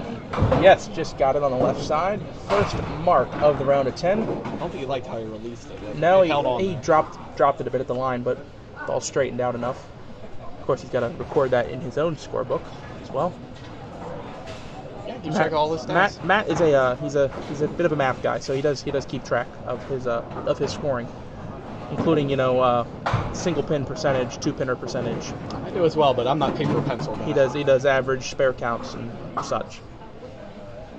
Well, he's recorded his singles. We'll be recording his spare count here in a second. He is up 3 on lane 7. Brilliant ball, and how does that 10 pin stand? Wow. 9 off the deck. No, I'm staying.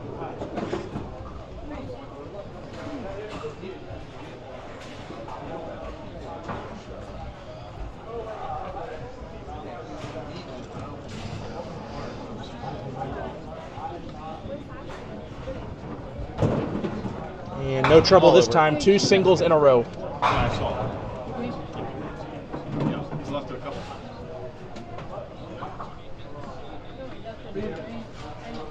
Oh, wow. All right, Jason looking to get on the board here in the third. Nice ball and another middle rip. 2 and 2 up. 2, 3, 4, and 6.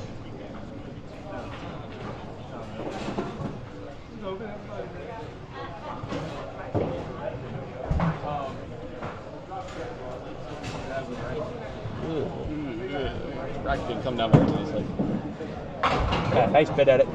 Going on the inside. 3-6 still up. Looking to hold some wood here. And another 8 box for 24 through 3.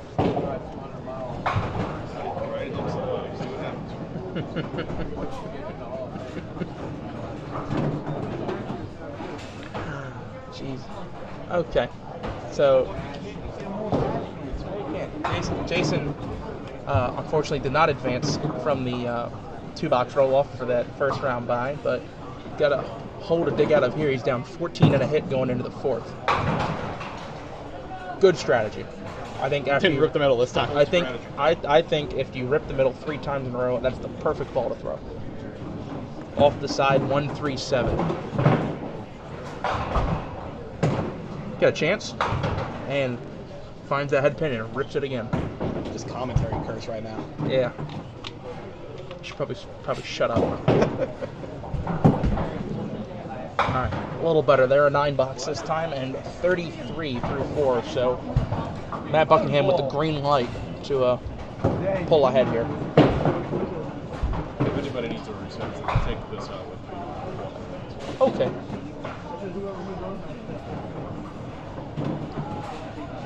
Matty Bucks in the 4th on a spare, lane 8. Beautiful ball, 6-10. He'll take that 8 count gladly. Already after 3 frames with just 2 spares, he is up 22 pins, 46 to 24. Staring down a 2-pinner.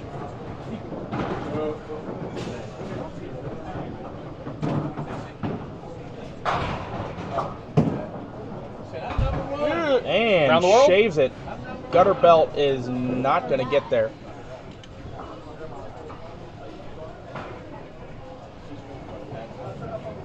So open frame, but not too costly this early in the match with the lead he has. Cleaning up for 10, always nice. 56-33.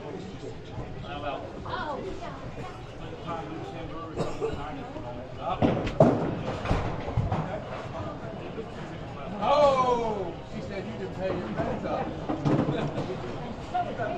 Oh, Peter, man, I thought he was number 1. No? You're on her shit list. I didn't see her. Are we Wi-Fi or are we Wi-Fi? We're Wi-Fi? It's 5G. It's a phenomenal signal, isn't it? 5G. Well, thank you, Pinland Bowling Lanes. 5G. Old building and high-tech internet. Love to see it. Really do love to see it. Great ball from Matt. A solid 5. Yeah, I think as long as the bowling alley has 5G and a good overall bandwidth, sure. I think we're fine. It's when we're like not on 5G. You know, we do not provide our own internet. We do steal off. We steal off the proprietors, but I don't have the money for a truck. Absolutely not. But we are, and I don't know where you would park it on Dundalk Avenue either. Might get behind it. Maybe out the back of the building. Yeah. Get a bowling ball wedged in your spare tire. But nice shot there from Matt. Spare in the 5th. Jason looking to get on the board. That's a good Great ball. ball. 10-pin stands.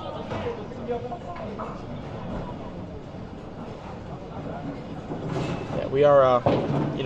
We're always thankful though. We always ask permission from the houses, and they've, for the most part, been extremely accommodating of us, and very thankful for that. And helps us. Making it over. Helps us bring this into the homes so that you all can watch. And this is definitely not the start Jason was envisioning. 42 through 5. That's his first missed break.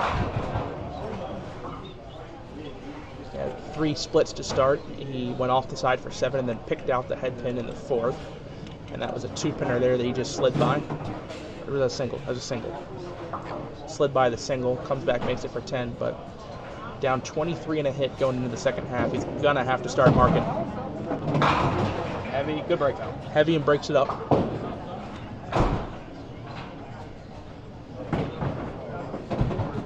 What's the other match? The other match is Chris Louth and Chris Hook. Okay. That is looking like advantage Hook so far. If my eyes are... Yes, there we go. You can put it on the board? Yes. 53 plus in the 6 for Jason Sauter. 100 is back in play, and that'll give himself a fighting chance going into the second half.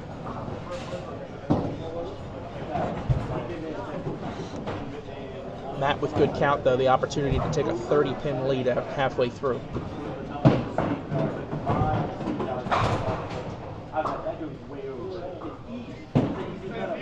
Had a great ball, another solid 5 until it gets dispatched by the messenger. So a nice 76 half. He's even hits now, and he's got a 33-pin lead working for him. Yeah, that was a big strike. That's a huge, that was a lot of pins. Yeah, that's a huge count and a bit of insurance there for sure. Because even hits and 33 pins apart, 4 boxes to go, you're going to start running out of balls. Start running out of frames. But that's right on time. So Matt just needs to keep the ball in the pocket, just get some count, avoid any catastrophic frames here.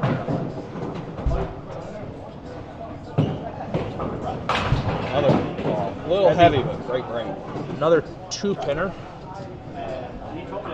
2-4 standing. He's got to twist it in his hand. You know what that means. I had one earlier, but of course, drink responsibly, folks. It is a Sunday. Yes, it is Sunday. 2-4 for Buckingham, and got them both. That is quite the lead he has built So up. that's back-to-back 20 boxes, 96 through 6, and spare up in the 7. We're starting to talk double, triple strike territory now. He can't go open anymore. Nope, gonna have to mark out to have a shot, and still gonna need help. Up on 8. The ball bounced a little bit going down the lane and just didn't find the finish on it. The 5-10 stands back ahead of his box at least 61 through 6, but down 35 and opposite of spare. And you're saying a lot of words I was saying yesterday. What? You're saying a lot of words I was saying yesterday. Yeah. Back in front of my box. I had to say that too many times. Oh, well, at least I'm ahead of my box. I'm getting excited yesterday throwing a mark in the 10th to have a shot at 110. And then one time I hit 110. Right on the button. My second highest game, I finished with back-to-back 20 boxes. All right, well, unfortunately back under the box with 8 out. So 106 to 69. He's down 40-plus pins. Yep. You're talking triple strike. Yeah. And not in the 10th. Gonna need some kind of multiple strikes in the 8th and 9th. I'm waiting. I'm just waiting for one of these matches on Duck Pins Forever when we have a situation like this. I'm waiting to see the comeback. Ooh, that's not gonna help. But I'm waiting for the 40 pins in the last 3 boxes kind of match. Come on, take it. Just had one at the Pop Whitman Southwest with Russ Welton and Mike Steiner. Oh, that match got silly at the end. Yeah, that was silly in all the good ways. 9 out, Jason's 78 through 8. So most Jason can shoot now 138, and Matt Buckingham already at 106, and a spare working.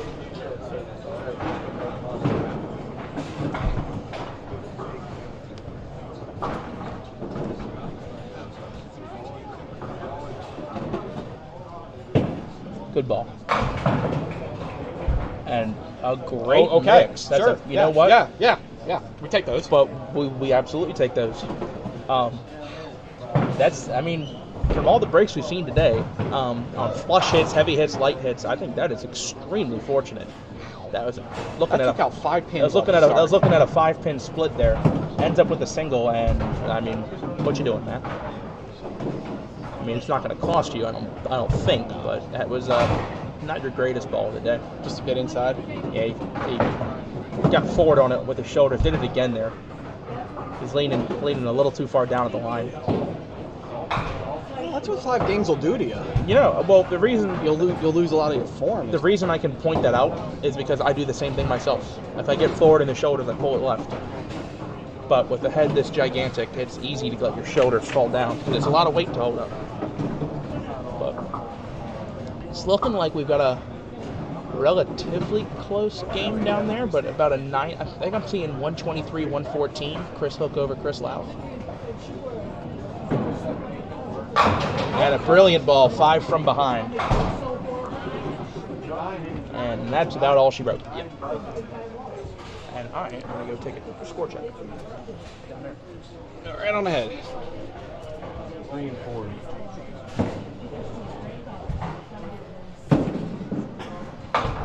Ugh. Tough game for Jason. But Matt Buckingham's going to move on into the quarterfinals. Chris again, score check on the other game. Not through the hole. Chris Hook sparing in the 10th, 138 with the ball to go. Chris Louth at 114. So 7 pins on this ball from Chris. It's a shutout. That's the first time I've seen someone rip the pin and bring it back. He only got 10 for 10, but hey, you know what? We loved first. I hadn't seen that all day, all weekend. And let's see if we can strike here for the endless 10th, Jason Sauter. Better yet, give me 100. Get 100. Please give me 100. This is the professional tour. All right. Don't leave that break. Well, Dave, we're going to test your theory here. 139. Oh, hey, he's 6 counted. 144. Louth needs all 3 in the 10th to tie. No way he does, right? That'd be crazy. Come on, Jason. Yeah, Dave Hughes. What'd I say? Yeah, he knew it. You got to play the outside at Pinland, folks. You never shoot the pocket. Not yet. Man, that pin flew straight back. Come on, give me 2 even. 2 even for 100. Come on, Jason. Give me 2. And how about 9? Give him $1.07. He's got a smile about that when he hit 100. And Louth did not strike on his first ball. It was a spare. We'll see what his final ball is. Throws it in there for 8 more, so that is 144 to 130, 131. It must have been a 7 count. That'll be enough. And an ugly middle rip. I guess that was enough a couple frames back. I'm going to stop that recording. Go ahead and put it on 3 and 4.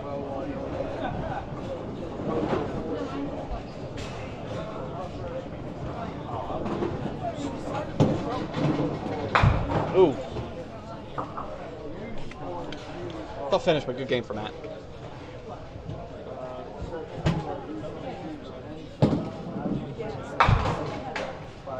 Hit his pin every time he got 7. I'm gonna go home now.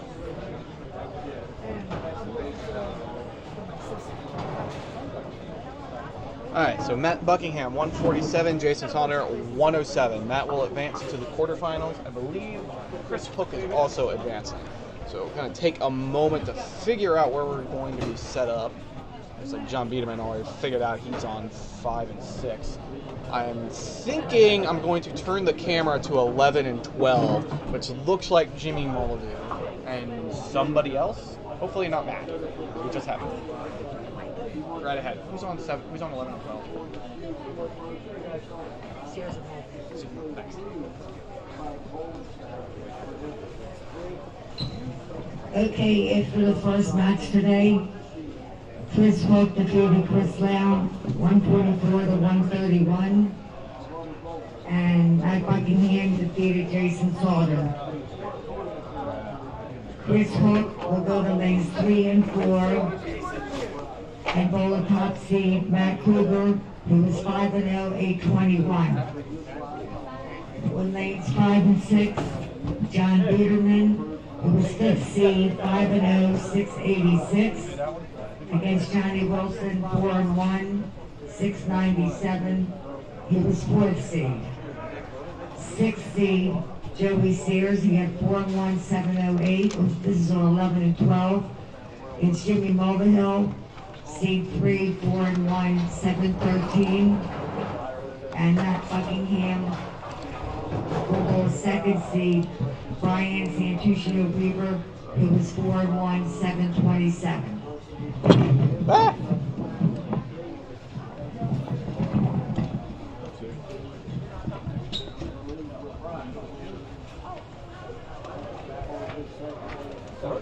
All right. Quarterfinals. We're gonna have Jimmy Mulliveau and Joey Sears up on 11 and 12. Whenever they figure out how to turn on lights in this house, because I don't.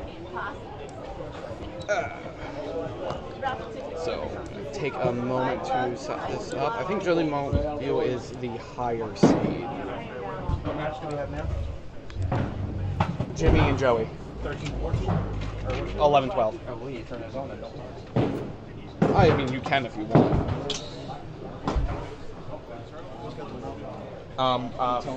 Chris did. Chris Roth. Yeah. Yeah, it's Chris. Chris. Wait, turn it over. Tell him sweep 11 and 12. A little more? Yeah, a little more to the right. I'll call you out on it. Stop. That's good.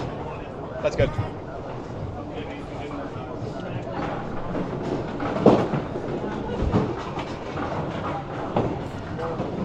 This is round of 8 now. Quarterfinals. I don't think it's no I. There's an I, just not there. Vihilo.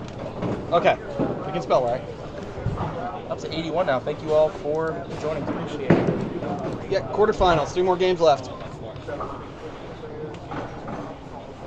going to be Joey Sears leading off on the left wing once they finish their warm-up. Oh, Joey's top. I thought Jimmy was 5. They all did. But Joey had. They both Joey got in wild. They must have. No, because I think Jimmy gets choice of who starts. Oh, this is true. So if he wants Joey to start, then Joey has to start on the left. You are correct, good sir. Yeah, I prefer to let my opponent start, so that way I can put 2 frames in a row. That's my logic, my choice.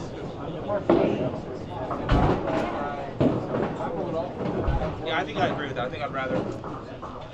I don't think it's really a great. Well, because additionally, especially the above ground centers, I always prefer ending on the left lane. If I need to shoot something like the right side, I can move as far left as I want to. I don't need to worry about the ball return or anything like that. You know what I mean?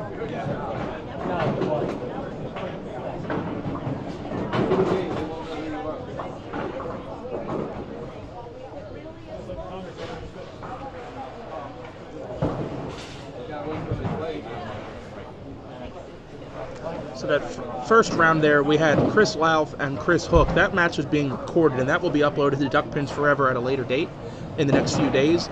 This round...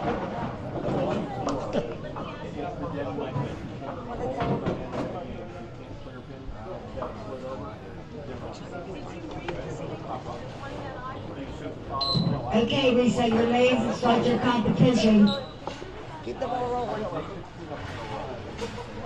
All right. So this match is going to be John Biederman and Johnny Wilson. That match is being recorded and will be uploaded in the next few days. However, live for you right now is Joey Sears, Jimmy Mulvihill, and it's going to be Joey Sears leading off on 11. Are you? It'll roll well. Okay. Don't go too far. All right. Quarterfinal match underway. Joey Sears, lane 11. And our first tricky triangle of the bracket.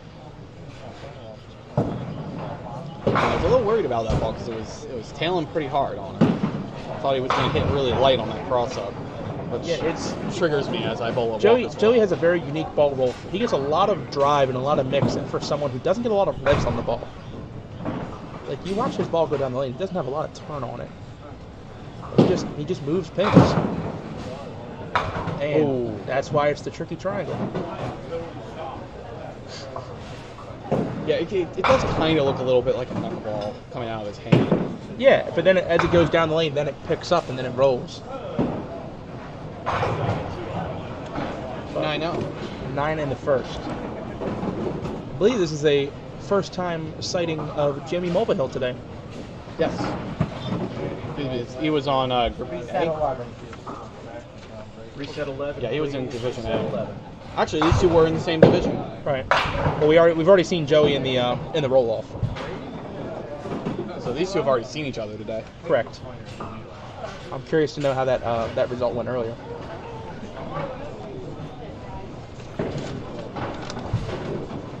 There's just no way of knowing, really. Well, they're both 4-1, so I one of assume them won. one of them won. Jimmy's staring down the 10 pin after his first pitch and rides the rail, brings it in. 10-9 after one, and that's a Connecticut spare in the box for Jimmy Mulvihill. When you open up the box, it's going to be the fucking Barbie toy. Chris, I forgot the microphone's there. No F-bombs. Don't hit anything. A rain delay here on 11, and here it comes.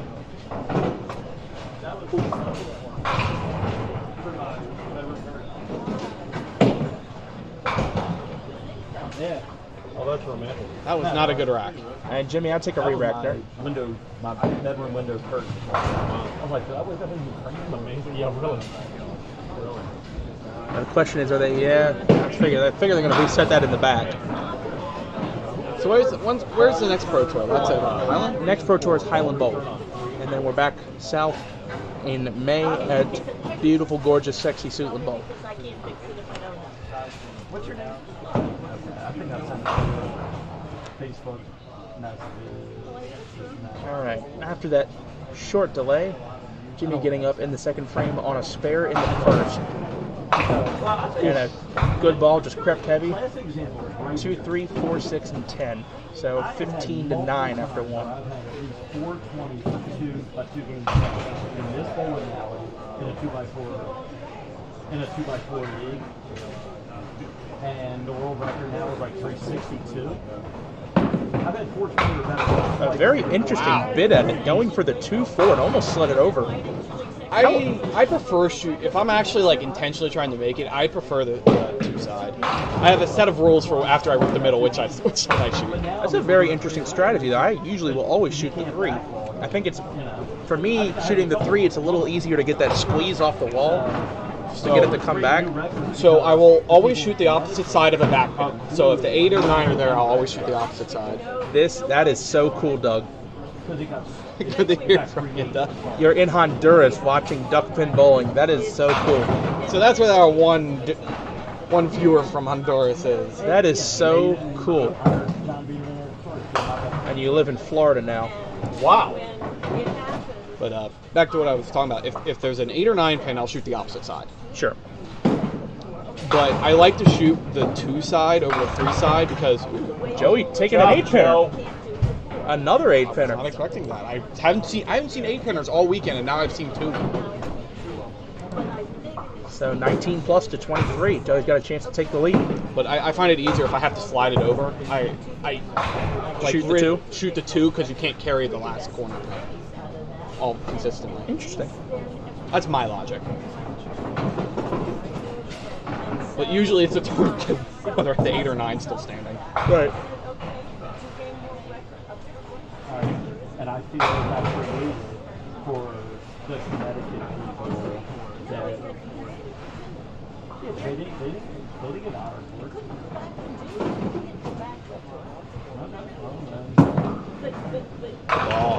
And mixes them in there, just takes the 4-5 out. 9 count. Take 5 sticks after 2, and staring down the 7 pin. Every September, I do something back.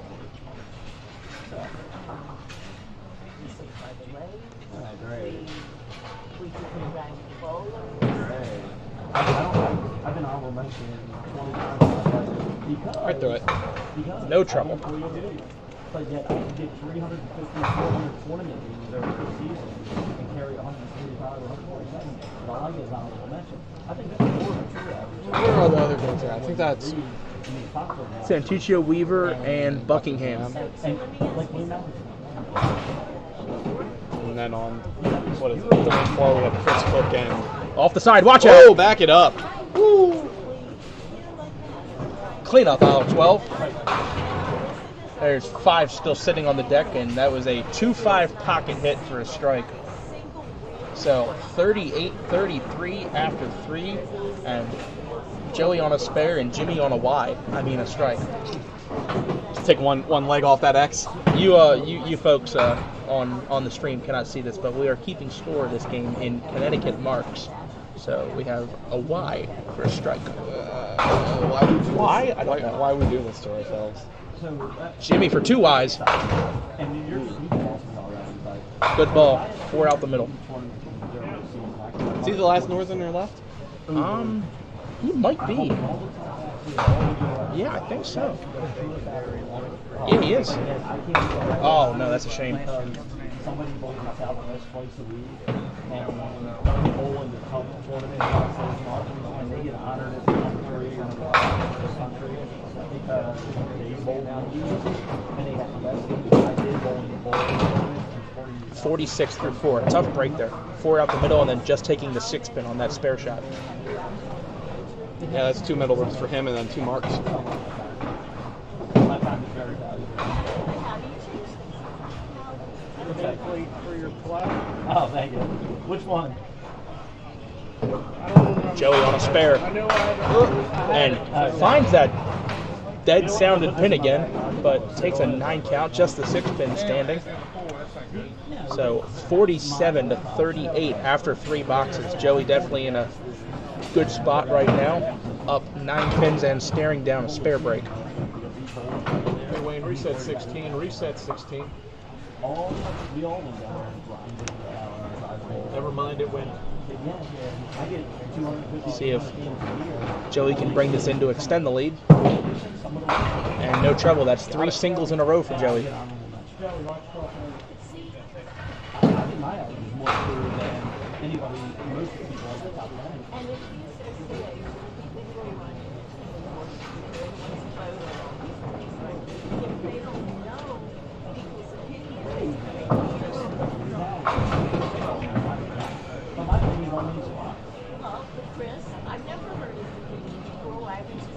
It wasn't worth bringing up.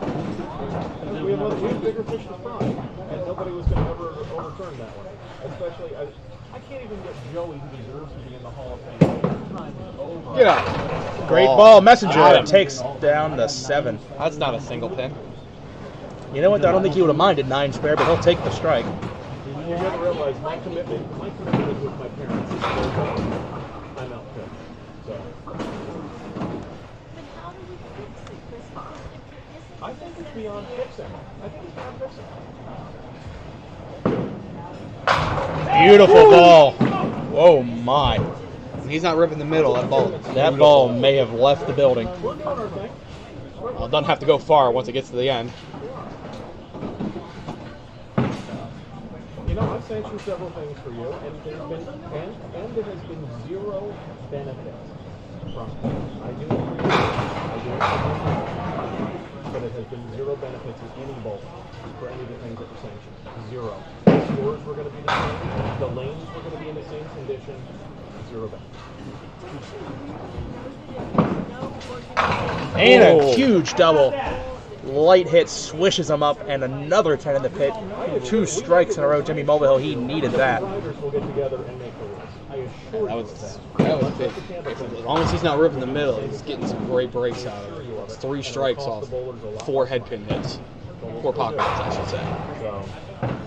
He's hit the head pin every Sorry, time. I'm watching these, Laura. I'm not paying attention to you, but I'm watching these too. So Joey can match it.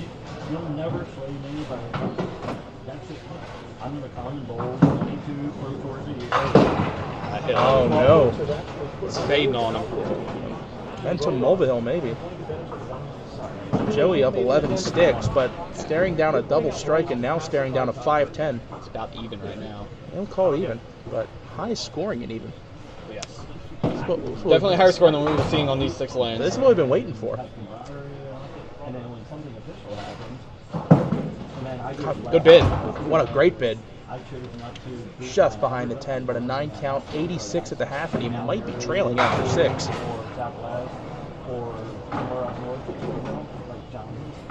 I chose not to bowl loose because I don't think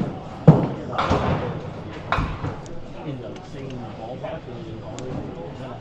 Yeah, it's about even. He'll be a little bit up. 96 through 6, but Jimmy 46 through 4, double 5th and 6th.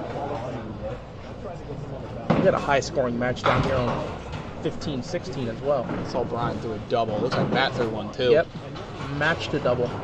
But I believe Matt was all open through 4, but that's going to help Brian hold his lead. But Matt definitely coming on strong now.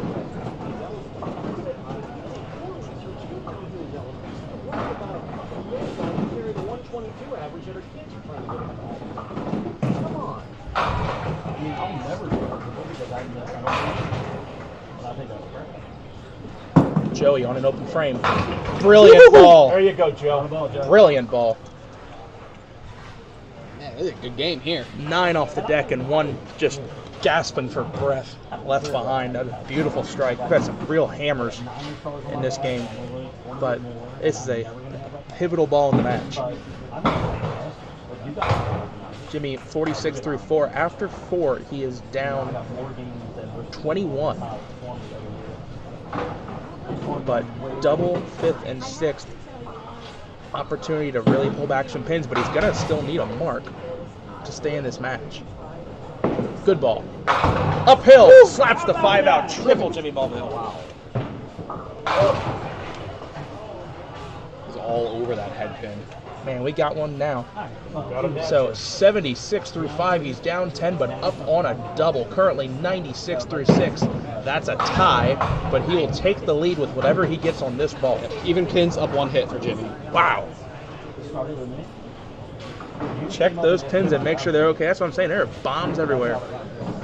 I have to get some of those new AMF pins that you guys got over there at Southwest. These are falling just fine. Are they falling? Well, I'm saying these are. Well, I'm saying yours. We had 2 200s Friday night. See, with the flat bottoms, I just... Yeah. I won't keep the pins until they have the bottom out. Take it again. No. Crosses over this time, and the 5-pin stands, but a great 30 box and a 29 box. Kruger threw a triple, so 9. he is way up right now. 9, Dave. 9. Oh, you're good. So 105 through 6 to Joey Sears 96, and Jimmy can bring in a spare here. Reset 16, please. Reset 16. And no, drift left. That should be 124. Yep. Yes, 124 through 7. And takes the wood. That's a crucial miss single. 134 through 8. Joey's got to capitalize on that.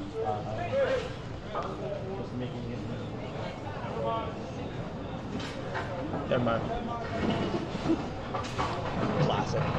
The tumultuous few seconds there with the calls.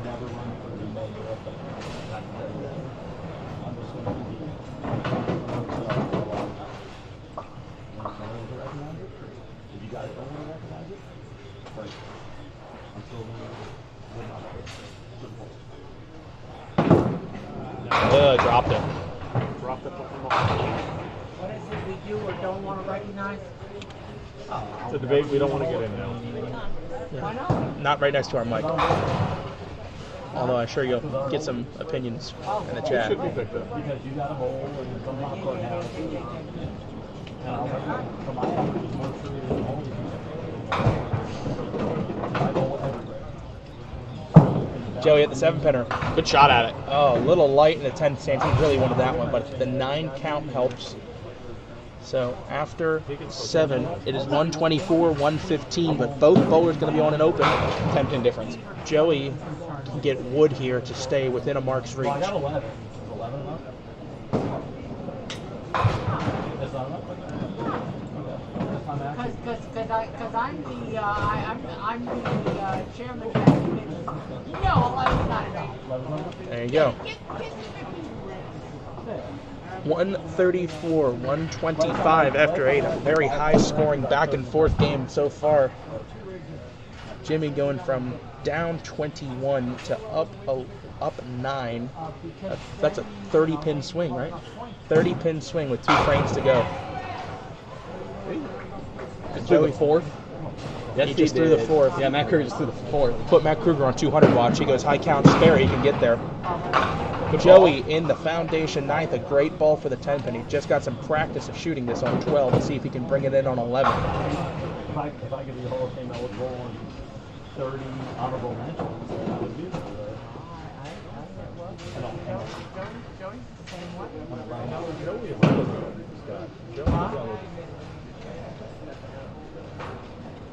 Joey is absolutely eligible. By your criteria, he's eligible to be on the ballot.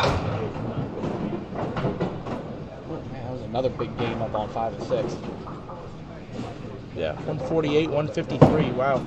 And Yeah, right Joe, when he there you needed go. it, Joey has brought in the 10-pin 4 spare in the foundation 9. Matt could've been Kruger 5. 5-timer. That We're was going to have 5. a 200 at Pinland. More than 200. It's going. Well, he needed a high count spare, but we are going to have a 200 at Pinland Bowling Lanes. Matt Kruger 78 through 5 and a 5-timer. Are you even surprised? No, not What really. a season this guy's having, really. I mean, it's just ridiculous.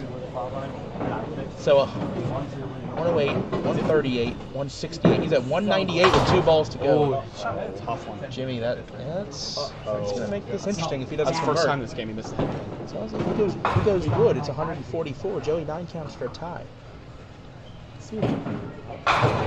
Drops it again for a 6-bagger.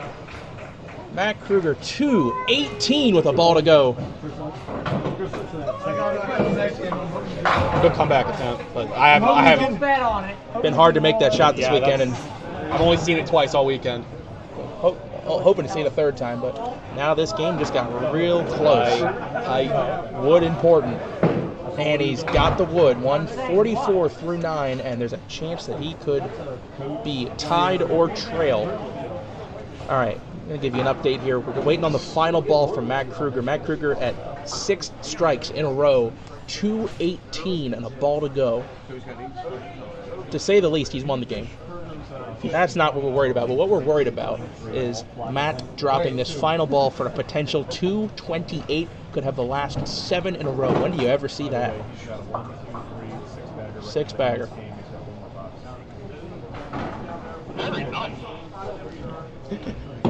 All right, meanwhile, back live, Jimmy Mulvihill, Big 10 frame, and he's off the side. Don't take that head pin. No.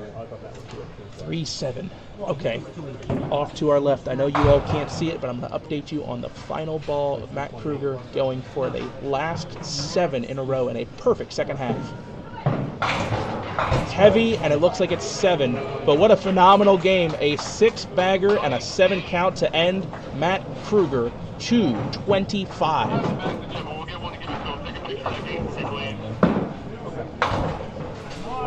All right. What a phenomenal game for the first 200 of the Men's Pro Tour this season. 225, Matt Kruger with 8 strikes, including 6 in a row. Ladies and gentlemen, Matt Kruger, back-to-back weekends champion. That guy has been the best bowler the last year. All right. Yeah, Joey Sears needs 9 on the spare to not need a mark.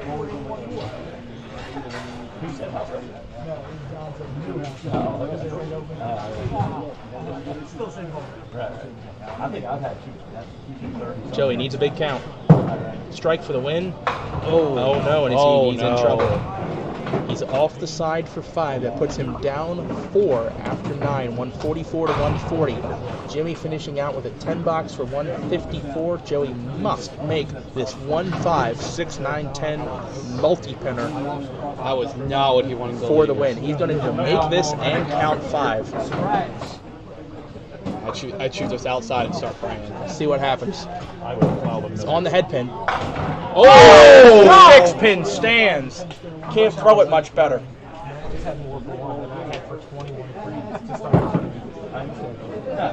Throws the third ball away because that one doesn't matter. What an incredible attempt, but that bad count hurt him. I can't believe the gutter. 154, 149. Was that a heck of a game or what? I can't believe the gutter ate that pin.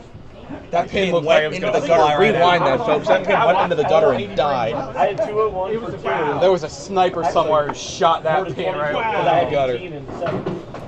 I had 28 in the third of that game. That approved it forever. Yeah, we had 5 and 6. That was 5 and 6 was a good game too. They might have caught it. Yeah, I might have caught it. He needed all 5 games today to get to 1300. All right, everyone. Getting set up semifinals. I have no idea who's playing who. But they'll make an announcement here in a second. So I'll just get set up while we're waiting here and figure out what lanes we're on. I get the feeling we're going to be on 13, 14. Which is going to make me a little upset, but what can I do? Moving on to the semifinals. Caps lock is on. Can I get the one from 2014? I never got that. Yeah. Well, I didn't say it on that if you want to call it out. You can. I put it out on stream, so everyone on stream knows.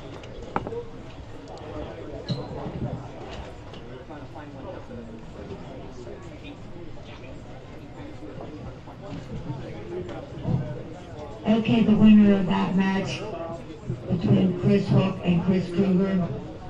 Matt Kruger, I'm sorry. I saw him. Jesus Christ. It's been a long day. Daniel's brother.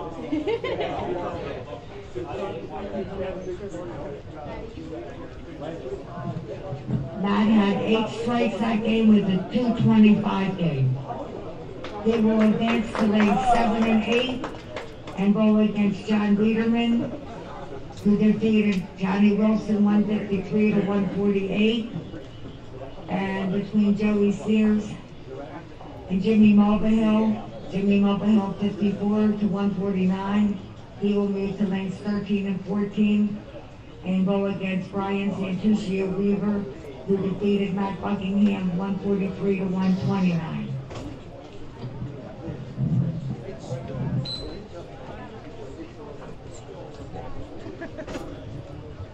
Good enough. Aren't we all getting told for this? Oh, John Biederman already started and throwing a strike on me? Come on, No, man. he had a 10 pin. Oh, had a 10 pin. Is the camera good? Yes.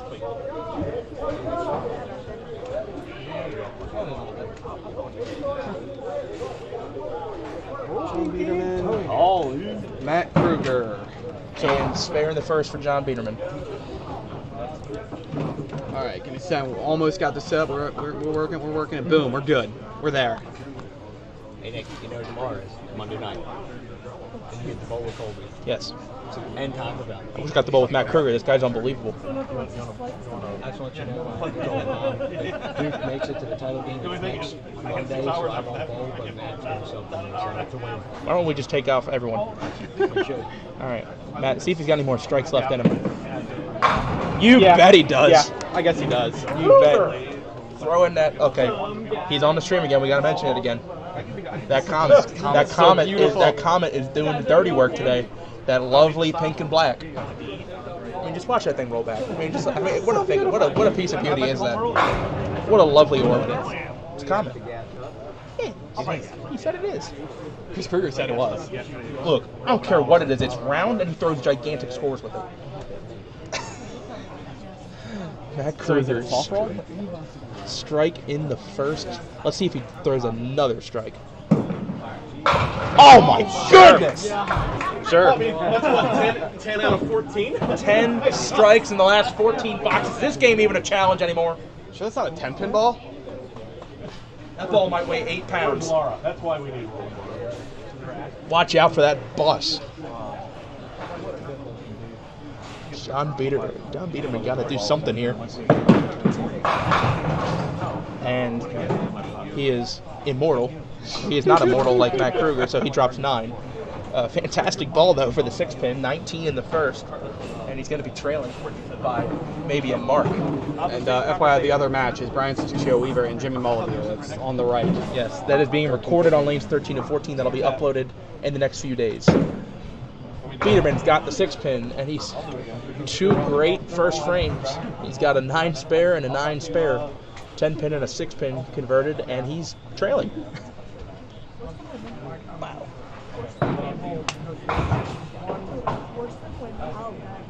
Biederman in the 3rd. Good ball, and does his Matt Kruger impression. Drops the 5-8, and it's spare strike. John Biederman, 39 through 2. Strap in, folks. We got a big scoring match again.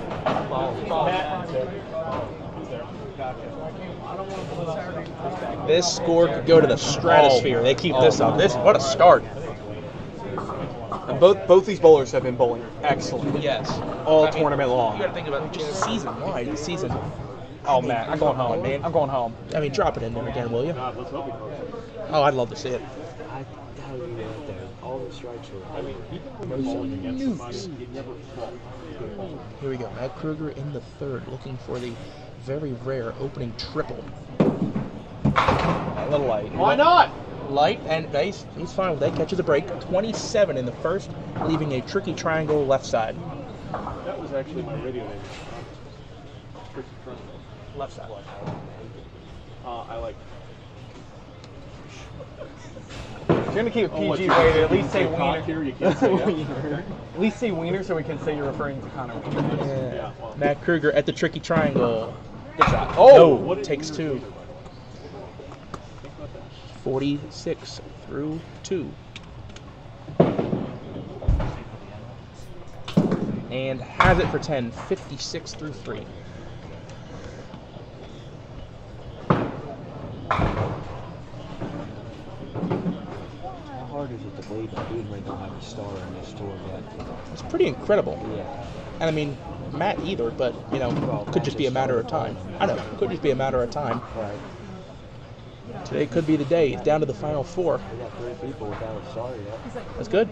That's what we like to see. I will say our last 4 bowlers are probably the people who've been bowling the most. Lights him up for a solid 5. Great ball. Be throwing the same pitch here for the spare.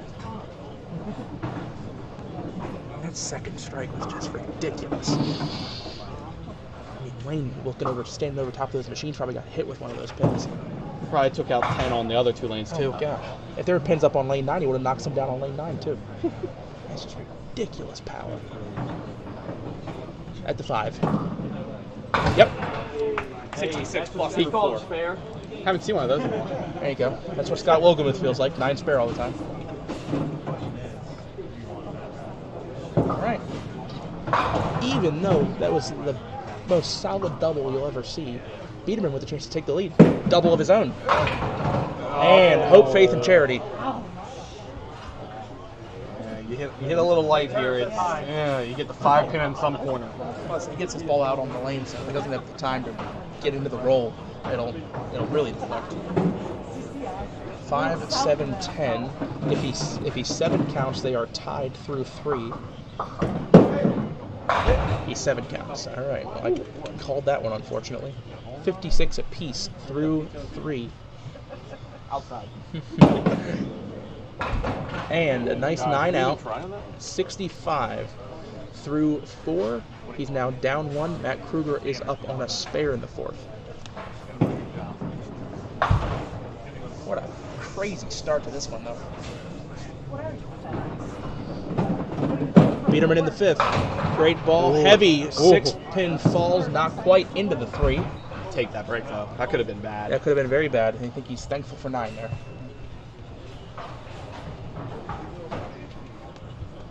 Getting closer to 100 people in here now. Thank you all so much for spending your Sunday with us. This is John Biederman, Matt Kruger. Over to our right, it is Santuccio Weaver and Jimmy Mulvihill in the semifinal of the Pro Tour Pinland. Oh, Biederman's got it. 75 plus at the half, and he might be trailing.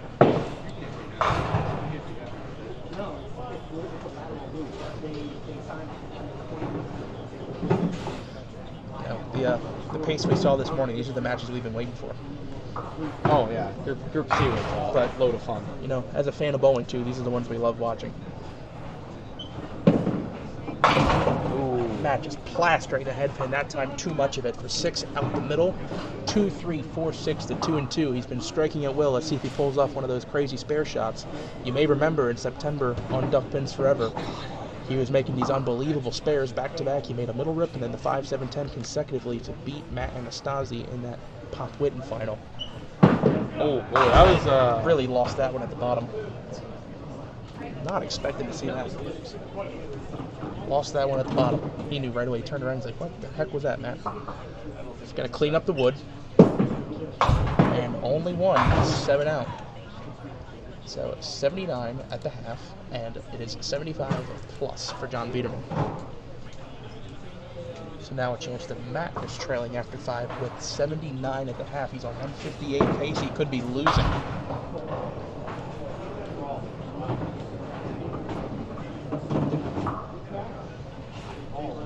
Balls on 13-14.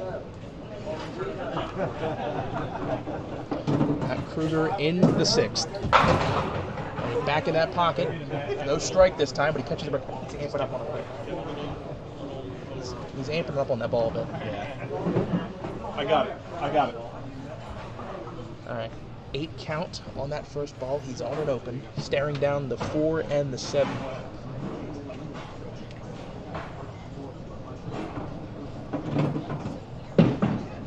And bounces it in there for both. 89 plus through 6. All right, big ball here for John. This is a big ball for sure. Currently, he's down 4 after 5 boxes, but he's got that spare working. Chance to take the lead. Gonna want to put up a spare of his own in the 6th, or strike for that matter. Good ball. Off to the side, hits that 2-5 pocket, and 7 counts for the 1, 3, and 7. So 3-pin lead, John Biederman after 5 boxes, 82 to 79.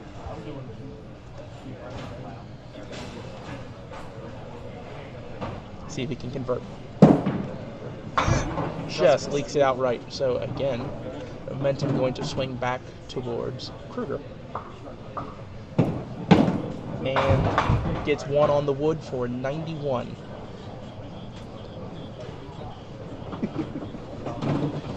Does anyone know about comments?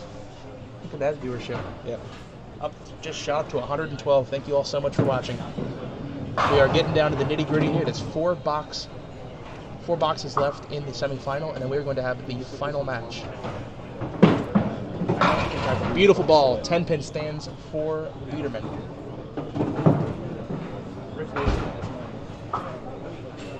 Yeah, you might want to repost this since we're in the bracket. Yeah, do it now so people will watch there, so I don't have to go on Facebook. I can just stand back here and yell. Get some. Good spare. Hey. Tentatively holds his lead with that spare. Tentatively, yes. It is assumed that Matt will be taking the lead after 6, but once again, the mark's put up from Biederman, so he's got to answer that mark in the 7th to hold that lead. High scoring and back and forth so far through 6. Drills it in there for the solid 4. Pins just melted except for that one. That's where you'd love that slow motion replay to wonder how on earth does a 4-pin not fall on a ball like that.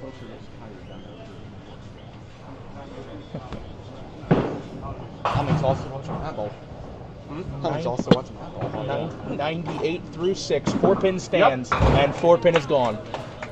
So spare right when he needed it to hold the lead. Going into the 8th frame, it is Kruger 108, Biederman 101, both bowlers on a spare. 3 boxes to go here in the semifinals. Your final match will be shown live on Duck Pins Forever. It'll probably be over to our right on 11 and 12.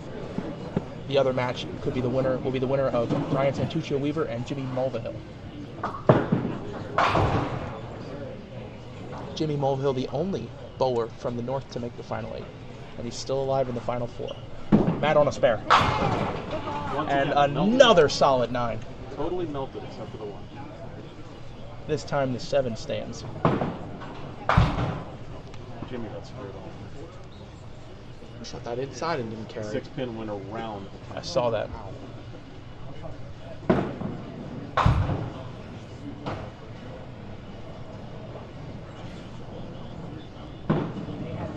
he's got it. I really wish you had the pacing of Kruger, so they can get up there and just wait. And then just wait it out. drill that single. Yeah. But he's so I now. wait so much. But now the last 3 boxes, he's going back to exactly what he did to win the Pro Tour at Suitland last weekend in the Pop Whitney. He did not strike once in that final match, but he shot 168 all spares.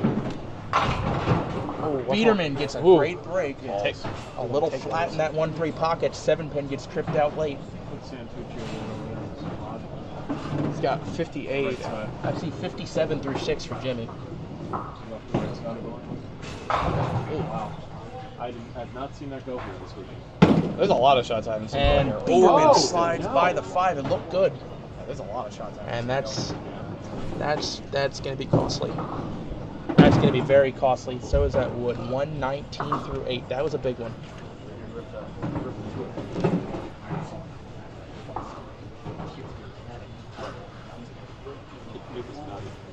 All right, must mark situation here for Biederman into the foundation 9th. He's down 8 and a hit. And he comes back and reads the rulebook. 10-pin last to go. 5, 6, 10. Tripped out by that mixing strike. 129 plus through 9. That was an absolute must for John. 2. All right. Matt Kruger riding 3 spares in a row. 127 plus through 8. He's up 8 and a hit. And heavy again. Counting 7. Gives himself 15 pins lead. 3 boxes scored. 134, 119, but he's staring down the 2, 3, and 6.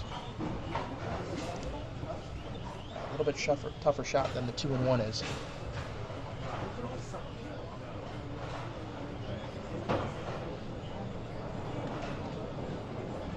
See what he can pull off here. Goes for it and doesn't quite cut it over. I think 7's there. That's the 6-pin, just the 6. Just 6. And 9 out for Matt in the foundation. 143 through 9. Now, yeah, that's the 6. That's the 6. Now, here's the situation. Let me set the stage for you. If Matt goes mark and 7, he will shoot 160. That will force John Biederman to strike on the first ball in the 10th. Any less than that, and John can get up and spare count to win. Yeah, no matter what, John's going to need a mark next frame. John is going to need a mark no matter what. The question is, how many is he going to need? John cannot be shut out. Most Matt Kruger can shoot is 173. Biederman can punch out for 179. Here we go, 10th frame.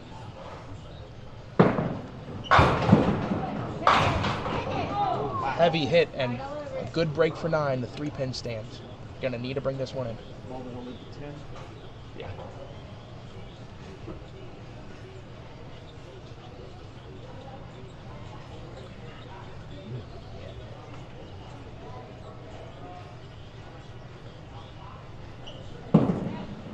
All over it. Dead solid at the line when he needed it. Brings it in for the spare. A 7 count on this ball will put John Biederman on the first strike in the 10th. Anything less, and Biederman will have the chance to spare and count to win. Just waiting on that comet to come back. Or whatever that pink and black ball is. Here it comes.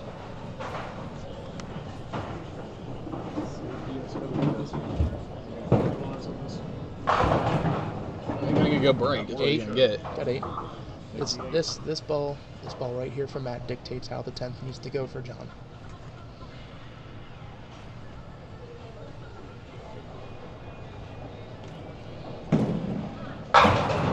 Takes all 10 for a phenomenal 163. The hottest man on the planet. John Biederman must strike on this first ball in the 10th. Nothing less will do. I feel better. Gotta have it. Oh, heavy, and the messenger goes between the 3-6. Yeah. And that is the end of the day for John Biederman. that missed single in the 8th coming back to haunt him. It is going to be another. No, he didn't. It's going to be another Matt Kruger sighting in a championship match. This time in the men's pro tour. Still a good game from John. He's It's going to be a phenomenal game. He's going to be in the 150s. I mean, this was a phenomenal game from the start, and it's ending just as good. It's been a phenomenal bracket. Yeah, the bracket's been fantastic so far. I mean, we had a roll-off just to get the dang thing started. And we had some real high scores, a close match. And Biederman off the side for 8 more. Your final score in this one, a fantastic match. Matt Kruger 163, John Biederman 157, and that separation of 6 pins tells me that if Biederman makes the spare in the 8th, he wins the game. We're back on 11 and 12.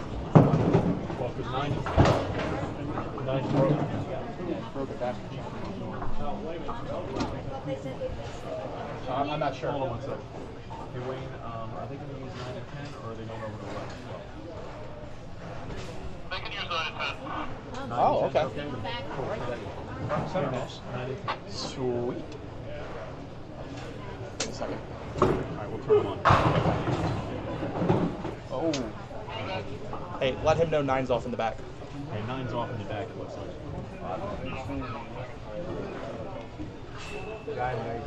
Thank you. You want to put it at an angle, Lenny, or you want to leave it directly behind? It's good up here. Okay. But I do want to move it like big. Sure.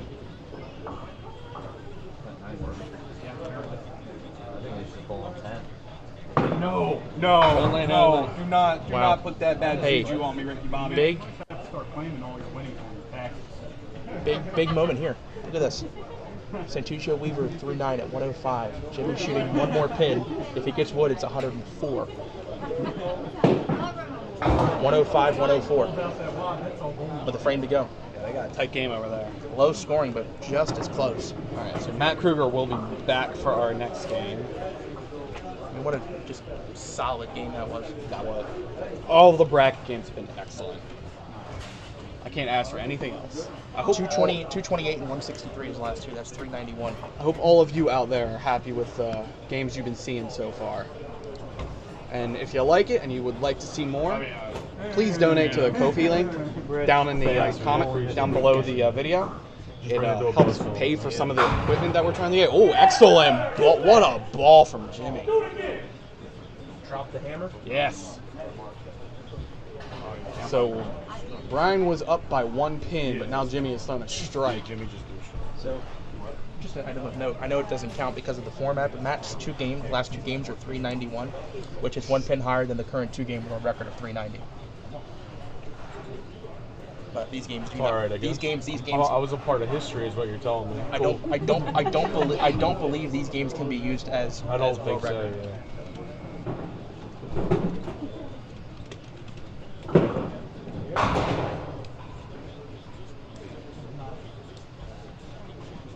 I'll keep you updated on the last game. It looks like Jimmy got 8 on his first ball on the strike, so he's got 1 more ball. He was down by 1 going into this frame, and he's going to get 18 to 20. You can actually see the lanes off to the side. So once again, whatever Jimmy does, huge spare. So Brian's got a match. Brian needs 20 to win. $20. $20 to win. 19. 19. Bonus bowling. 19. We get free bowling.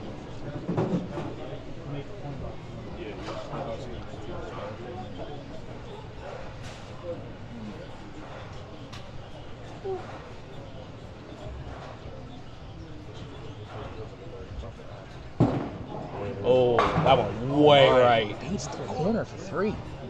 But a very makeable spare. He'll need to make this and strike to win.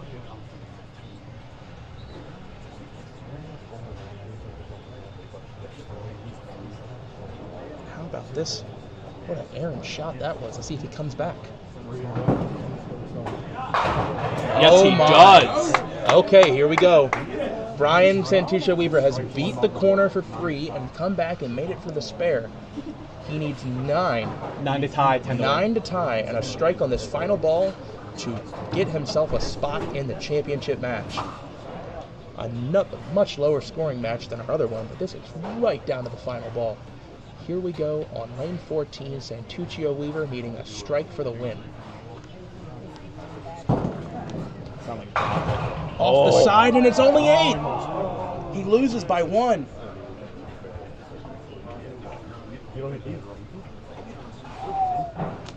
Shocking on Dundalk Avenue. Wow. He knew when he let it go, it was off to the side. He knew it was trouble, but he almost stole it.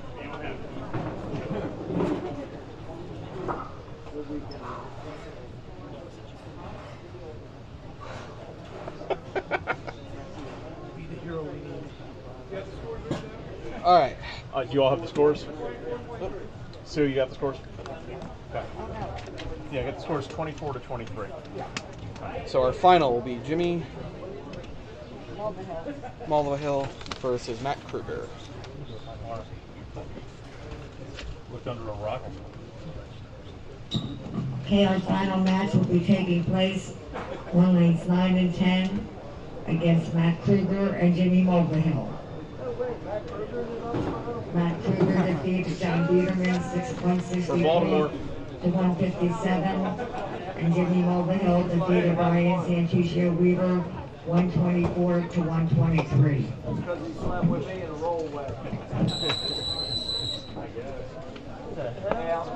I farted. That's what that sounds like now? After Connor, it comes out a little higher pitched. Wow!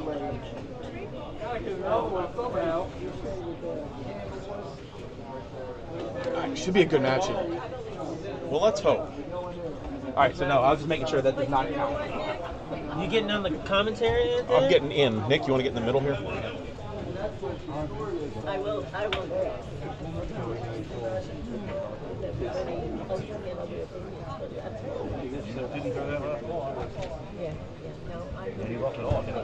Okay. What is that? Was 391? Oh no, it's 388. Never mind, I lied. Doesn't matter. 388, 225, 163. Still phenomenal. Thank you for keeping track on me, Ken. All right, here we go. All right. Mulvihill's up on 9. Finals time. Let's go. He's gotta come back. You want to see my Chris Schenkel? Yeah. I wasn't gonna look. Live from Pinland Bowling Center in beautiful Dundalk, Maryland. It's the professional bowlers tour. All right, here comes everyone. They're coming back. Mulvihill in the first championship match. Jimmy Great says start. strike. I think you might see a few of those of these two. Maybe a couple. Maybe not on lane 10 though. There might be. Well, you never know. These guys are a different breed. This is true. I had a strike on 10. It's about 2 years ago. Are we going to have Matt Kruger's 4th star of the bowling season or Jimmy Mulvihill's 4th Pro Tour star?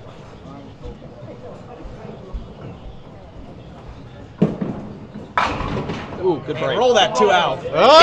One strike apiece after 1. How about that? That was different. That was awesome. You know, you got the eye in the sky back here. I love it. Should tell him that we can hear him on stream. Yeah.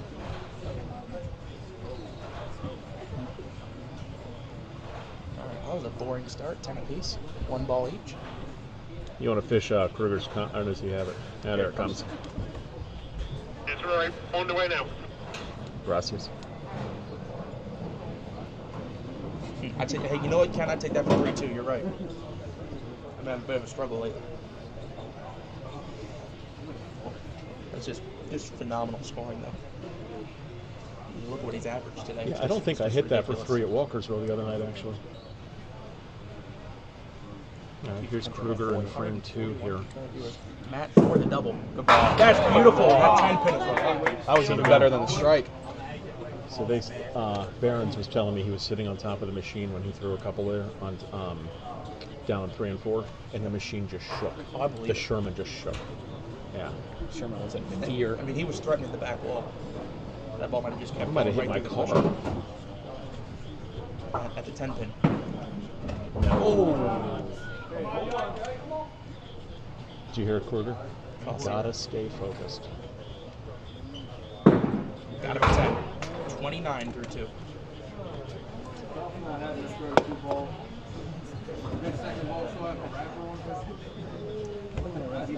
You know what? I wish we need to get a little mixer because I've got these little lavalier mics that everybody can have. I have a And wireless in. wireless, yeah, because I have a cheap mixer that I use at home. I got a Behringer Jimmy for the USB we double. can use. And Jimmy does he plowed concentrate? through the No. middle now. 2, 3, 6, 10.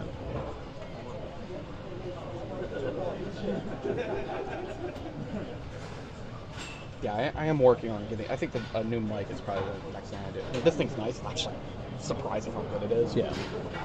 But It's a bad camera, great mic. I've got a Yeti lined up. I was planning on getting.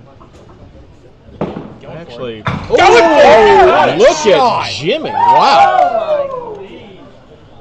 It's okay. You can say what you want to, Beautiful Laura. shot. Slid it clean. How about that, Wayne? Dude, it was so clean. It was so clean. What a thing of beauty that was. That was sweet. He's sitting up on top of He's sitting on top of the machine, yeah. 30 to 29 after It's 2 gotta be boxes, and picking him Jimmy's up. got a spare. It's got to be picking Oh, it him is, up. absolutely. It's another commentary. It's great. All right, Jimmy going for a count on that very clean spare. Uh-oh. Light and All right, he makes this, I'll give him $1. That's a Walkersville That is special a- if I've that ever is a seen one- one. Imagine he makes Yes, this it is. back to back. Yeah, it is. Imagine he makes this back to back. That'd be just nuts. There would be an explosion of flavor. There's no question about it.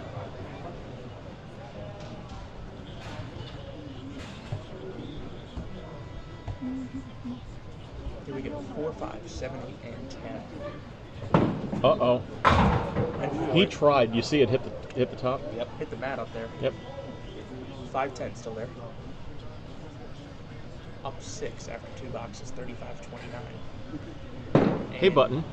Takes 9. 44. All right, Kruger jumping back in now.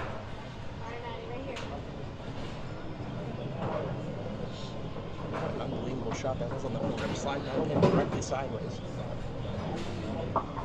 Matt, Mark here can take the lead again. That's just something. Lane 10. Solid 7. Great 9 drop. Sounded like another melter. I think that ball crept up just a little high in the 3 though.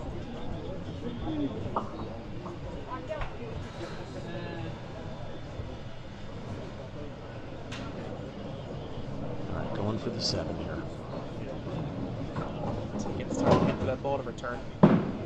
Doesn't miss this There one. it is. Brings that one in. So down 5 going into the 4th box, but he's got the spare advantage. Good count here.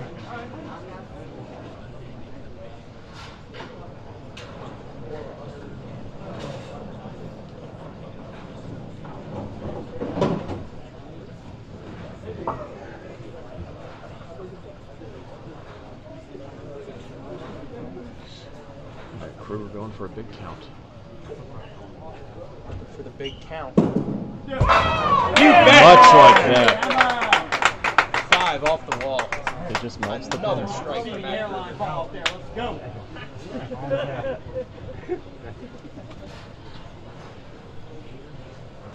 Up 5 after 3 and puts a big strike up in the 4th. Jimmy gonna answer. Jimmy needs to start up here. That ain't Another it. great ball heavy. Let's see if he can slide this one. 2, 3, 4, and 6. 2 and 2. He makes something like this again, I think it should question all of our abilities. So he's got to play the same spot. It's the same shot. Well, it's the same, yeah, same ball. Is this? Should we yell "same ball makes it"? Was that? No, we don't do that here. Okay. Oh, he tried. He tried. Pretty good at it. Just caught a little too much of the 3. So the open frame. 2 opens in a row. He's going to be down. How many? Be down 5 and down a strike.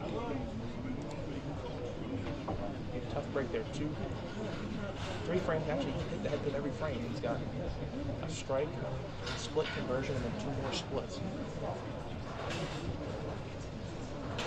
First ball he threw in the first frame, just pure perfection. How many people are we up to? About 150. 150 people watching duck pen bowling on a Sunday afternoon. You gotta love it. That's a record, right? I think that's a record for concurrent viewers. Jimmy on frame 5. And? Another middle rip. 2, 3, 4, 6, and 7. He couldn't catch water if he fell out of a boat right now, and I don't know why. He's been on so good today. Catching too much of that. Do it. Do it! Oh my word! Wow. Now he makes the 2 and 2. 7 Wow. stands. Well, I mean, how much practice has he had on it? I mean, yeah. Can't believe that one. And for 10. Got it for 10. What an incredible 10. I mean. And what a story there in the first half. 64. He's been working butt off for it. Yeah, that's the hardest working 64 I've seen in a while. Don't get out of the middle. Thought I made that one too. Thought I had to glimmer of hope for a second. You'll get there.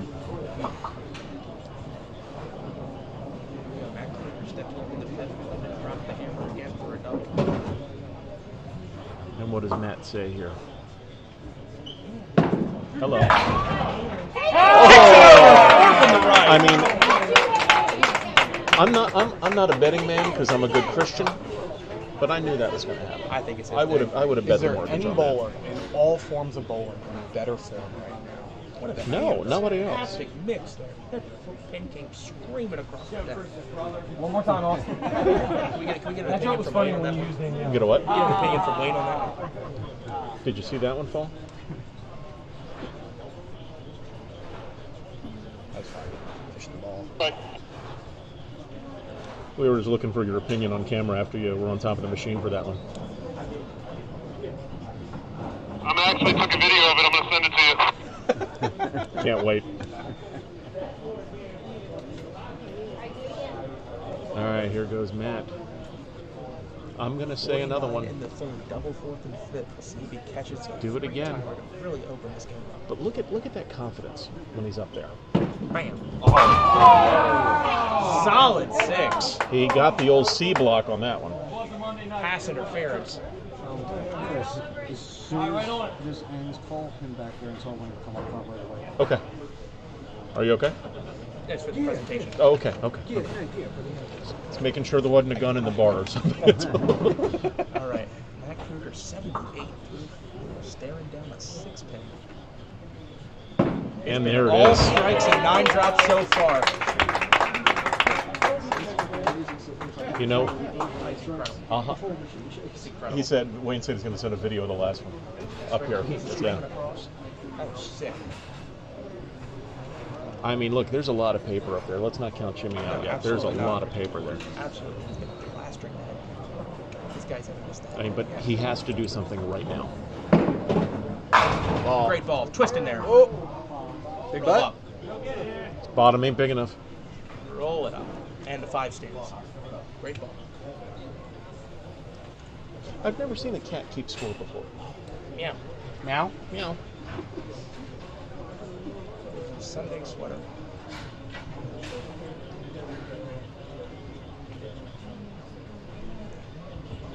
Gonna get back on the board. Yes. There you go, Jimmy. A lot of people don't know this, but when Scott's done today, he's going to crap in a litter box. Oh. A lot of people don't know.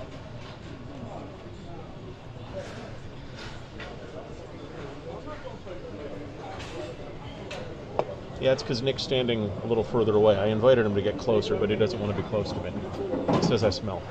I am talking pretty loud, I thought. They can't hear you good. Okay. Yeah, you whisper a lot. Yeah, get in. Come on, throw that first ball. Hello, Jimmy. Oh. No. Only 5. 1, 3, 6, 7, and 10. 79 through 6. He's currently down 29 pins. It's going to end up being more than that. Yeah.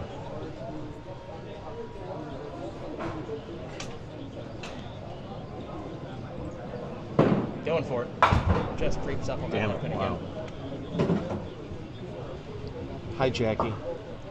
Duck block. Let's talk about the 6-pin.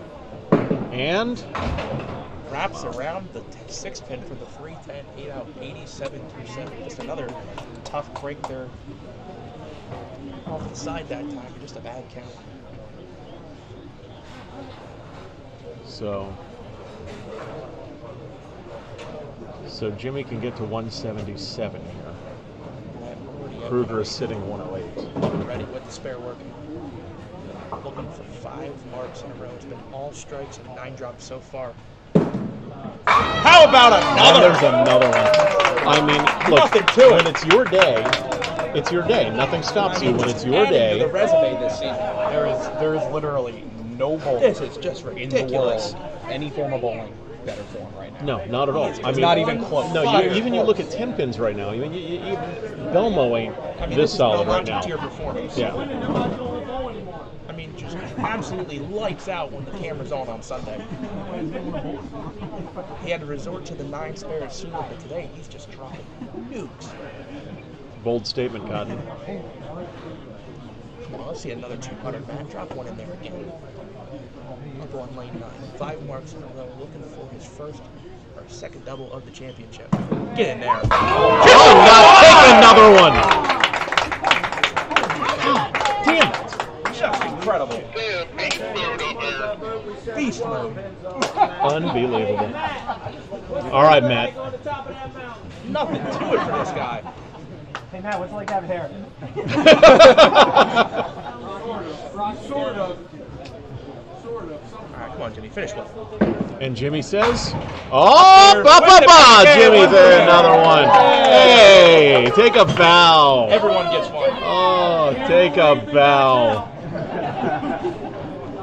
There you go, Cotton. Well, he's going to have to throw another one, to say the least. Throw another one keeps it interesting, that's for sure. Yeah. Puts him out like Like a 3, yeah. It's, yeah. 5 count on the double. It's just nuts, the bowling we're seeing right now. And? Double. Mix it up. 5, 9, 10 stands. Just finished a little light that one, too.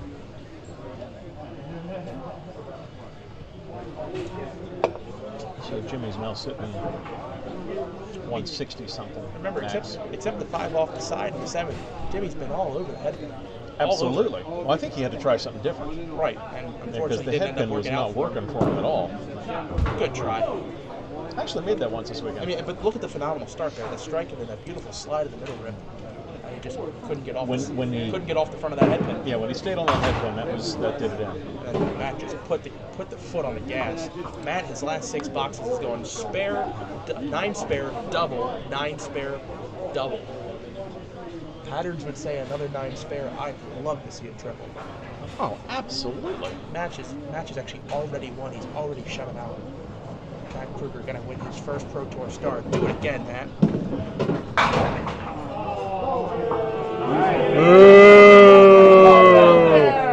Got a room of people booing. God almighty. Giving him the business. 144 through 7. Still got the 200 opportunity with a spare conversion here. Let's let them bowlers be tough. Tough. Come on, run that bread line down. His first missed head hit all game. And? Boo. All right, gonna need a double now in the 10th to shoot that 200. Is he sandbagging? Is that what this is? That was close. Right. 172. 172 in the 9th. Come on, throw another double, Matt. Get us that last 3, 500, 560 plus. Oh my gosh, it's gonna be monstrous. Yeah.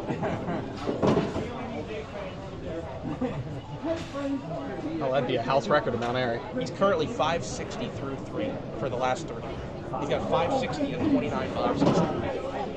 Just incredible. Come on, let's see a double for 200. Come on, Matt, drop it in there. Number 1. Ahead. Oh no. It's not meant to be, but what a phenomenal middle game there from Matt Kruger. So your champions. What'd you say? Up there doing it's kind of funny. Make that 4-pinner. Ah, well. Matt's going to be comfortably in the 180s. And Mulville Hill is 113 in the 9th, and he's in the 180s. Going to finish Final pin here at 182. 182. What a phenomenal Sunday performance from Matt Kruger. His 4th start of the season and his first men's Pro Tour victory. Mark wants you to come up front ASAP so you can do the presentation. 570. All right, thanks, bro. I don't even look at it anymore. Just absurd. 190 average his last 3 games in the ladder. Oh, wait! Hey, I'm rooting for you. I thought it was great ball. Endless 10th, Jimmy. Come on. Keep going. Endless 10th frame. Keep it up. I'll be here all day. So, hey, Chris, tell Wayne to come up here. I just did. Just seriously incredible bracket bowling. 190 average in the bracket. How does that even happen? I mean, A 190 average. You can't lose averaging 190. There's just no way. There's Jimmy with another Jimmy, one. Endless two-timer in the 10th frame. That's the double Matt needed for the 200. Yeah. Come on, Jimmy. Finish strong. One more time. Probably don't need to announce everything. I think everybody knows. Yeah, I think everybody knows who won. I know. Well, I wasn't going to announce that. Oh, okay. Let me thank the guys. One more ball for Jimmy Mulvihill. And 2. Oh. 135 to Matt Kruger's gigantic 135 to 182. Amazing. What an amazing day. 570 in the bracket. What an amazing day. Almighty. We're going to have Mr. Nicka and Mr. Berries and Chris Lau, the president of our association.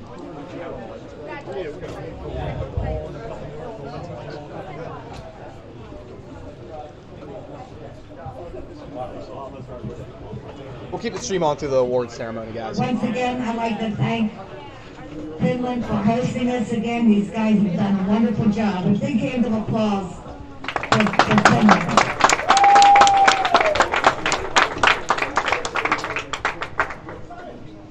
Matt, do you want to yell out something and say anything?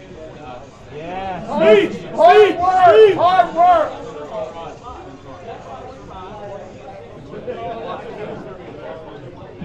Congratulations, Matt Kruger, on winning your first DPBA tour. I hope to see you all at Highland Bowl. Be safe and be careful going home. That's his 4th tournament win of the season. You forgot about Jimmy. You were supposed to. Oh. There's a second place check for Jimmy. I don't think you normally present that, do you? This now presented Jimmy Mulvihill with the second place check. Nice going, Jimmy.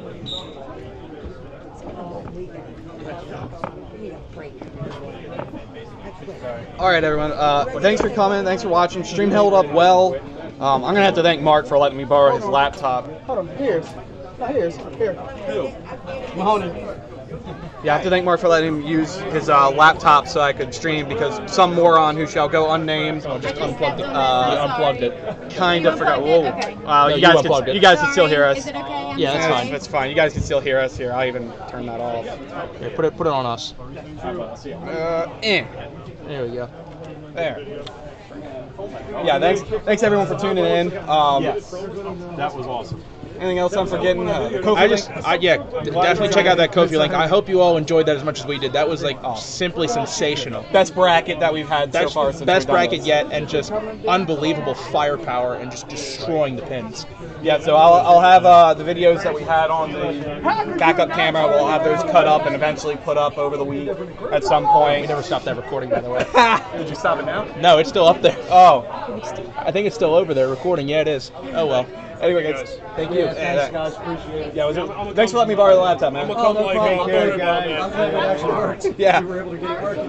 Anyway, I'm going to go ahead and stop the stream. Thanks for tuning in. Next tournament, I'll be back next month, right back here, I guess, for the Pop Win. We'll do it all again. Yep. So we'll do a little run back here. So I'll see you all around. Peace out.